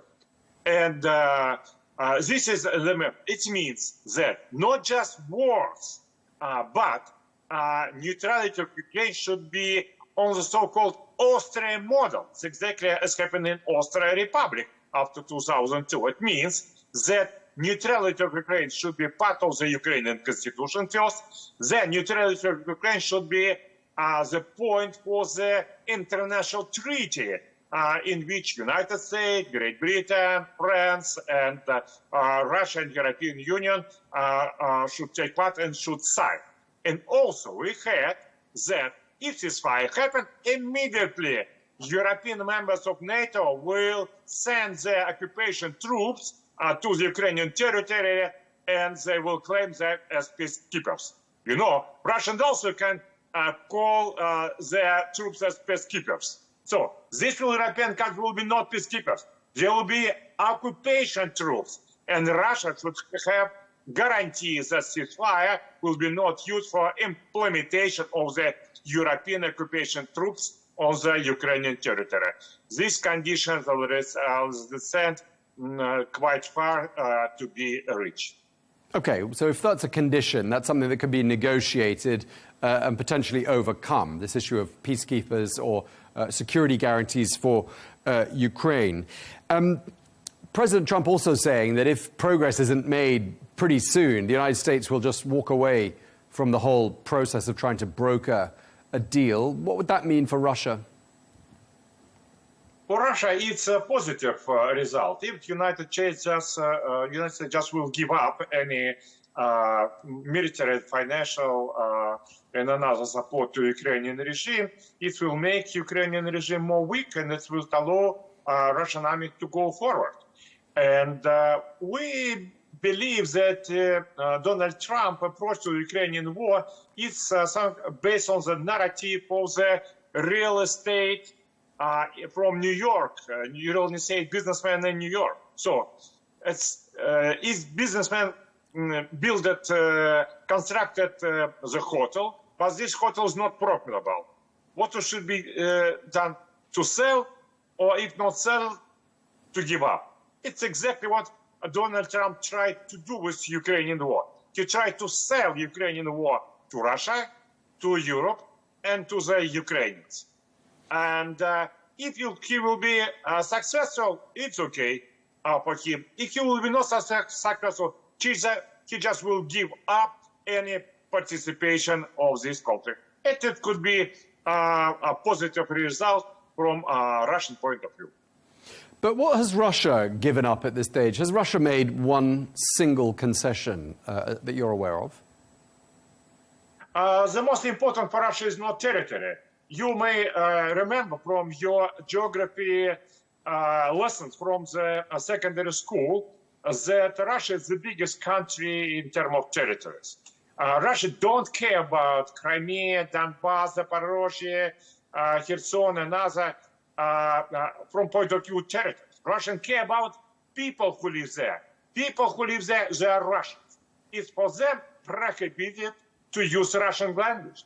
For them, is prohibited to use Orthodox Church during we've been there more than 1,000 years.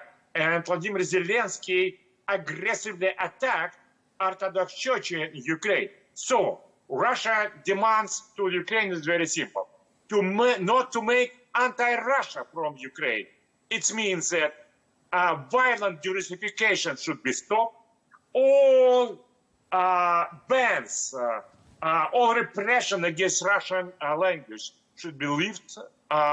Also, all political repression against Orthodox Church should be stopped. And also, as we remember, all political prisoners in Ukraine should be imprisoned. And, you know, it's very simple indicator of the freedom of Ukraine. If former Ukrainian President Viktor Yanukovych, which had been overthrown in 2014, will be able to take part in Ukrainian elections. If no, Ukraine not democracy. Do you think Ukraine should be part of Russia? Most of the people believe that Ukraine should be part of Russia. But at the same time, people believe that Ukrainians has the right to decide themselves by democratic ways. Either they should be independent or they should be part of Russia. From our point of view, most realistic will be referendum in all Ukrainian regions about what they want to have, to be instilled in independent Ukraine or to join Russia. And we believe that most of the eastern and southern regions of Ukraine will support the idea of rejoining Russia, which they've been part of during 1,000 years. Remember about this. And Kyiv is the Russian capital during 3 centuries. Okay, when you say most people want to be part of Russia, are you referring to Ukraine? That's not what we've been hearing. That's not what anyone's ever told us on this channel. As I understand, the idea of independent Ukraine is supported by 5 or 6 or 7 Ukrainian regions on the west and a little bit in the center. But something about 10 Ukrainian regions, most of all on the eastern and southern part, they prepare to join Russia again as they've been during 1,000 years. And one other thing I wanted to ask you about is that President Trump said in the last week or 10 days that he was very angry with President Putin. I'm wondering, are you aware of him expressing that anger to President Putin in any way? Did he ever ring him up and express that he was very angry?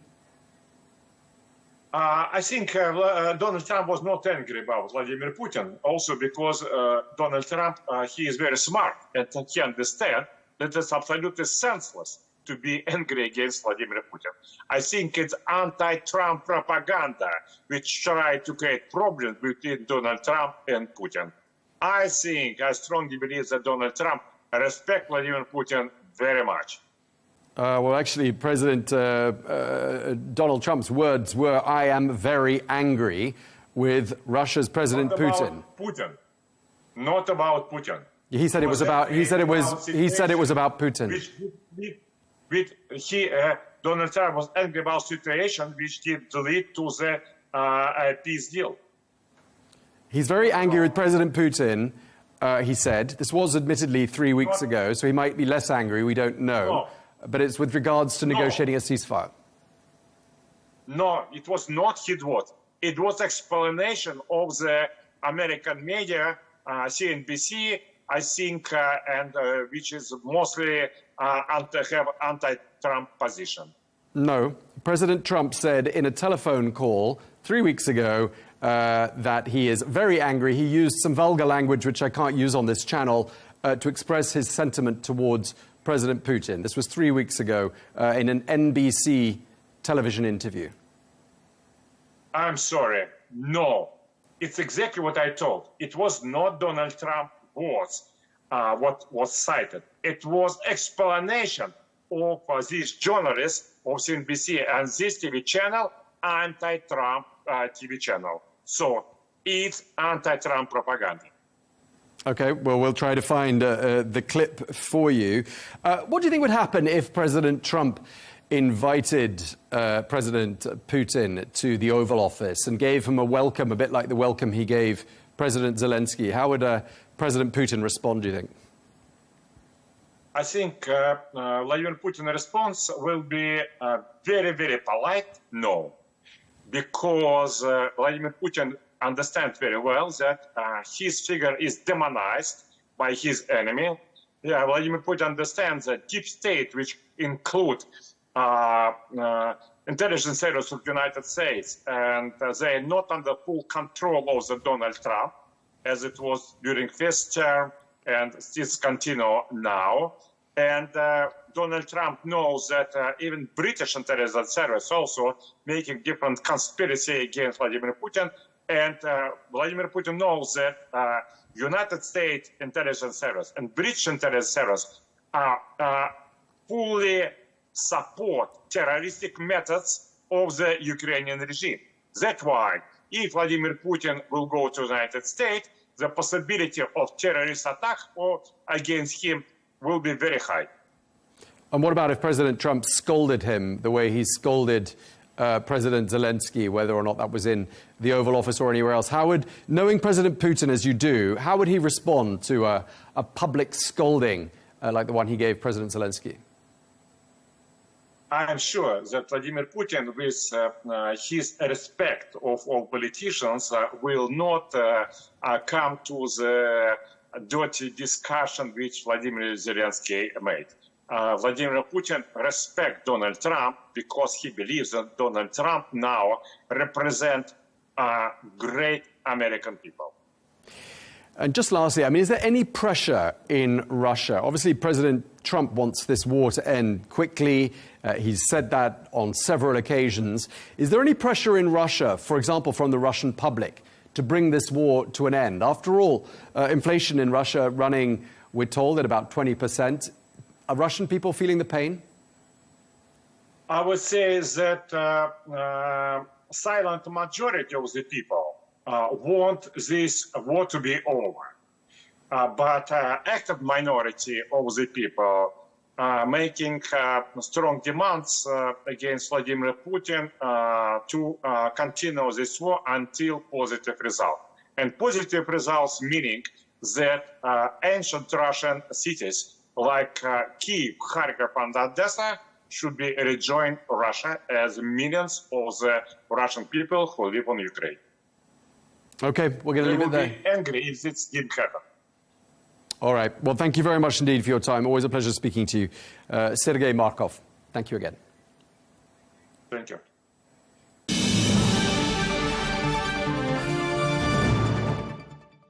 Now, turning our eye to tariffs, which have dominated the headlines these last few weeks. Well, they continue to make waves, rattling global markets. Well, in this context, the US Vice President J.D. Vance has arrived in India, where he's going to be holding talks with the Indian Prime Minister Narendra Modi. Well, this comes as the Trump administration's tariff policy heats up the trade war with China. Meanwhile, China has warned against countries making a deal with the United States that in any way impacts trade relations with Beijing. Our Commerce Ministry spokesperson in China has warned of countermeasures in the event that a conflicting trade deal with the United States is struck. Well, for more, we can speak now to Ambassador John Verino, former Deputy US Trade Representative under Presidents Bush and Clinton. Thank you very much indeed for taking the time to speak to us. Just before we cross to you, we were talking about how the Vice President, J.D. Vance, has just arrived in India. What's he hoping to achieve there, do you think?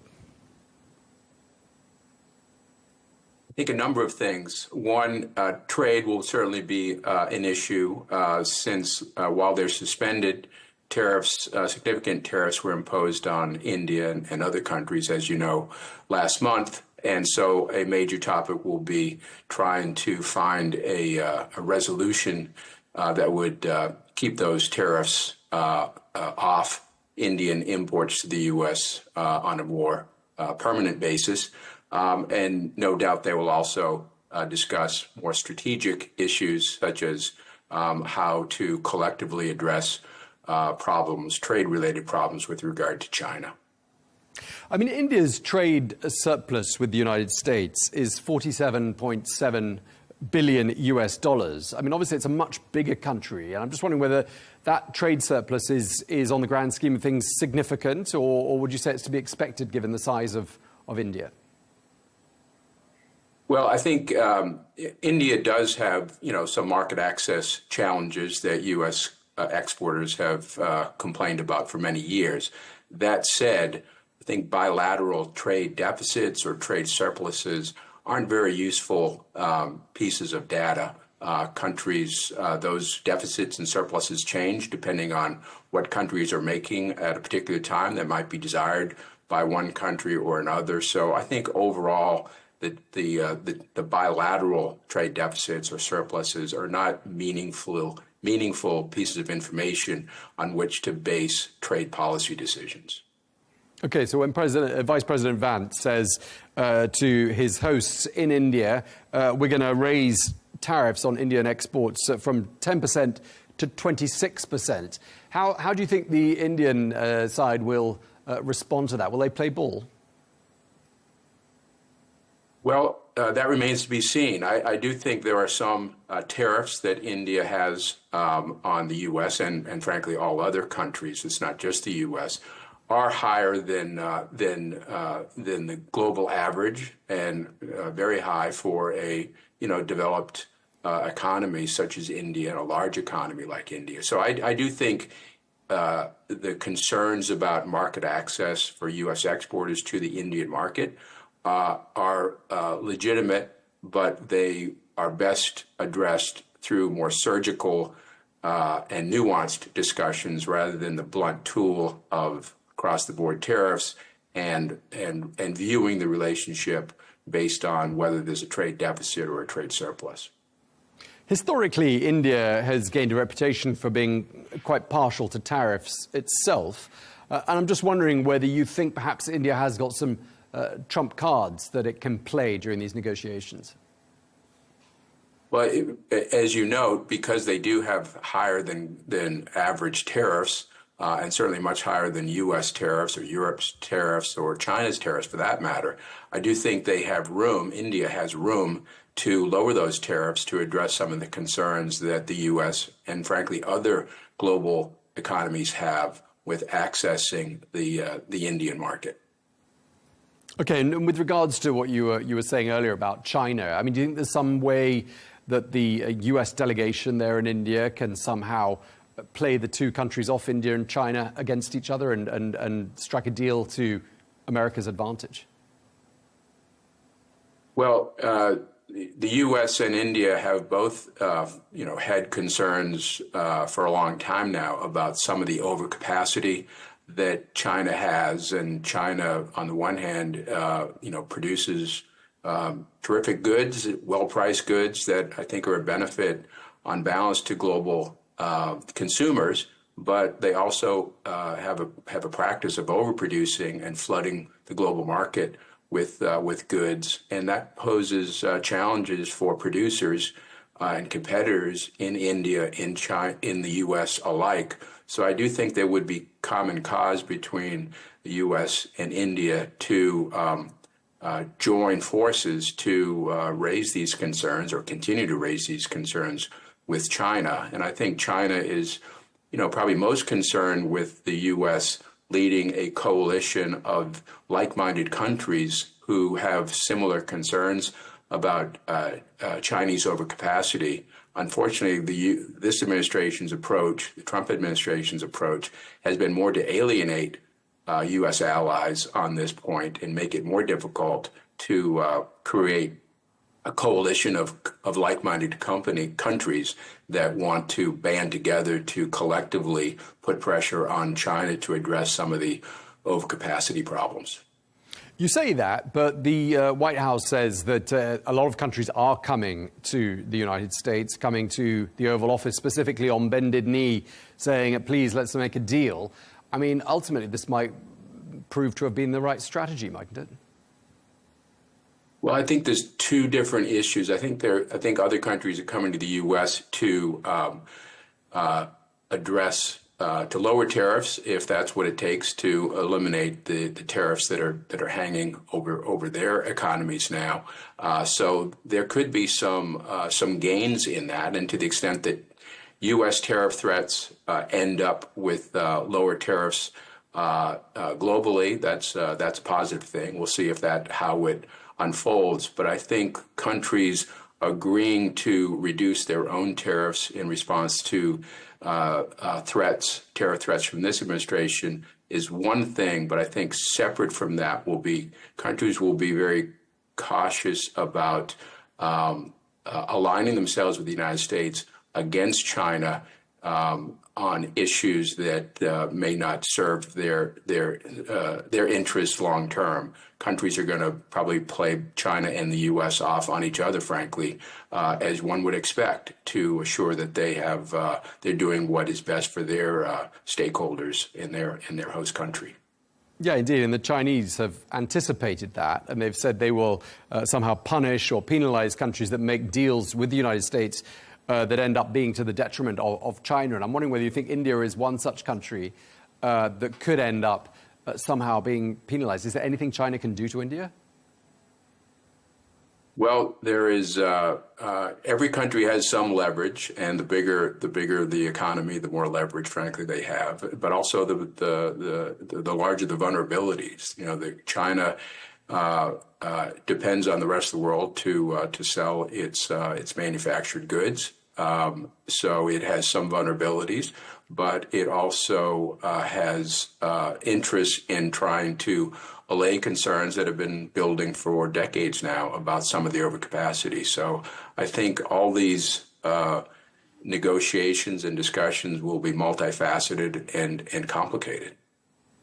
Knowing as you do firsthand how trade relations are discussed and deals are negotiated, how much of the groundwork will have been done prior to Vice President Vance's arrival in India? Do you think most of the the deals will have been pretty much agreed before he even landed in the country? It's hard to say. I think historically there would be a lot of ground having been laid prior to a visit by a vice president. But this is an administration that the president himself is his primary trade advisor, his own primary trade advisor. So I'd be surprised if a lot of matters were settled before the arrival of the vice president, and the purpose of his visit would simply be to confirm agreed upon terms. I think it's a much more fluid situation. Seems that Vice President Vance is getting a very warm welcome there in India. And it's said that Prime Minister Narendra Modi and President Donald Trump get on quite well. The two men have some history and go back some way. I mean, does that help? What part does that play in the negotiating process? I think it helps enormously. President Trump is very much personality driven.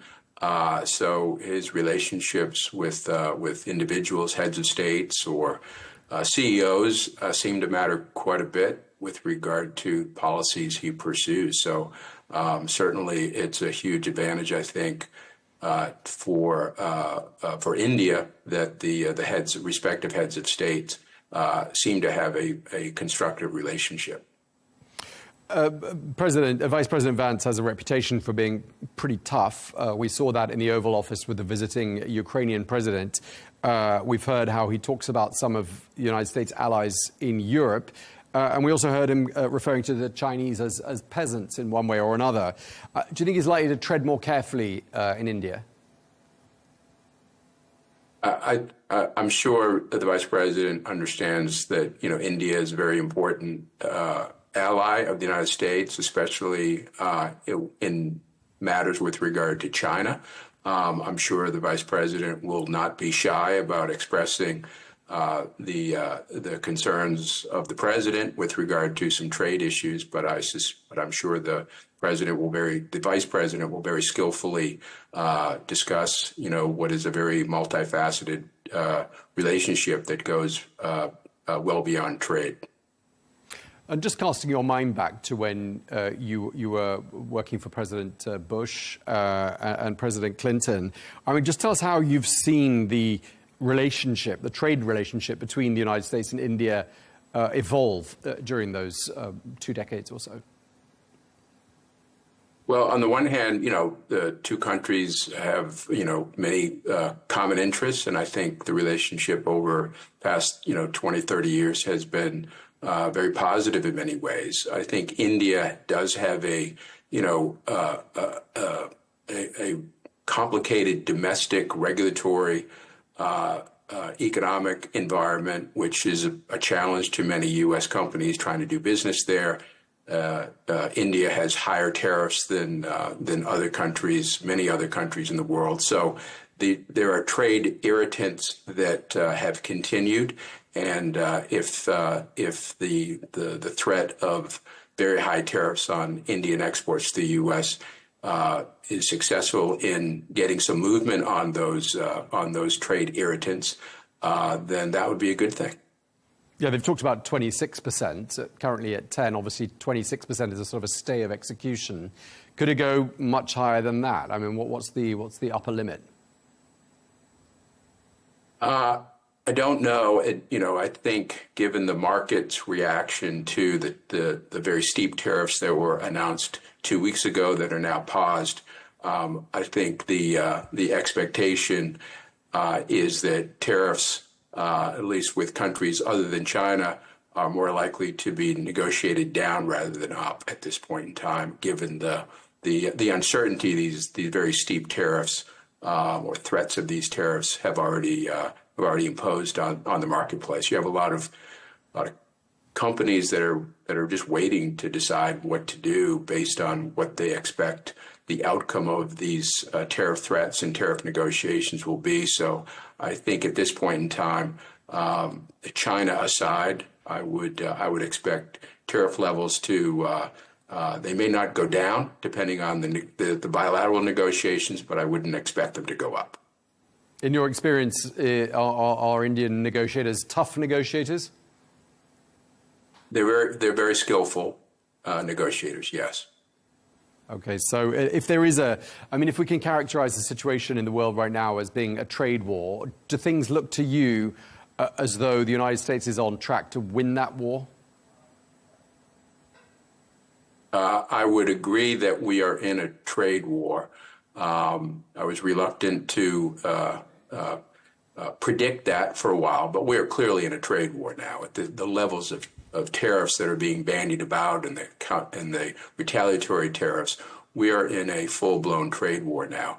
I don't think anyone will win from this trade war, frankly, and I just don't see how this goes well for the U.S.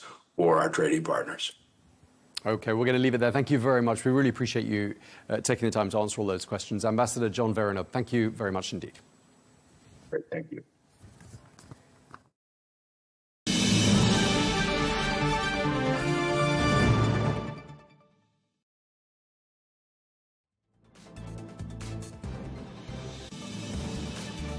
That is all we have time for on Global News today. Thank you very much indeed for watching. Be sure to join us again tomorrow for more exclusive interviews. Until then, bye-bye.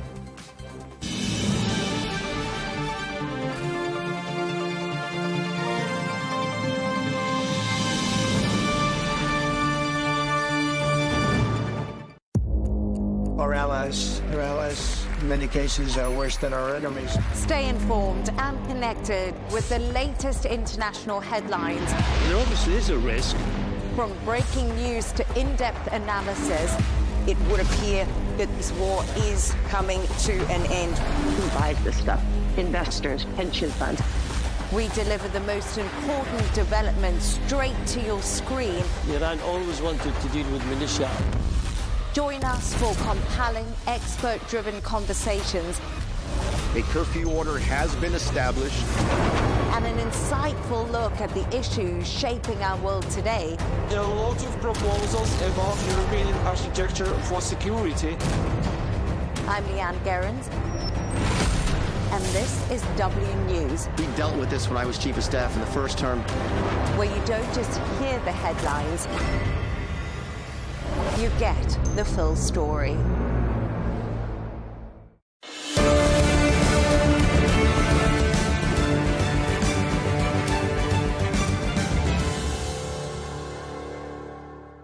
Hello and welcome. I'm Riz Khan. The US President Donald Trump refers to the Chinese President Xi Jinping as my friend, and he describes him as one of the smartest people in the world, adding that they have a great relationship. But does China see it that way? Or does Beijing view Donald Trump's tariff war as an opportunity that may hasten China's replacement of the US as the world's dominant economic power?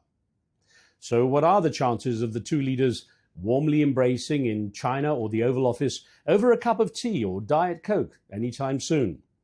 Well, in this episode, we'll hear the perspectives of two eminent Chinese economists. Later in the show, I'll be joined from the US by Dr. Yan Liang. She believes that Donald Trump's actions have presented China with a strategic gift, an opportunity to reshape the global order in a more just and fair way. Donald Trump has made it much harder for countries to trade, to export to the US, but it also kind of invites countries to rethink about what are the benefits of continue with the current trade relationships. But first, let's hear from Keiyu Jin, who's a professor of economics at the London School of Economics. She was described as a brilliant thinker by the former British Prime Minister Tony Blair. Her best-selling book, The New China Playbook, Beyond Socialism and Capitalism, is a myth-busting guide to the Chinese economy and is considered by many to be a must-read for anyone doing business in China. Dr. Jin joins me now from the Chinese city of Hangzhou. Dr. Keiyu Jin, thank you for making some time for this important discussion. Now, looking at what seems to be the most chaotic economic ups and downs in recent history, how do you see this? Do you see what's at stake here? Political pride, economic justice, or a new world order? I would say all of the above, but especially a new world order. I think it's the world is firmly now polarized, protectionist, and politicized, and where economics was driving politics, now it's completely the reverse. But really, I do see a bifurcation, inevitable and irreversible bifurcation between the US and China, really along the tech supply chain. It's very hard to go back to where we were because of all the uncertainty that has risen that will force companies to rethink, recalibrate, and regionalize production chains and so forth, and also countries to really focus on resilience. But I think all the global supply chain trend that has been completely reversed. We'll go into some of those issues in a bit more detail. But when it comes to the tensions that we hear about constantly in the news, who do you think will blink first, the US or China? These are the two largest economies with two strong men in power, one projecting more power than another. The tariffs is not just about making America great again from the US perspective. It is why I believe that it is meant to hurt other countries more. So it's not just about absolute power, but relative power. So under those circumstances, given the domestic popular demands, domestic politics, I think that it's very difficult to say. Of course, China thinks at this time it's really the US that has started this. It believes that making concessions to Trump would only demand more from him, and that only with equivalent force on US companies to fuel the tariffs, just like Chinese suppliers are feeling, will it bring the US back to rational discussion.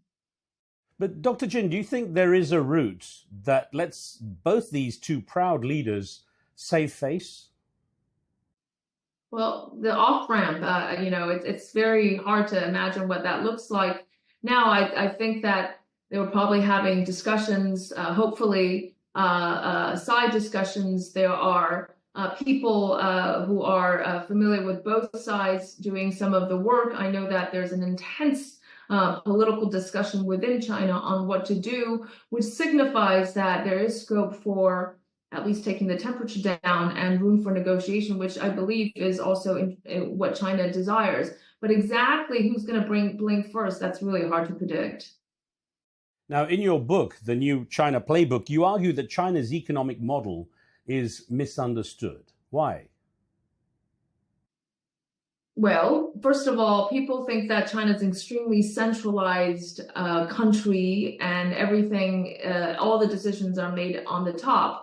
the more accurate way to describe it is that it's political centralization, but coupled with an extreme form of economic decentralization.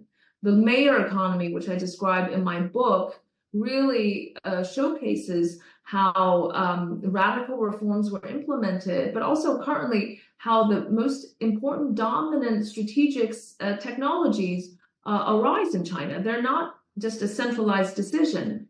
For instance, EVs or solar panels, they're spread around 80 cities across China, and everybody's competing. Local governments are competing with each other like they are in a beauty contest to vie for the best private companies. So this kind of model is very difficult to replicate elsewhere. There's a political and economic incentive because local government officials want to be promoted, so it's in their interest to do a good job in the economy and in technology. But this is really what has driven China's growth model. I wonder then, Dr. Jin, what Donald Trump's approach to tariffs tells you about his understanding of the Chinese economy. Of course, very little. First of all, it's true that China has a trade surplus with the U.S. on goods, especially on basic manufacturing. But the U.S. has also always run a surplus with China on service exports. The things like, financial, tourism, medical, students, etc. But also it exports more high-tech components to China. That doesn't seem like such a bad deal. And in fact, if you really want to lock China into a low-tech, low-value-added, low-margin position, you want to lower the tariffs on China's basic manufacturing rather than make them higher, in which case, what do you think China's going to do? China's going to do more of the higher value added because it's going to tariffs adjust and reallocate resources toward these advanced components, which goes directly head-on-head with the U.S. But more broadly speaking, it is an absolute fact that China has exported deflation to U.S. and especially beneficial to U.S. consumers at the lower income household level. If you look at the data in the last 20 years, all the rise in the price increases in the U.S. come from services, not from manufacturing. And that has tamed inflation and allowed for more investment and obviously greater capacity to growth. All of that is under jeopardy. From what you know, are there people in the Trump administration who do understand China better and are being ignored? Is it a case of, they're too scared to speak up or simply just not being heard? Well, I think what this has proven is that no political system is immune to a one-man show and not immune to political loyalty trumping economic pragmatism. All the criticisms that America has around the world, I think it firmly applies to itself. Of course, those on Wall Street in the financial sector, in technology, in business, find the irony of these tariffs. But very few people are really speaking up. I think that someone like the Treasury Secretary understands the implications of not just hurting China, but the huge volatility, uncertainty, and also just the injustice because all this information asymmetry benefits the financial elites who have access to these information. And it ultimately hurts the American people, it's especially regressive and also regressive on developing countries as well. So if you were advising the current US policymakers, what would you tell them about the best way to engage constructively with China? Well, first of all, I think the US should not be fearing a comfortable China. It should be fearing a more constrained China. And I'll give you an example of the semiconductors. American lobbyists in the 1990s went to China and lobbied for more imports of American chips. Guess what happened?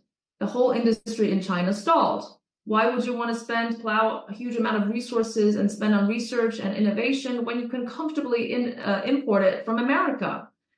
The sector only accelerated and filled in major gaps and capacities after the export controls and bans, and now it's near domestic sufficiency. Even with gaps, China is now fine. So I would say make China comfortable is a starting point. You shouldn't fear it. Of course, There is national interest in the national security stuff, the technologies that are very critical for military capacity. I mean, both countries' national security and security interests have to be respected. That is fine, but compartmentalized. There are areas in which you would need China to collaborate, especially if we have a looming global financial crisis on the horizon, now more likely than ever, on climate change, on many collaborative efforts, especially if there's a global pandemic. And the two central banks are going to have to talk to each other. I cannot see that the dialogue is going to end right there. With the way things are going, is a decoupling between the US and China inevitable? And if it does happen to any major degree, is it actually reversible? I think decoupling is too strong of a word and it's too broad as a concept. I first of all argue that the tech supply chains, advanced manufacturing and semiconductor is on its way to bifurcation, one led by US, one led by China. Pivotal economies like Japan and South Korea want to have a foot in both. They don't want to just be in one camp, not only because of US unpredictability, but also because of opportunities that have arisen with greater tech autonomy in China. I think there will still be trade and degrees of normal investment in two countries. That is inevitable. But I think in certain areas, the bifurcation has already happened, especially in the parallel tech developments. There is no convergence to be seen there. But also, I want to just remind everyone that when China gained the most favored nation status in the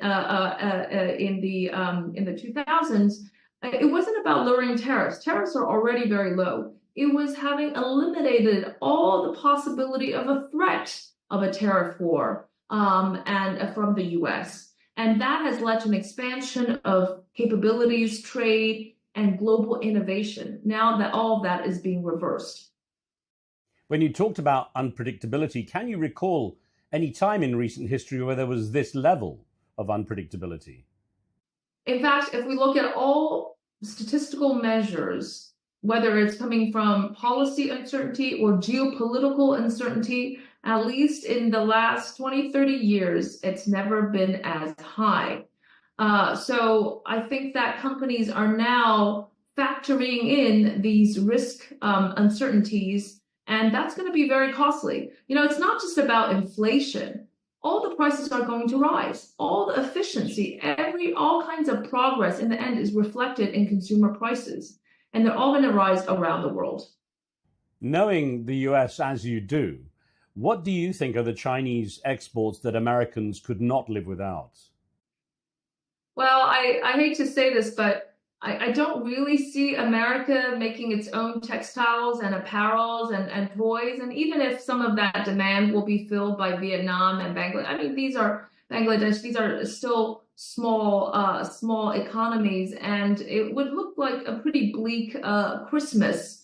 At the same time, China, it's true that the U.S. is not really no longer a great manufacturer, competence and capabilities. And the most important exports of China is not really just the final goods, the ones that I mentioned, but it's really inputs. If you look at the data again, China is the biggest exporter of auto parts to the U.S. But leaving that aside, all the inputs goes into firms' capacities and competencies. They raise productivity, they increase profits, and so this is going to lead to a profit squeeze for U.S. Companies, and they will be passed on to consumers. So it's not so much one single thing that they can't live with. It's actually all the intermediate products, which is a very complex portfolio of inputs, and they interact with each other, whether it's downstream or upstream. And all of this efficiency is going to be upended. And Dr. Jin, you've probably seen the memes going around, videos obviously produced through AI, I guess, showing Americans, very large, overweight Americans in rows behind sewing machines with a tagline that says, "Make America Great Again." Is it that Americans don't want those kind of jobs? Is it that it's too expensive to have those kind of jobs in America? No, I think the irony is that they haven't understood that all of this is just a cycle of renewal. Soon enough, Chinese people will not be wanting to make these things either. the Chinese new generation have no interest in manufacturing jobs. There's a gap of 25 million job openings in manufacturing while there's huge youth unemployment. Guess what? They don't want to do that stuff. So it's all about time, all about a country's cycle. And when they become richer and it's the new generation, do you know what they want to do? They probably look more like Americans, wanting to be influencers. Actually, they already are influencers.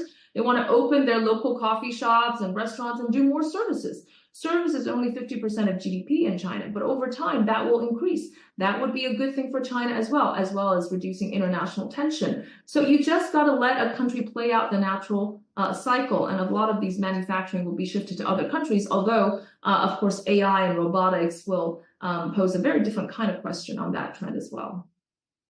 Taking into account what you just said, that there are so many jobs in manufacturing that young Chinese people don't want, and their aspirations are perhaps more Western in stereotype, how effective in reality could the non-tariff measures that China has threatened be? For example, banning Hollywood movies?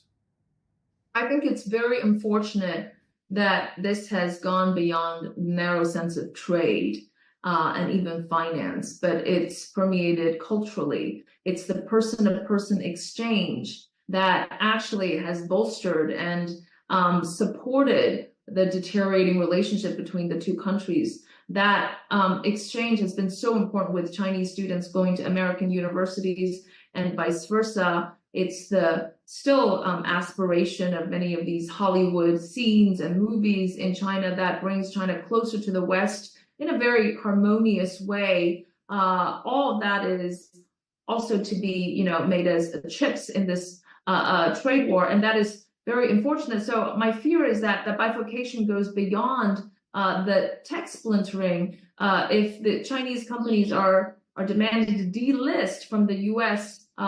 Stock markets, that's a bad thing for Chinese companies and Wall Street, although it's a very good thing for financial centers like Hong Kong. And the more you boost Hong Kong, the more you actually make China look good. So I'm not really sure that this is Washington's intention. But just coming back to your issue of culture, really, if you ask an American and Chinese who have been to the countries and who know both, nobody wants this. They are so frustrated. They think it's actually quite stupid because they're not really enemies, even if they are competitors.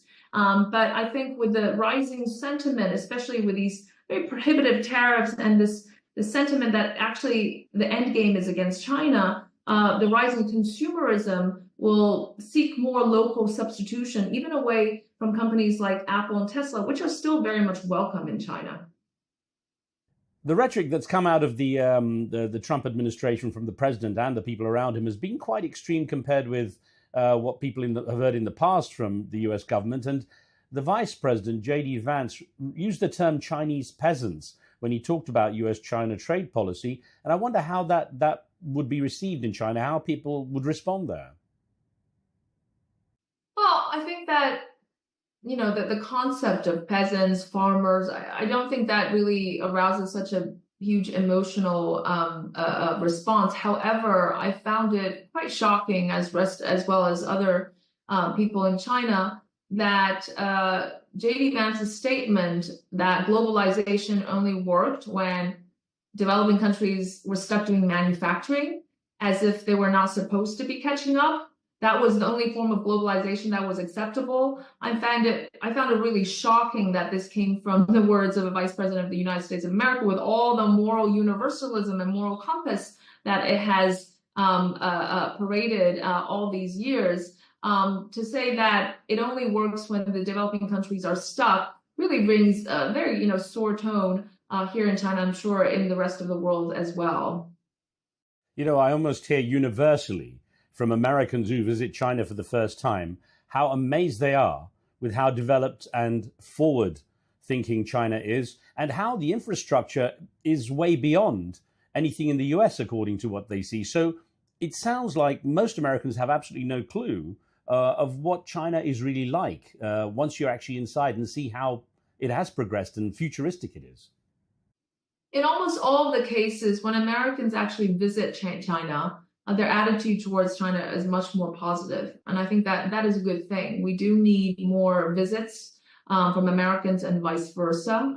Look, I think China has done remarkably well, despite all the challenges that it is facing. Sure, economically, it's still fragile. It hasn't had necessarily the best policies in the last few years and have gone a little bit off course into other directions.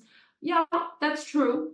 But for the large part, 800 million people, maybe even more out of poverty, the infrastructure that you mentioned, and it's not even just traditional infrastructure. It's infrastructure for the future. It's the most advanced and most broad and most mature, expansive in China, the digital infrastructure. They're also helping other developing countries build that out.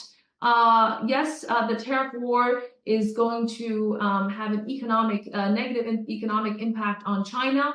But, the Chinese companies are very adaptable. They're very resilient. It's not a great thing, obviously. But even since Trump 1.0, they have sought alternative markets. They have moved production lines, but they've also even changed business models to suit the new world. Regionalization, fragmentation, block economics, and all that. And on top of that, look at technology. China was seriously worried that it will be choked off of these critical technological components after the export bans and controls. What's happening right now? Not only near domestic sufficiency, but countries, the very pivotal countries, all at least having a foot in China's tech chain, goes to show that the danger is a lot less than what it was a few years ago. It is a resilient country. It is a country with many, many problems, just like other countries, but it is not really possible to say that you're going to stop China from advancing.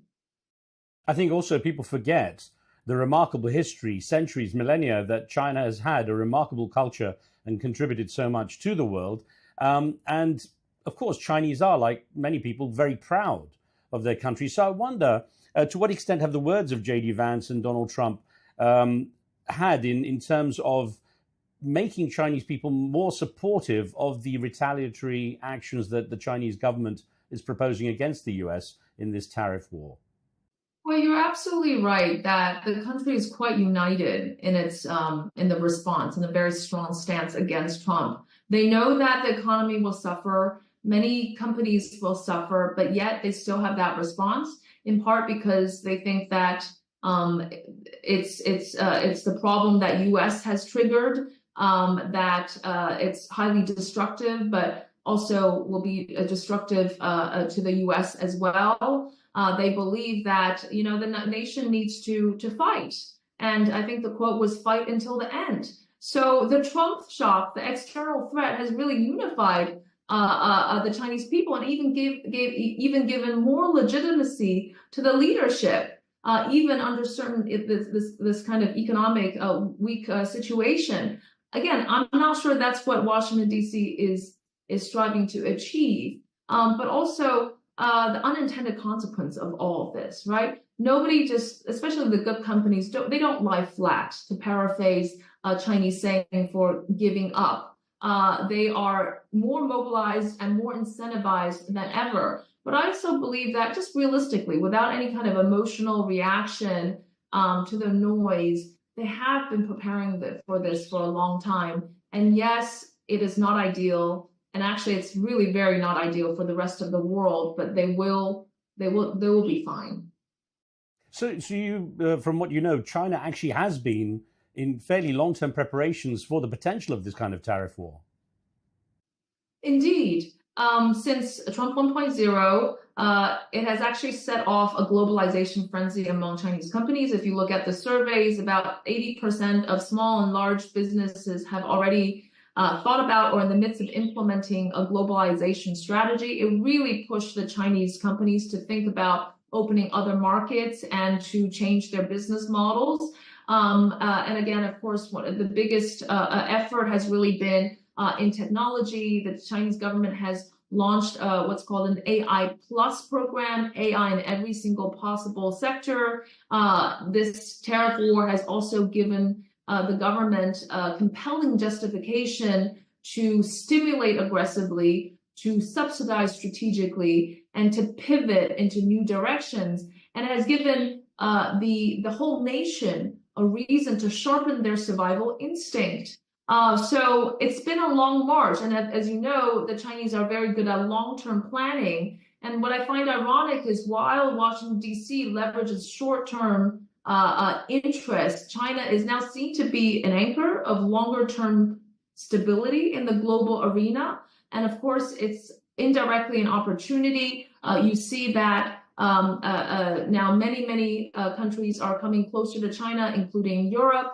The trilateral discussion between South Korea, Japan, and China in March 2025 commits to closer engagement in all ways, especially amid the global uncertainties, not to mention the developing world, which sees China as a leader in investments, in trade, and in technology as well. And the DeepSeek moment, really, I want to raise this because a few years ago, we were still debating about peak China. Now it's all about the DeepSeek moment, that despite a gap, China's still at the very forefront of this technological race. And what matters in the end of the pervasiveness of the technology in the economy is affordability, accessibility, and adoptability. And here, China truly has an advantage. Well, Dr. Jin, even if the trade war was resolved tomorrow, what would be the lasting impact on China? I think that what's been done cannot be undone, and many things are path dependent. Once you've gone down one route, it's very hard to come back, because all of the massive fixed cost involved in building new factories, relocating to new places, the businesses planning, and also planning for uncertainty. It's a very complex process, especially when it involves so many different inputs and the interaction between inputs, and also just that really degree of trust, right? Once that's lost and confidence, it's very, very hard to rebuild. And I think where the world has been going in the last 10 years, since the global financial crisis, it really does indicate a very, very different trend.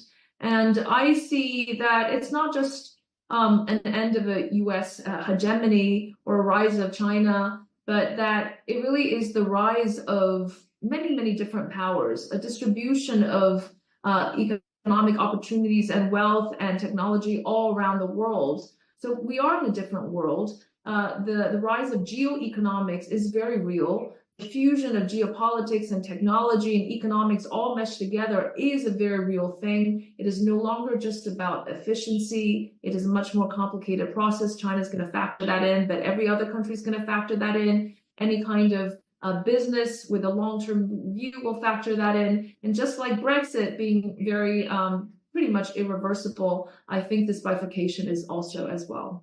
Well, after the US-China trade tensions from the previous Trump administration, when he was in office the first time, many Chinese companies moved their operations to other locations such as Cambodia and Vietnam to avoid tariffs. But of course, those countries have now been hit pretty heavily with tariffs. So does this signal the end of that particular strategy? I think all companies are recalibrating, and it is impossible to make any decisions currently.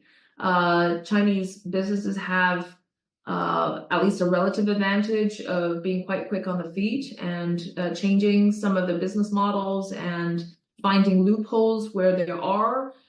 So I think that all of this is going to shift the model towards greater digital supply chains, much more flexibility supported by cloud industry. Look, the opportunity for China, at least, is really in the service trade. China only accounts for 6% of services, and service trade is exploding. It's rising much faster than goods trade. And if China is pushed away from one thing, again, it's going to go to another thing, and Chinese businesses will quickly adapt to that. But of course, kind of tightening their belts, working harder, working under constraint and stress, it's something that Chinese companies are used to. Where things stand right now, Dr. Jin, what do you assess as the stronger economy, the US or China? Well, unquestionably, U.S. is the richest economy in the world. It is undeniable that is the most technologically advanced country in the world. There is a fundamental difference, a very fundamental difference here, and that is, first of all, the U.S. tolerates to a much greater degree than China, or I'd argue most of other countries, financial volatility, inequality, outliers that range from the likes of Elon Musk and great geniuses to also psychopaths. And that's what, the outliers really push an economy forward. China's a little bit different. It emphasizes more on homogeneity, on the average. It's very low tolerance for volatility and instability. And if you look at the financial system, the US dominates the financial system in the world. And the financial system is really, I think, one of those fundamental reasons why its technology is so dynamic, because all the activities, all the liquidity, all the incentives that are in place for these companies to strive. So in that sense, America is very strong. But even with pressure on the lower income households, it's not as if the U.S. economy is really going to buckle. It's going to lead to greater inequality, but that's something that a lot of other countries cannot tolerate. That's actually what I was thinking, because when you said it's still the richest economy, it doesn't necessarily mean it's the most resilient, but you're saying that it does have the capacity to bounce back quicker. Well, it is resilient in the sense that its greatest asset is still human capital, and talent tends to go to America, where it's still perceived to be a lot of opportunities, but also the dollar and the safe haven aspect. If the global economy really falls tomorrow, guess what? Capital is going to reallocate towards the U.S. At least in the short term, it is still resilient. And so I don't know what the whole kind of anguish really is about America. America has all the IP, it has the best technologies, it has the strongest financial services, its international banks rule the world. It doesn't do manufacturing. So what, right? And so on the other hand, China is also very resilient. It's very difficult to say which one is more resilient. It depends on the circumstances. It depends on the different political agendas. But, that cannot be said of all other countries. What has this latest trade war done to where the dollar stands in terms of its significance? Is there any chance now, with countries seeing the unreliability of America, that the dollar could take a hit in terms of its significance globally? President Trump has just accelerated the de-dollarization trend. Already, the dollar's popularity has been on the decline. The non-conventional currencies, even leaving the RMB aside, have risen from 2% to 11% in the last 10 years, which is actually quite remarkable given that kind of pace. And I think the West, and in the US in particular, is completely underestimating the huge undercurrent that is happening around the world to build alternative systems, payment systems to SWIFT, like Bridge, like CIPS, and the BRICS currency and the common currency, and also digital currency, stable coins and blockchain, all these technologies that enable the greater facility to use non-dollars to make transactions and to invoice in trade and to make investments. I think the reigning superiority, or the reigning advantage the U.S. still has, is the deep liquid financial markets and the U.S. Treasury markets. You hold U.S., you have to have assets behind, and that's what the dollar has. But even that is put into question as the U.S. Treasuries is no longer be seen as a safe asset, given the circumstances. And look, a few years ago, everyone was talking about de-risking from China. Now everybody's talking about de-risking from the U.S. as well. The point is to not be at the mercy of one single country in anything. How important is economic superiority to China's foreign policy? Well, that's a very interesting question. China always put economic pragmatism since Deng Xiaoping ahead of everything else until recently. You had a more confident China in the last 10 years, confident of its economy, confident of its growth, of its technology. And you saw that China swayed a little bit away, veered a little bit away from economic growth as a central agenda into more social programs, elevated state-led programs, even political control, and so forth. But guess what? The Trump threat just shocked it back onto the normal course. Now it's front and center again. Growth is back. Innovation, it's all about innovation and productivity. It's all about pragmatic economic policies. So I think where foreign policy, national security really played an outsized role, actually, compared to the economy in the last few years, that has totally reversed. We talked earlier about manufacturing jobs and how there's perhaps a bit of a disinclination for people, especially young people, to take them on. And China is often described as the world's factory, while Donald Trump says he wants to return manufacturing back to the US. Realistically, how possible is that? I don't think any economists think that is really that's very realistic or desirable. I think to give you one statistic, China has built more ships than the US since post-World War II.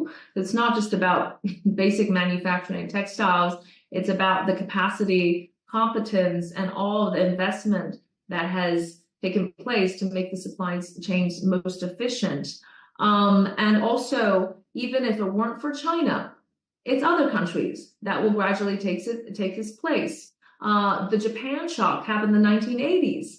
Then it was the China shock. But then it would be passed on to other countries. So unless you have erect a wall against everyone and all lower labor cost countries, you're not going to bring back manufacturing as an optimal, economic strategy. And also, apart from national security, which is understandable, and basic competency, I'm not sure why that is so desired. U.S. is a knowledge economy.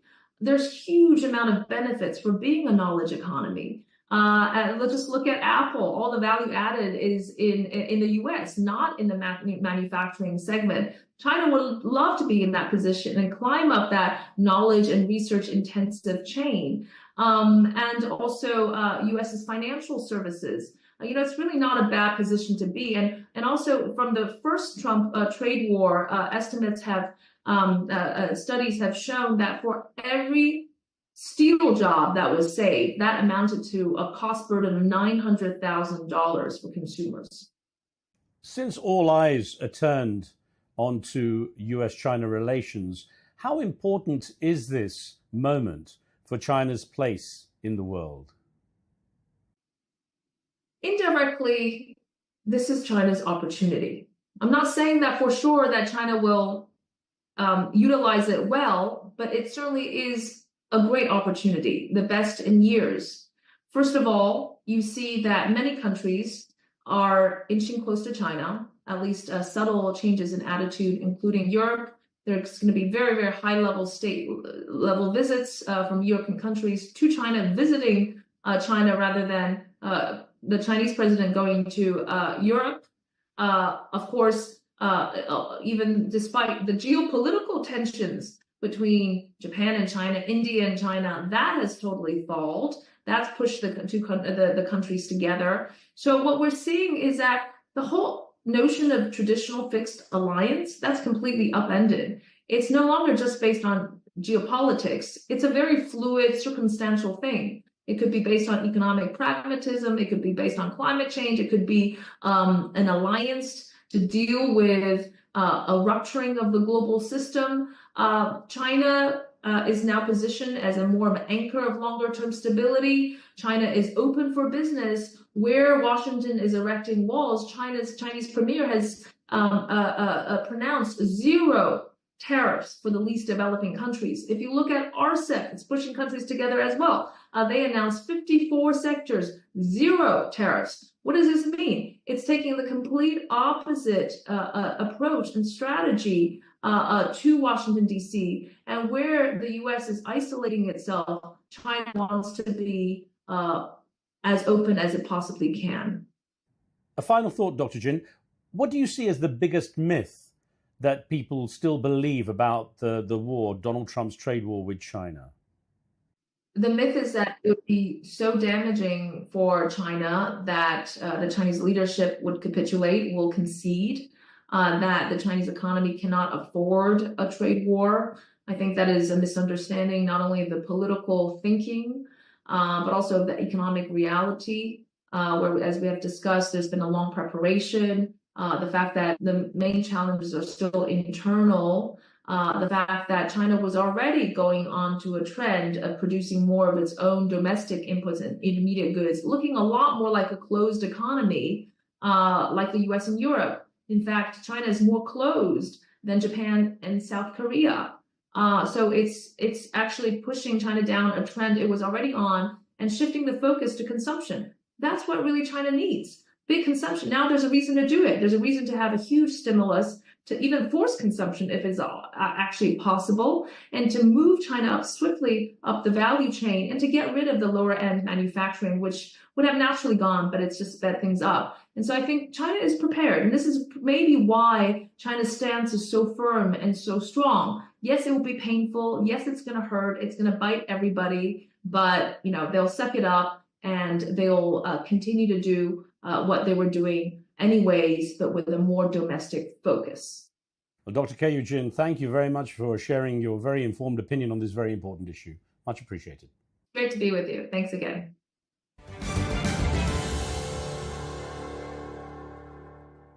So, who will win the economic arm wrestle between Donald Trump and Xi Jinping? Can either leader afford to be seen as a loser? Or could both leaders somehow save face in this geopolitical face-off? For answers, we've lined up another renowned economist who has written extensively on the Chinese economy. Let's turn now to Portland, Oregon, where Dr. Yan Liang is based as a professor of economics at Willamette University. Dr. Liang, you wrote an article at the time of Donald Trump's inauguration saying that Trump's trade war 2.0 could be a strategic gift to China. Now, based on the past couple of weeks, have your predictions come true? And if so, in what way? Yeah, so that's a very good question. You have to be held accountable for what you have written, right? So I think China's response has been very clear that they will have the tit for tat. They would not tolerate the aggressive moves by Donald Trump. They will stand up against bully, and they will protect their own economy with policy measures. So I think it is a strategic gift in the sense that this will allow China and enable China to really rethink how to structure its economy going forward, how to rely more on domestic demand, especially consumer demand. So I think that is a strategic gift in that direction. And then last but not the least, as some people put it, Trump is basically handing the world to China now on a silver plate, in the sense that, it completely uproot the previous very unfair, unjust global trading system and his alliance-ship with the traditional, what he called friends, right? The Western European economies, Canada, Mexico, and so on and so forth. And so I think in the sense, it is a gift to China to rewrite and to reshape the global order in a better, a more just, more fair way. So I think in all these dimensions, I do think that this presents a great opportunity. The question is if China is able to really seize the opportunity and really do what would be necessary, right, and what would be effective. And I think, again, the the evidence suggests that I think China is moving towards the right direction. Now, of course, things have gone up and down, and I know you obviously expected some kind of challenges coming from the US administration's trade policy under the second round of Donald Trump's presidency. But how shocked were you by the revelations that came through on what Donald Trump called Liberation Day? Right. So I think the economic impacts are definitely consequential. And we've seen this in the past, couple of days or week. So for China, I think it's going to be a demand shock because the US market does account for somewhat 14.6% of China's exports back in 2024. And the Chinese government has been preparing for this, right? They have been preparing since the first term of the Trump administration. So they have spent 8 years really trying to strategize how to diversify exports, how to bolster domestic market, how to build international partnerships. So I think all of this in some ways will help China to weather. Now, of course, the damages are not going to be only fell on the Chinese economy. The US economy have also sustained a very large shock. And it's not just from the supply side, because they basically cut off, right, their own kind of access to the Chinese products, including consumer goods and also, intermediate and capital goods, which are very important to the U.S. manufacturing sector. So there is the supply side shock, but there are also the demand side, right? Because with all the policy uncertainties, businesses are not investing, consumers are also having a weaker confidence in the economy. The Michigan survey just showed that the consumer confidence now has gone down by 40% in the past 4 months, now is reaching a 45-year low.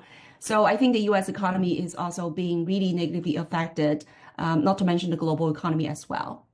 Looking at the structure of things, what Donald Trump called reciprocal tariffs seem to have been based on the trade deficit with various countries. But is trade deficit such a bad thing? Doesn't it just indicate that your goods and services are being consumed? You're absolutely right. First of all, the tariff formula, right, that the White House used is essentially to say countries run a surplus with the United States because they had unfair trade practices. They set up the trade barriers. So we need to tariff them in order to lower the trade deficit. So the formula itself, if you ask any economist, right, it's based on a very false assumption that somehow the trade imbalance is because of a trade barrier. There are actually many, many reasons for why the U.S. has been running trade deficit, for the past 50 years, right, with over 100 countries. So this whole idea of trade barrier cannot really explain that. And as you can see, the tariff rate on various countries are really very arbitrary, right, including the Herd and McDonald's Islands, where no one actually lived on it, and still they're charged a 44% of tariff rate. Donald Trump said countries ripped off the U.S. So that gets to your question, right? What these countries have done, right, to be deserved to have the sort of accusation that they're ripping off the U.S. Trade deficit simply means you are enjoying more foreign goods and services than you send to the foreign country. So materially wise, right, when you think about real resources, this is actually a gain for the United States, right? And I think this is very interesting when you think about it. I think many countries in the world do not enjoy the same kinds of privilege as the United States, in the sense that if a country runs a trade deficit for years and decades, what happens is the countries will build up, trade imbalances, and the foreign debt is going to climb up. So eventually, this is going to bring adjustments, either through the exchange rate devaluation or their domestic economy tanks, right, reduces the income and therefore help to adjust the balance of payment imbalances. Well, this leads me to point out that China's right up there at the top of the list of nations that Donald Trump produced. And as much as, it's targeted based on the trade deficit, do you feel that there are some non-economic issues at play here in targeting China? I think so. I think Donald Trump definitely has a wish list, and that's why he's been asking, actually, interestingly, right, requesting President Xi to call him to have a trade negotiations. So there are definitely some other economic related objectives that he wanted to get, or non-economic related objectives, such as he wants to acquire TikTok. He wants China to divest TikTok to US firms. So that's number one. Number two, he probably wants to really get President Xi Jinping's support to be able to get a peace deal between Russia and Ukraine. He wants, President Xi to maybe exert certain pressures for Putin to, fast track some kinds of a deal, which he, as we all remember, on the campaign trail, he said, we'll end the war in 24 hours. And that has not been materialized. I think he is really, in a way, in a very timed timeline right now. He wants to get the deal done, but he was not able to. So I'm pretty sure that he wants China to help on that front. There are many other, even with Gaza situation, with North Korea. So all of these, I think, are some of the things that he would like to have China's support to achieve his goals. He's definitely also want to have broader Chinese markets. He wants to be able to, also have Chinese investments into U.S., even though that also is kind of inconsistent, right? On the one hand, he wants the Chinese companies to invest in the U.S. to create jobs, But at the same time, he has been really talking a lot of hostile kinds of policies towards Chinese companies, not allowing them to acquire certain companies or invest in certain fields and so on and so forth. But I think, long story short, yes, there are definitely other objectives that he wants to achieve with China. So he's using tariff as a leverage. But at the same time, I think he's also not sort of, he's not against the idea of a more sort of a long-term structural decoupling from China, given, Peter Navarro's consistent message or advice to Donald Trump. And Dr. Liang, how does the synthetic opioid drug fentanyl fit into this whole US-China trade war? We hear about the fentanyl tariff, for example. Yeah, excellent point. I think I forgot to mention that it's also another point that Donald Trump demands China to cooperate more on the fentanyl issues. And again, the accusation is basically China somehow not only not restrict these precursor to fentanyl to be exported, but China in some ways actually encourage it, right? The idea that Chinese government subsidize these producers and allow them basically to export these precursors to Mexico, to the drug cartels, and somehow then that gets into the United States. Well, I think China's position on this is very clear, right? China is willing to work with the United States for humanitarian causes. China does not believe this is really the fault of the Chinese. They don't believe that this is a justified accusation. These precursors could be used to manufacturing, drugs that are for cancer killing or for cancer patients. It could be used in a very legitimate way. And from China's point of view, is the U.S. government's own failure to stem, the demand for fentanyl, but also, the deals, right? The drug sort of transactions. So China's position is, yes, we're willing to help if you are coming from a respectful and sincere position. We're willing to help you, but this is not our fault. So I think China sees this as a very unjustified accusation, and also the tariff on top of that. So I think, in the recent days, they have been talking about if you continue to use this kind of a pressure campaign and, using such a hostile stance towards us, then we'll not cooperate going forward. In a somewhat contradictory manner, Donald Trump also, as well as ramping up the tariffs against China, praises President Xi and describes him as a good friend. Do you feel that President Xi might see Donald Trump in the same way in any case? Not at all. I think, fool me once, shame on me, right? Fool me twice, it's probably not going to happen. I think if you hear some of the policy advisors, at a higher level, you hear them talk about the takeaways that the Chinese leaders have since the first Trump administration. They believe that Donald Trump is not credible. They believe that he could easily renege on anything he said. His words do not match with his actions. So those are some of the lessons that these leaders have learned, I think, from the first term of Trump's administration. They also talk about other lessons, which is that Trump is going to continue to have a hostile stance with China. Trump is going to double down with the confrontations on economic front and possibly, other fronts against China. So China needs to be prepared. This is the second lesson that they learn, right? So the third lesson, according to them, is that China needs to compete from a position of strength. So what that means, it needs to bolster domestic economy. It needs to double down on its technological investments and advancements. And last but not least, trying to, again, work with international partners to, again, sort of build the kinds of cooperative relationships with the rest of the world. So I think those are the four lessons, according to some of the high-level policy advisors I've been talking about in Chinese social media, that, again, Donald Trump is not credible. We need to be ready for confrontations by bolstering domestic economy and by working with international partners.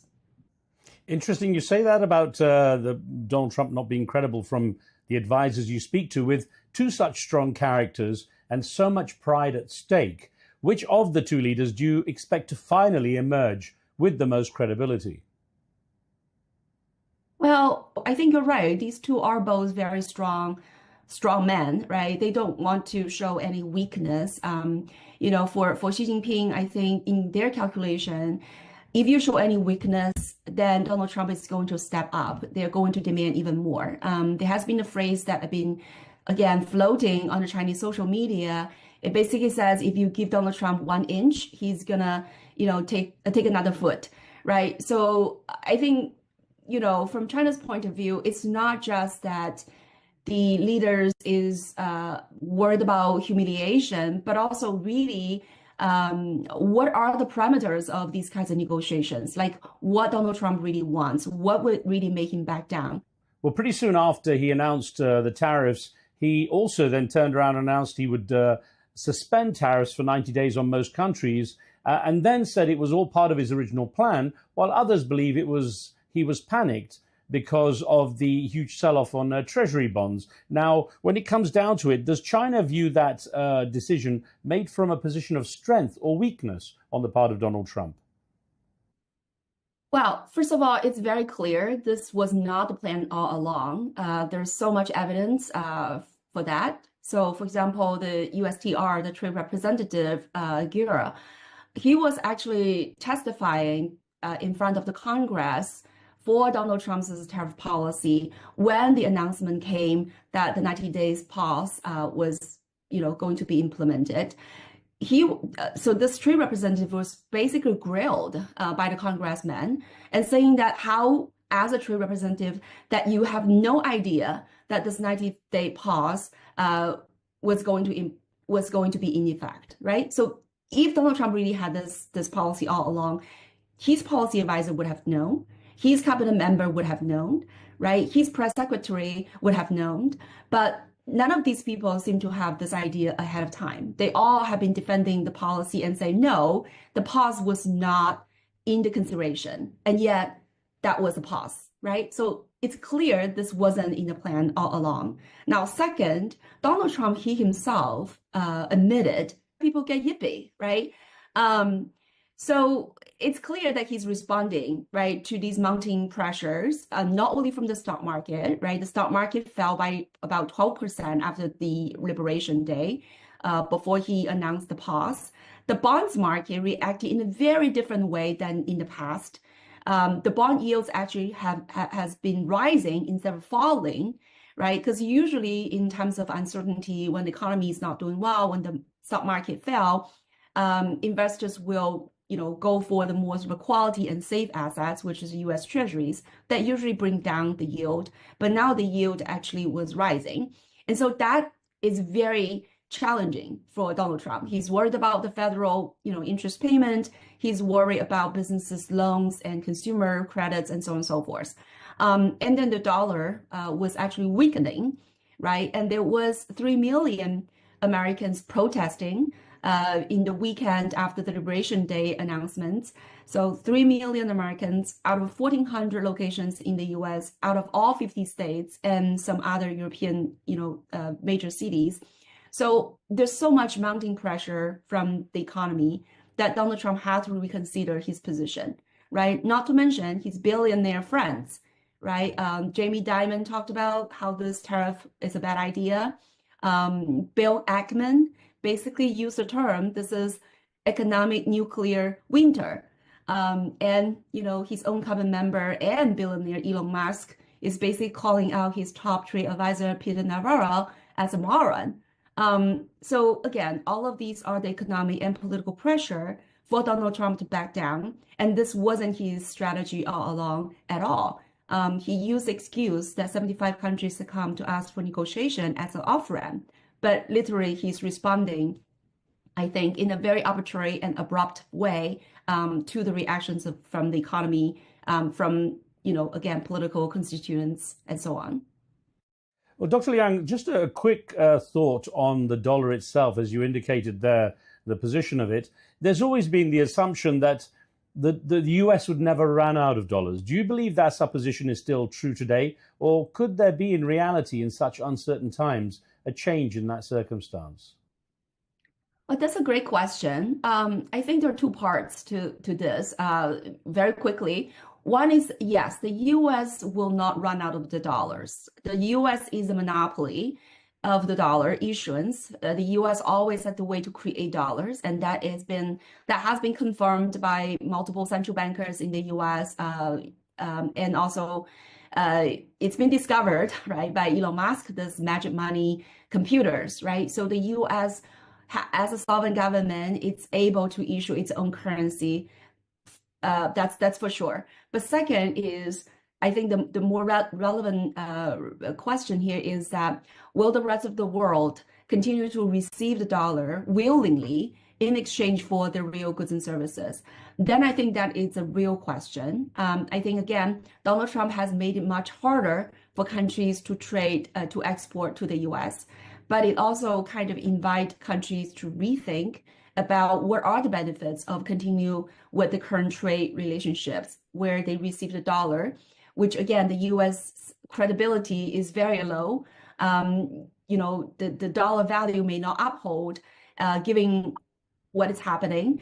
And so there is a question of whether or not countries will continue to want to send their real goods and services to the US in exchange for the dollar. So I think there will be interesting, I think, reset, right, when it comes to the global financial system, when it comes to dollar's hegemonic position, right, as a reserve currency. On that note, the BRICS countries, including Brazil, Russia, India, and China, have talked about having an alternative currency to the dollar in order to be able to trade between themselves. Considering the current tariff war and the economic upheaval, how much is that still a reality? Well, I think that goes back to the very beginning, right? The so-called strategic opportunity. I do think that countries have the intention and now heightened interest to build an alternative trading system. And of course, alternative payment system would be very helpful and necessary even to facilitate the kinds of alternative trading and investment system. I don't think that these countries will really come up with a alternative currency, so to speak, but I do think that they would come up with some kinds of a different clearing system. So then when countries trade with each other, they don't have to use the dollar. They could use their local currency, but have a clearing system that would allow them to trade in their local currencies, or they could have a common clearing unit that again would allow them to clear each other's trade balances to bypass the dollar. So I think this is a great opportunity. Indonesia has just joined as a new member, and there are many other major trading partners, trading countries in the world have been considering either joining or they're in a sort of a waiting in the queue. So I do think that this is a great opportunity for countries to build this alternative system with BRICS and even broadening, right, to have even broader circles that include more global South countries. And I wouldn't be surprised as China now is negotiating with Spain and European unions. I believe many other countries, Xi Jinping is going to visit Cambodia, Vietnam, and Malaysia in the next few days.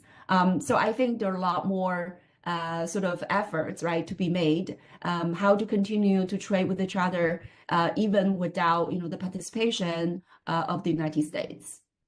On that point of China being getting closer to Europe, it seems, the European Union didn't react with the retaliatory moves to the tariffs. And I wonder if you think that that now looks like a smart move, or perhaps they were just a bit slow in being organized.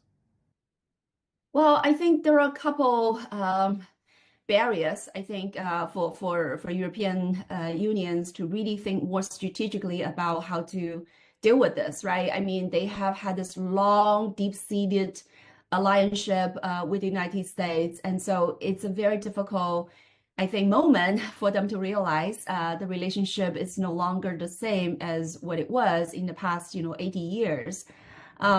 But I think it is at the point where they really need to rethink. I think J.D. Vance's speech at the Munich Security Summit is really a wake-up call for the Europeans, that the U.S. is seems to be willing at this point to abandon the kind of traditional alliance with the European partners. And this tariff, I think, is also a clear indication of that the U.S. is going to upend the post-war, neoliberal economic system.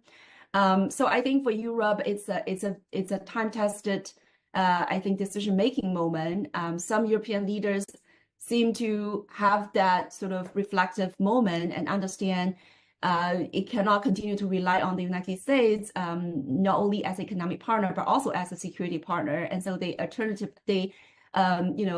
actively seek for alternatives. But I think there are still some European leaders seem to still being sort of a nostalgia. They're still hoping that U.S. would return, right? And I think they're still seeing somehow China as a threat, not as a partner, which I think, again, at this point, it's a very absurd idea to see China as a threat, right? China is not a security threat. China is not an economic threat. China could be a fruitful partner as far as economic relationships are concerned. And what do these tariffs and this tariff war mean for big US companies like Apple and Tesla that have such a big stake in the Chinese economy? You're absolutely right. These companies have been profiting really handsomely from the Chinese markets. They are also utilizing the Chinese supply chain to be able to produce their output in a very cost-effective way and sell to the global markets. I think, you hear Tim Cook, who has been talking about the reason that they have to stay in China is not because labor cost is cheap. It's because China is the only country that has the kinds of infrastructure and also kind of tooled engineers, the skilled workers that would able to support the large scale and very precision kind of production that Apple requires. So what that means are twofold. One is that with the recent rising hostility, right, especially you hear J.D. Vance said, we're borrowing from the Chinese peasants and to buy the products Chinese peasants made. I think, this really triggered a lot of reactions among the Chinese consumers in various Chinese social medias. You hear them push back and feel really offended about these kinds of rhetorics. So I think that Apple or any sort of the US companies will have a harder time now to sell their products within China. Their competitive advantage has already been eroding, right? These days in China, there's so many good Chinese-made cell phones like Xiaomi, like Huawei. Apple has already, met with all these competitors, right? Now, I think this just adds more salt to the wound. It will be more difficult for them to sell at the Chinese market. So I think this will create very difficult scenario for the U.S. multinational corporations. Even if they move their production to other countries, as I mentioned earlier, other countries like India, like Vietnam, cannot be a complete substitute for China. The scale and the quality of the production is simply, unmatched, by these countries. So it will create a very difficult situation, I think, for these multinational corporations. On the note of Tesla, there's been reputational damage as well, of course, as the risk in terms of its attachment to the Chinese economy, hasn't there? Right. I think that's another very salient example, as you mentioned, right? It's not just the cell phones, not just Apple, but Tesla. They already had fierce competition from the Chinese-made EVs. Many of them are, in many ways, more preferred by the Chinese consumers in terms of the price, in terms of the quality, in terms of the user features and so on and so forth. So they already see their sales, declining in China's market and also I think global markets. Now I think with all these, backlashes when it comes to the tariff and when it comes to Trump's administration's hostile stance towards China, and of course Elon Musk is one major cabinet member of Donald Trump. I do think there will a lot of sentiments, perverse sentiments against Elon Musk and also his products in China. So again, none of this is conducive to the businesses of these U.S. multinationals. And a quick thought about TikTok. What has the so-called Liberation Day announcement done to the plans or proposal to have TikTok sold to an American buyer? So I think at this point, China does not have appetite to really consider divesting TikTok, giving, again, the lack of trust, the lack of credibility, the lack of parameters of the negotiations with the United States. You also hear in the recent days, Scott Bessent talking about the possibility of delisting Chinese companies from the U.S. stock markets. So if this sort of trend continues, I would see less and less opportunity for the two parties to come together and have some kinds of negotiations. It seems that the tension keeps rising. And I think that's part of the, I think it's where the Trump administration is really trying to doubling down, right? It's really remarkable when it comes to Trump's sort of a plan. His plan A is let's exert maximum pressure and, get the negotiations done. But when this didn't materialize, instead of look for a plan B, all he does is to go back to plan A and try to double down. And this is not going to go anywhere, unfortunately. So at this point, I think it's very difficult to see how the TikTok plan or any of the trade negotiations will move the relationship towards a better direction. Also, the Chinese economy has been somewhat hampered by issues and failures in the real estate market. And I wonder, how much does that impede President Xi's ability to stay strong in the battle? Yeah, I think that's a great question. The housing market was a drag on the economy, both because it directly reduces investment, but also it reduces the consumers' confidence and their household wealth. So all of these, reduce the GDP growth. But there are signs that the market is stabilizing and the government is going to, provide more fiscal and monetary support to help to cushion, right, this market. And so I do have the confidence that, as we also mentioned earlier, right, the direct trade with the U.S. is actually not a huge contributor to the Chinese GDP. So what that means is that there will be hit on the Chinese economy, but there will be ways to at least cushion it, right? Even if China is not able to, let's say, grow at 5%, right? I don't think they will deviate very far from the target, giving all these policy toolkits that are still at the disposal of the Chinese government. In a nutshell, how important is this moment for China's place on the world stage? Right. So going back to what I said earlier, right, I think, again, there are many analysts say this is a golden opportunity for China, right? Donald Trump is exiting from the global system, right, be it climate change initiatives or World Health or aid or now trading system. So what that means is that, when the current, incumbent leader is exiting, vacating from this global system, it pretty much opened up the opportunity for China to play a major role, right, if not a leadership role. And so, again, as I mentioned earlier, you have seen China being very proactive these days, right, talking with European counterparts, visiting, Southeast Asia partners, and continue on with China's, 3 initiatives: global development initiative, civilization initiative, and security initiatives. So I think the direction that China has set for itself decades ago will only be accelerated because of Donald Trump's, moves. So I think China will seize the opportunity and it will continue to assume positive and stable, right, role in the global system. So I think, that this will be a benefit for not only China, but the rest of the world. I do think that, in this kinds of very turbulent, tumultuous time, it is helpful for China to play a more stabilizing role and build that alternative system to facilitate trade, investment, payment system, aid, climate change initiatives, and so on and so forth. A final thought, Dr. Liang.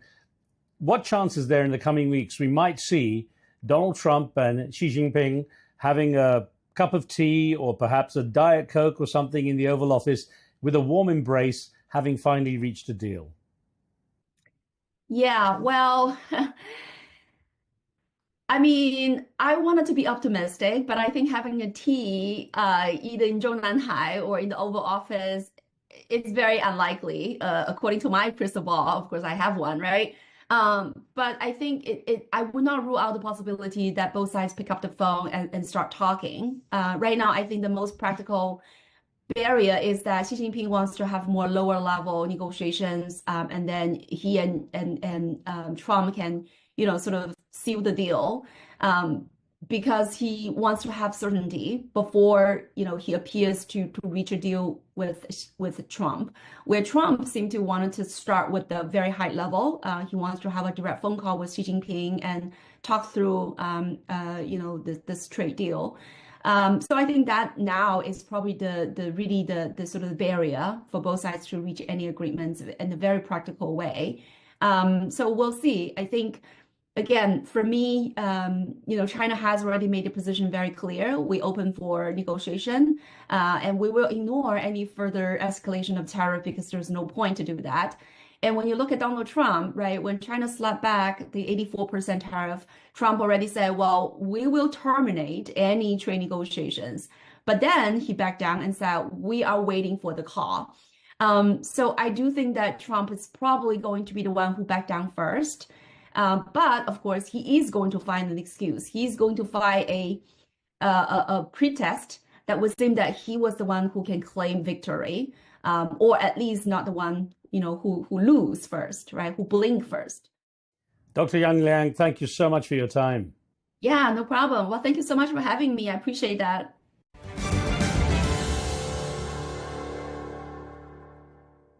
And that's it for now. Don't forget to subscribe and leave your comments and thoughts.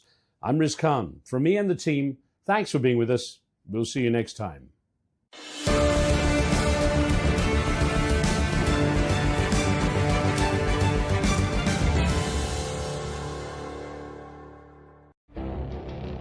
It feels like decades are passing by in a matter of weeks. Seismic shifts in the world order. Never, ever will be part of America. With so much happening and so much noise. Whether it's political upheaval, Canada has been ripping us off for years. economic shifts or social movements. And no one wins from tariffs. I think America can be more friendly to the rest of the world. The in-depth analysis and all the latest developments across the globe. To have an inclusive policy together. The meetings with Hamas gave me some hope. We're in another nuclear arms race. The most important development straight to your screen. Welcome to the dressing room. I'm on my own. I need backup. And an insightful look at the issues shaping our world today. It was not going to happen, that war, and it happened.